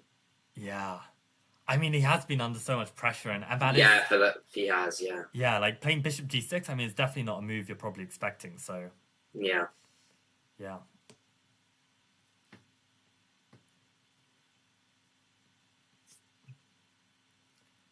I wonder if we should I guess it's a bit too late now, but drop a message in the chat room to say that this stream is happening, because I'm seeing like 50 viewers on these games, but 10 in chat. I don't know if they would want to see the finish, but I mean, you could, yeah. Yeah, I'm signed out of Chessable. That's the you are, yeah. Yeah. It's something. Oh no. Okay, what has happened here? Oh, there was some board error. Okay, yeah, DGT error. Yeah, for sure. Okay. Oh, right, that was the issue. Okay. Right. So has that just destroyed the game now? Has it? It's just ruined the game for us. Wait, so as in like the king was always on c8 or something? No, the king was on b7, right? So what actually happened? White has this a tempo up, I think. So I thought the DGT error might be the fact that the king's not on b7 but on c8, which is why Supertit didn't blunder, because the king is protecting d7. Oh, so we think this is the actual position? Yeah, I think this might be the actual position, and then he's got counterplay on d4. So what's happened then, going back? But this king's been on b7 forever. So, yeah. I feel like the error is literally just that rook g7, he's taken back, takes, and then he's played king c8, right? Right. Okay, that's really not helped us, has it? Yeah. Yeah, I don't know how we might get any intel on what the position might be. Yeah, exactly.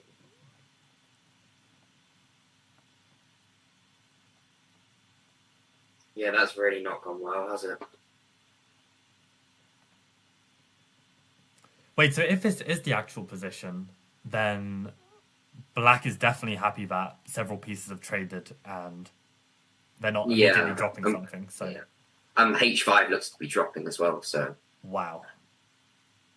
Yeah, I guess we just have no idea if this is the real position or not. Yeah, or, I mean, it's either this position or White's got this position to hold tempo up, which would obviously be crucial, right? Yeah.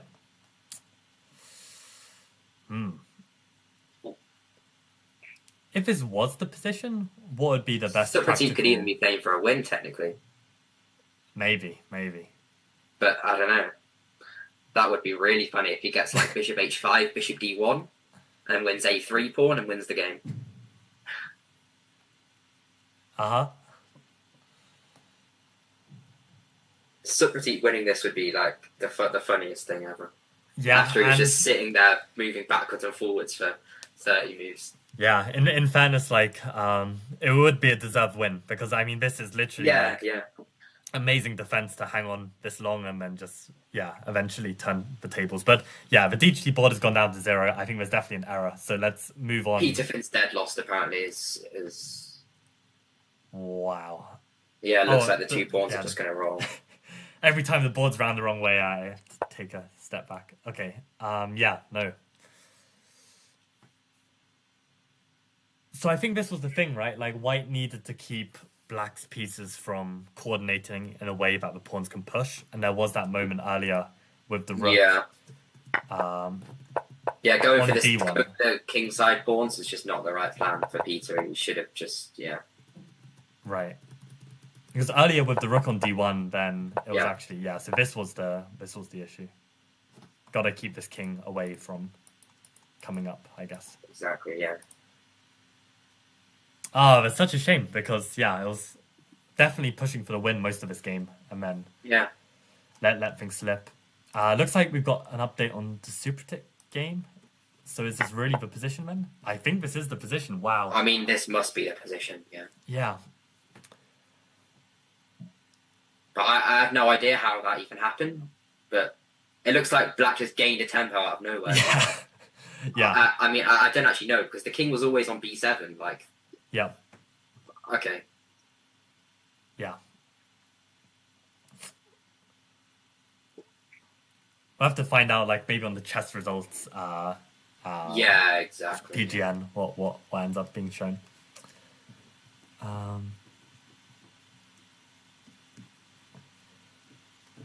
Yeah, appreciate the positive comments from Joe Vlogs. Like, enjoying the commentary. So yeah, thank you. Yeah, that's great.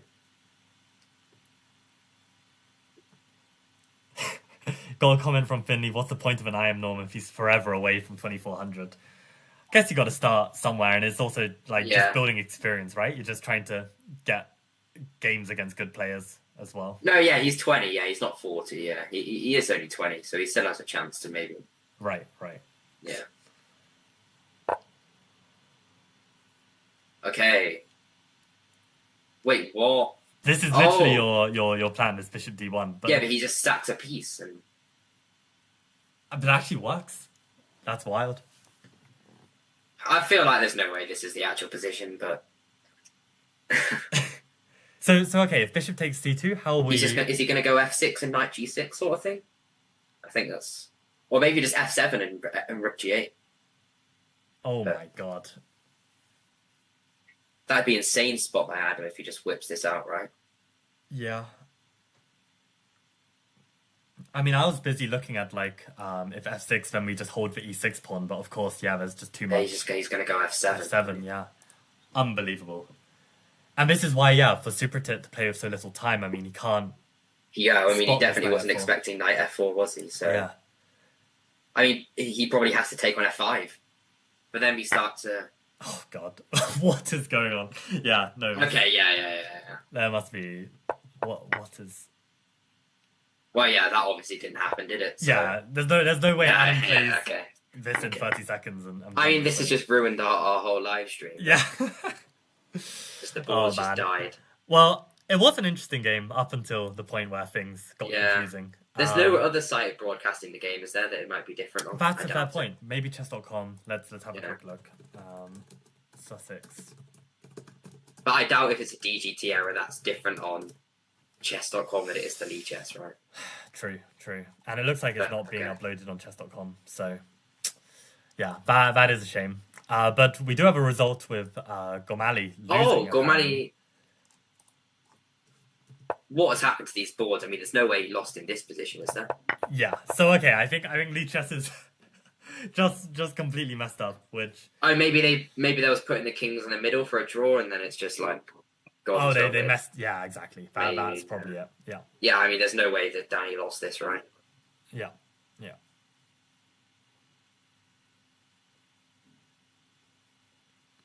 Yeah.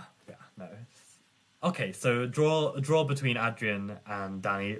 Yeah, fair enough from Adrian to not mess that up because it did look a bit hairy. But yeah, I think Danny will be gutted that he didn't manage to convert it. But okay, it got hairy for both sides in the end, so probably draw is fair.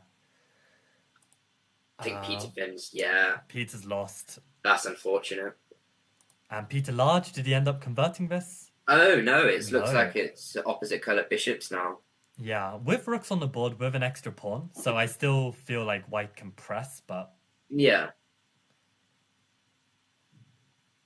Yeah. I mean, Jacob was down to increments, so fair play for surviving. And I do see an update on Super Tit's board, so maybe it's been fixed? There we go. We see like... Okay, yeah, but it's still not fixed as it is. Oh, yeah. Because here he obviously took on G7.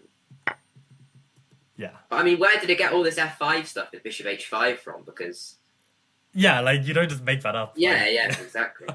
yeah, this like this actually works. Like this wasn't made up, but right. Maybe it was something similar to that, and I don't know. I Maybe wonder if he's I got can that drop... better tempo up or something. I'll drop Human a quick message. I don't know if he's busy with the event, but yeah, it's worth just asking Human quickly.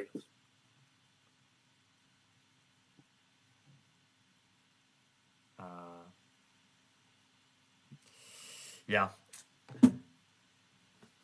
Now it'll be a shame to have to finish the stream without like a conclusive answer on this Collins. Oh, okay. Is this the position that's happened then?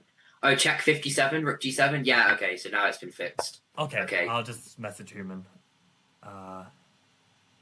It's being fixed. Okay, that's good. Yeah. Okay. So, yeah. So knight c2, bishop e8. Okay, so this sort of p-sack did happen. Right.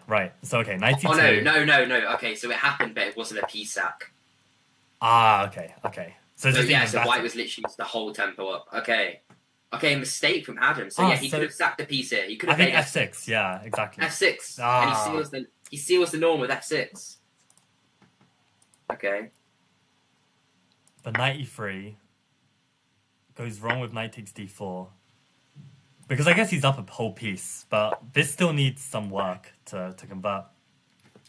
Yeah, f6 is a huge move. Feels like this should be winning though, doesn't it? Up a piece for a pawn.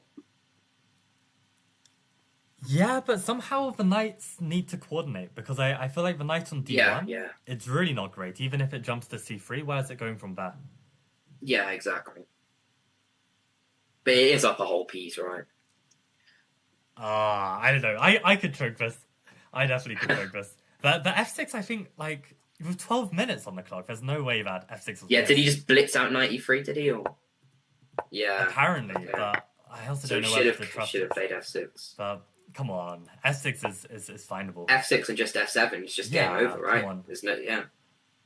It's literally just game over. There's nothing you can do. Yeah. I mean, if this really was the position, then, you know, if he ends up choking this, then that was his opportunity to... Yeah, exactly. To win. I think this should still win, but f6, he might have even seen a resignation. Yeah. And this will be... I mean, if Supratit's seen it, then this is a huge confidence boost for him, which you don't want to give your opponent, so... So how would you win this game with white?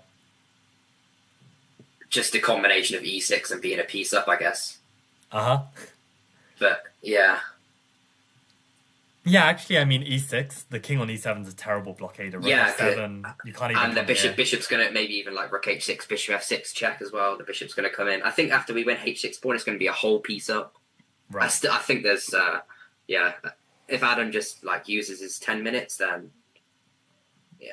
Should be in the bag. Yeah. But obviously he doesn't want to get nervous, you know, he's almost winning this final game. After the Human error as well. Yeah. He still might have managed. Check his hover over his name. I think he's even managed to win 4 games in a row if he wins this game. Let's have a look. Yeah, 4 games in a row. Yeah. Wow. Which would be very clutch, right? Yeah.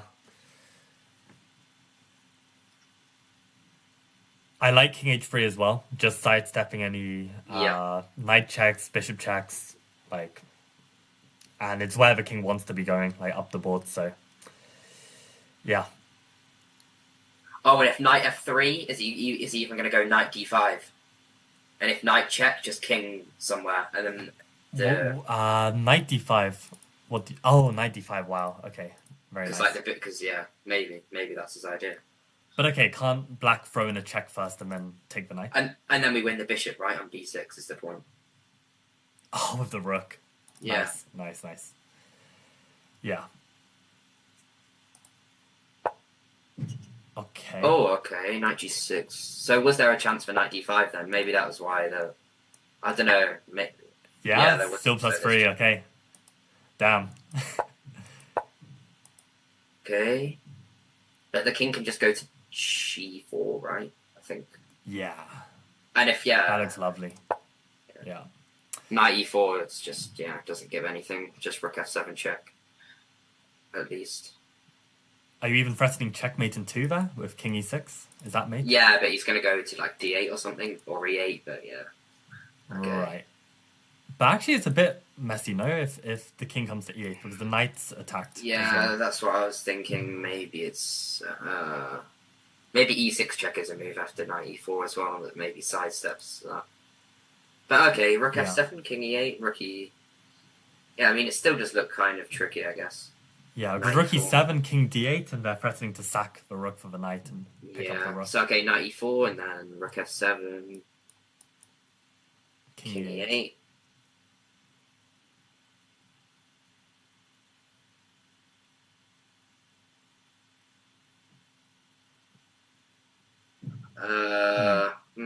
Yeah, interesting.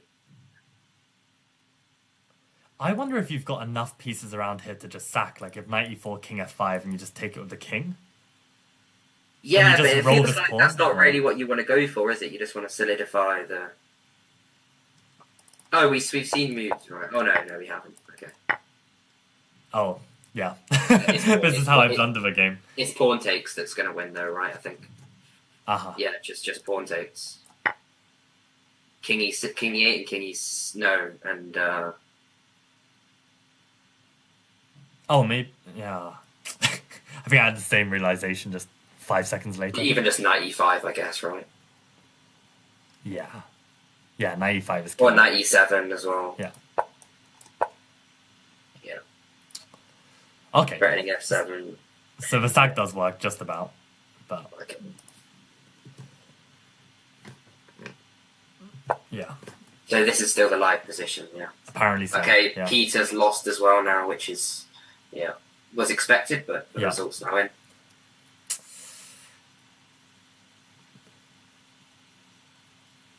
Yeah, someone asked in the chat, board 1 is the result correct? I doubt it.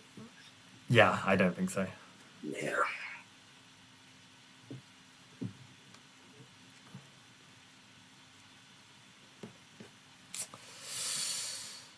Oh. I hope Adam converts this now. I mean, yeah, it'll be so bad to blunder it at this point. Like, yeah. Well, Jude, any questions for Chess Lifestyle in our final dying minutes before Super Tit dies? 100k subs when? 100k subs when? Unless there is a grand shift in the audience of chess, I don't think it's happening because I don't put in anywhere near enough effort to try and grow. I actually got approached by I think the editor of Botez Sisters, and they were just like, "Yo, I love your content. I reckon you could go big," and I was just like, I mean, he wanted to get paid, right, to edit. Yeah, obviously. Yeah. And I was just like, I don't even know if I want that, to be honest. What am I sometimes watch these big chess YouTubers and their chats. Yeah. It's just, every second there's 5 messages. You can't read it. So the streams are just pointless. And yeah. I don't know. I mean, maybe for the money, but it's I don't know. The coaching is going well for me, so yeah, I don't know. It's just so probably 100k. We're very ambitious. I'd be happy with 10k. I think 10k is 10k, decent size, small channel, good vibes. So I reckon King H2 played. Oh, okay. King H2. That feels like a step in the wrong direction to me. Is there now knight e4? Because obviously now we can't advance the king in, right, with the exchange sack. Right. Yeah. What is King H2? I just don't believe it. Yeah, knight e4 feels like a real test. But maybe he's seen something that just wins. Well, I assume he would have seen something, right? Yeah. Otherwise he wouldn't have played King H2. Oh, is he trying to aim for knight f8 check? That's a really weird line. Knight f8 check, king e8, rook c6. Bishop g1 check, king h1. king takes f8, rook c8, and we win the piece back at the end. Okay, let me go through that slowly. Knight f8, so like king knight e8, here, rook takes, and there's this bishop check. g1, King and h1. like king h1, yeah. King f8 and rook c8 is going to win at the end, but apparently there was something missed before. Something missed in the meantime. So something here. Yeah. So a better square than e8. Well, is it e7? I guess it has to be, because you got to win Yeah. back the piece somehow. No. It's No? not.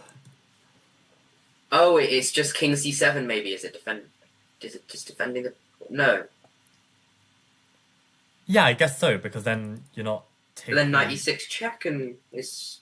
White King not gonna b7? escape. Oh, apparently not this. Yeah, I think We've tried every legal move pretty much. Well, we haven't so- tried king d8, but I don't know what difference that's going to make. King Okay. d8. Why? So the original idea was to take on Yeah, c6 to take and hit this, the yeah. bishop, but maybe that just never works due to bishop g1. But I still think king h1, right? And we regain the piece. Right.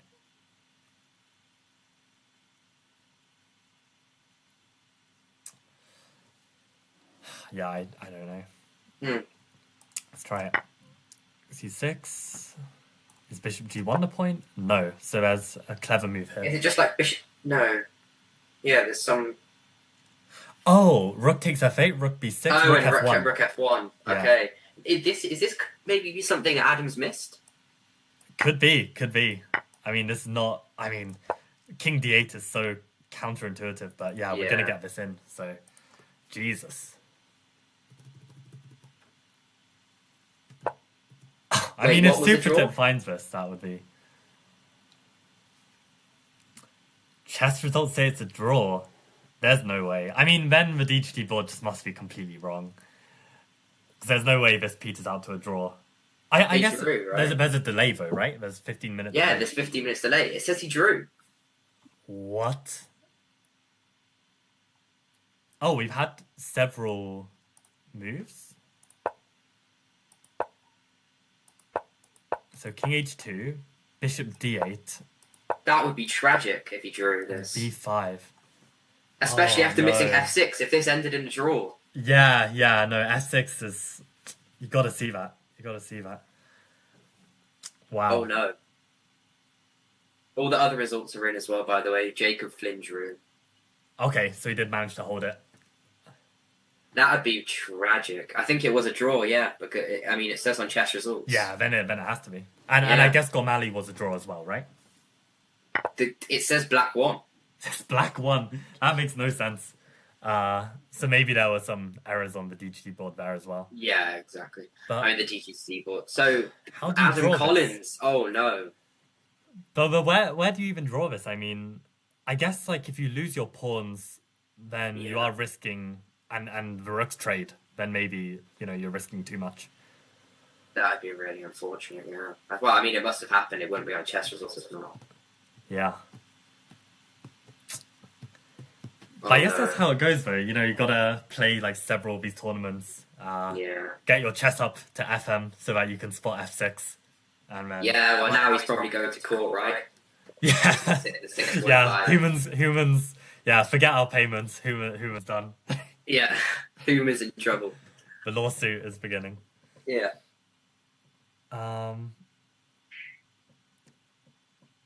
Yeah. Yeah, maybe he allowed some perpetual or something with like the knight f3 check or something like that. I don't know. Oh, Super is such a scammer if he gets away with this. Yeah. I mean, f6 was just such a... There was just resigns after f6. Yeah. The pawn just goes through. There's nothing you can do. I think that could just be like, someone who plays too much bullet. That's the kind of thing where you just miss that. You can just leave the piece hanging. Yeah. That's the only explanation I can have because, yeah, if you... And he had 12 minutes, right? I mean, let's go back. Yeah. Did he actually not have 12 minutes? Maybe, like, at this Yeah, moment... he did, yeah. You have the time, come on. Like... Yeah. Yeah, it's I mean, very is there sloppy. any other move that maybe, aside from taking the knight, that looks... I mean, yeah, no, there's literally nothing that you can do, right? such a big threat. Yeah. Because What about rook f8? And if f7, then they try and bring the king in. Knight g6, right? Knight g6 is too quick. Yeah. Yeah. I just think it's just over after f6. Yeah. I mean, we literally looked at this f6 when we had a tempo down. And it was still working. And it's still working, yeah. Yeah. Yeah, it's wild. Man. I think that's honestly why I honestly believe that chess is a sport, because I feel like these elements are nothing to do with like academic skill or stuff. Yeah, it's just like being able to do the basics and not, lose focus, not become fatigued. Exactly. Yeah, it's just... Yeah, very sloppy. And then there goes the IM norm. Yeah.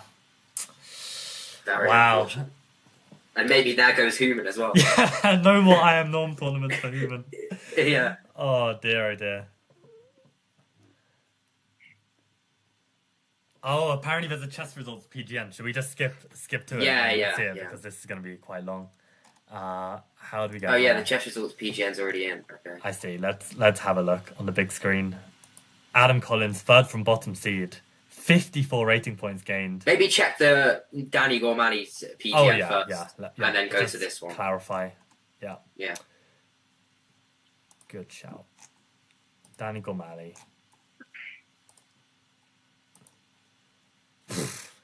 There's no way this is just 1-0 unless there's a mating net we missed. Bishop h4 and no, that would even be for white, not for black. Yeah, exactly. Yeah. I mean, no, this is just a draw. It's just error on chess results, which will need to be corrected, I guess. But yeah, let's see this finale. So indeed we have this position where f6 is just game winner. Yeah. And instead we get this mess. King h3. Yeah, where also King g4 would have been the idea as well. Right, King exactly, H3. with the sack and take on f6. Yeah. b5, this is still good. Knight h2 feels... Can we not bring it more aggressively? Knight f4, knight takes d5, like... Or is knight h4 going somewhere else? Because, I don't know, it feels a bit loose on that square to me. Yeah. But yeah, okay, so knight h4. Okay. Oh, it's getting very, very uncomfortable. Yeah. Holy crap, imagine losing this, like getting in a mating net. And knight f... Yeah, and now it's just a draw. Yeah, it's just a perpetual. Wow. Oh my god. Oh no. That is crazy. Yeah. What a way to miss out. Yeah.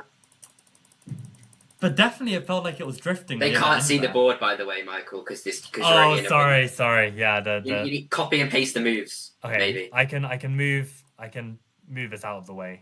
Yeah. No, I think it's because you're only in a window capture, right? Maybe. Oh no, it's... Yeah, no, it should work now. I'm sharing Okay. the whole screen. But yeah, just to show the finish there. Yeah. Oh god. Okay, now it's not gonna. Oh, okay. Let's try it this way. Yeah, where did we get up to? Yeah, it was this King H2 moment. So, basically, black just gets active with their pieces, and I think the engine was still saying it was advantage white at this moment, but this knight h4 felt a little bit off, and then Supertip finds a fantastic idea to swing the bishop back round with tempo. Yeah, that was really nice. Yeah, d4 to get the rook misplaced and then get the bishop in. And now white has to be really careful because the knight's being attacked and knight f3 is a big threat. And is there anything you can do here except for, like, can you give the piece back, right, to just play for the win? Because you have to go for the win, right? Like, can you play, like, rook takes b5 and then maybe rook b4? But Actually, yeah, maybe. Oh, that's still going to be a funny draw, though. Like, rook b5, king c6, rook b4, bishop h4. If you take it back with the rook, it's still a perpetual, right?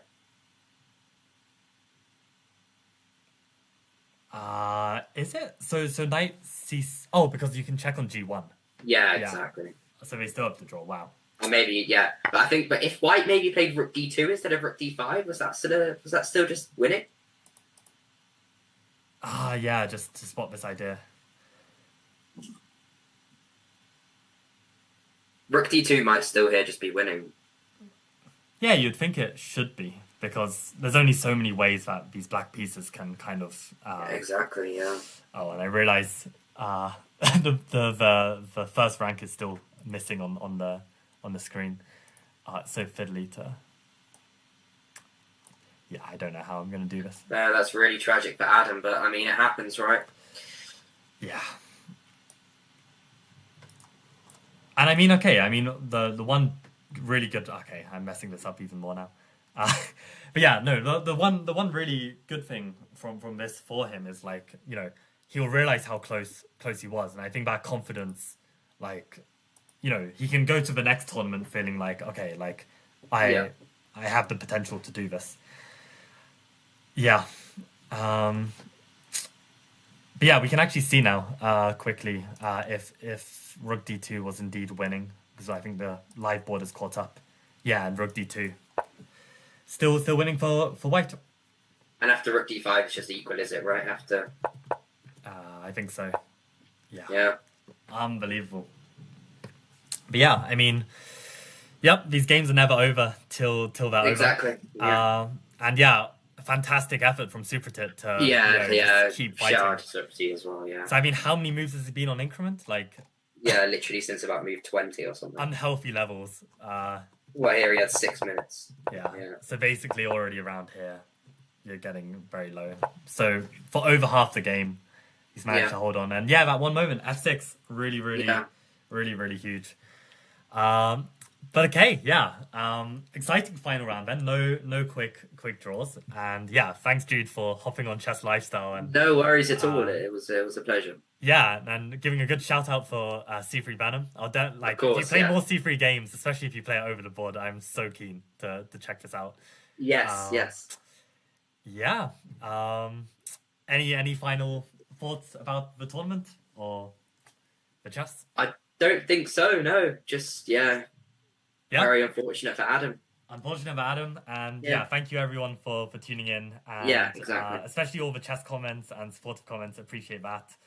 I did not pay Jude to plug the course. No, C3 Venom is just goated. What can I say? Yeah. And okay, thanks for tuning in. So see you guys another time, and thanks Human for organizing and making this tournament happen. And thank you guys for watching. Take care. Yeah, okay. Take care, guys. Thank you. See you. Cheers.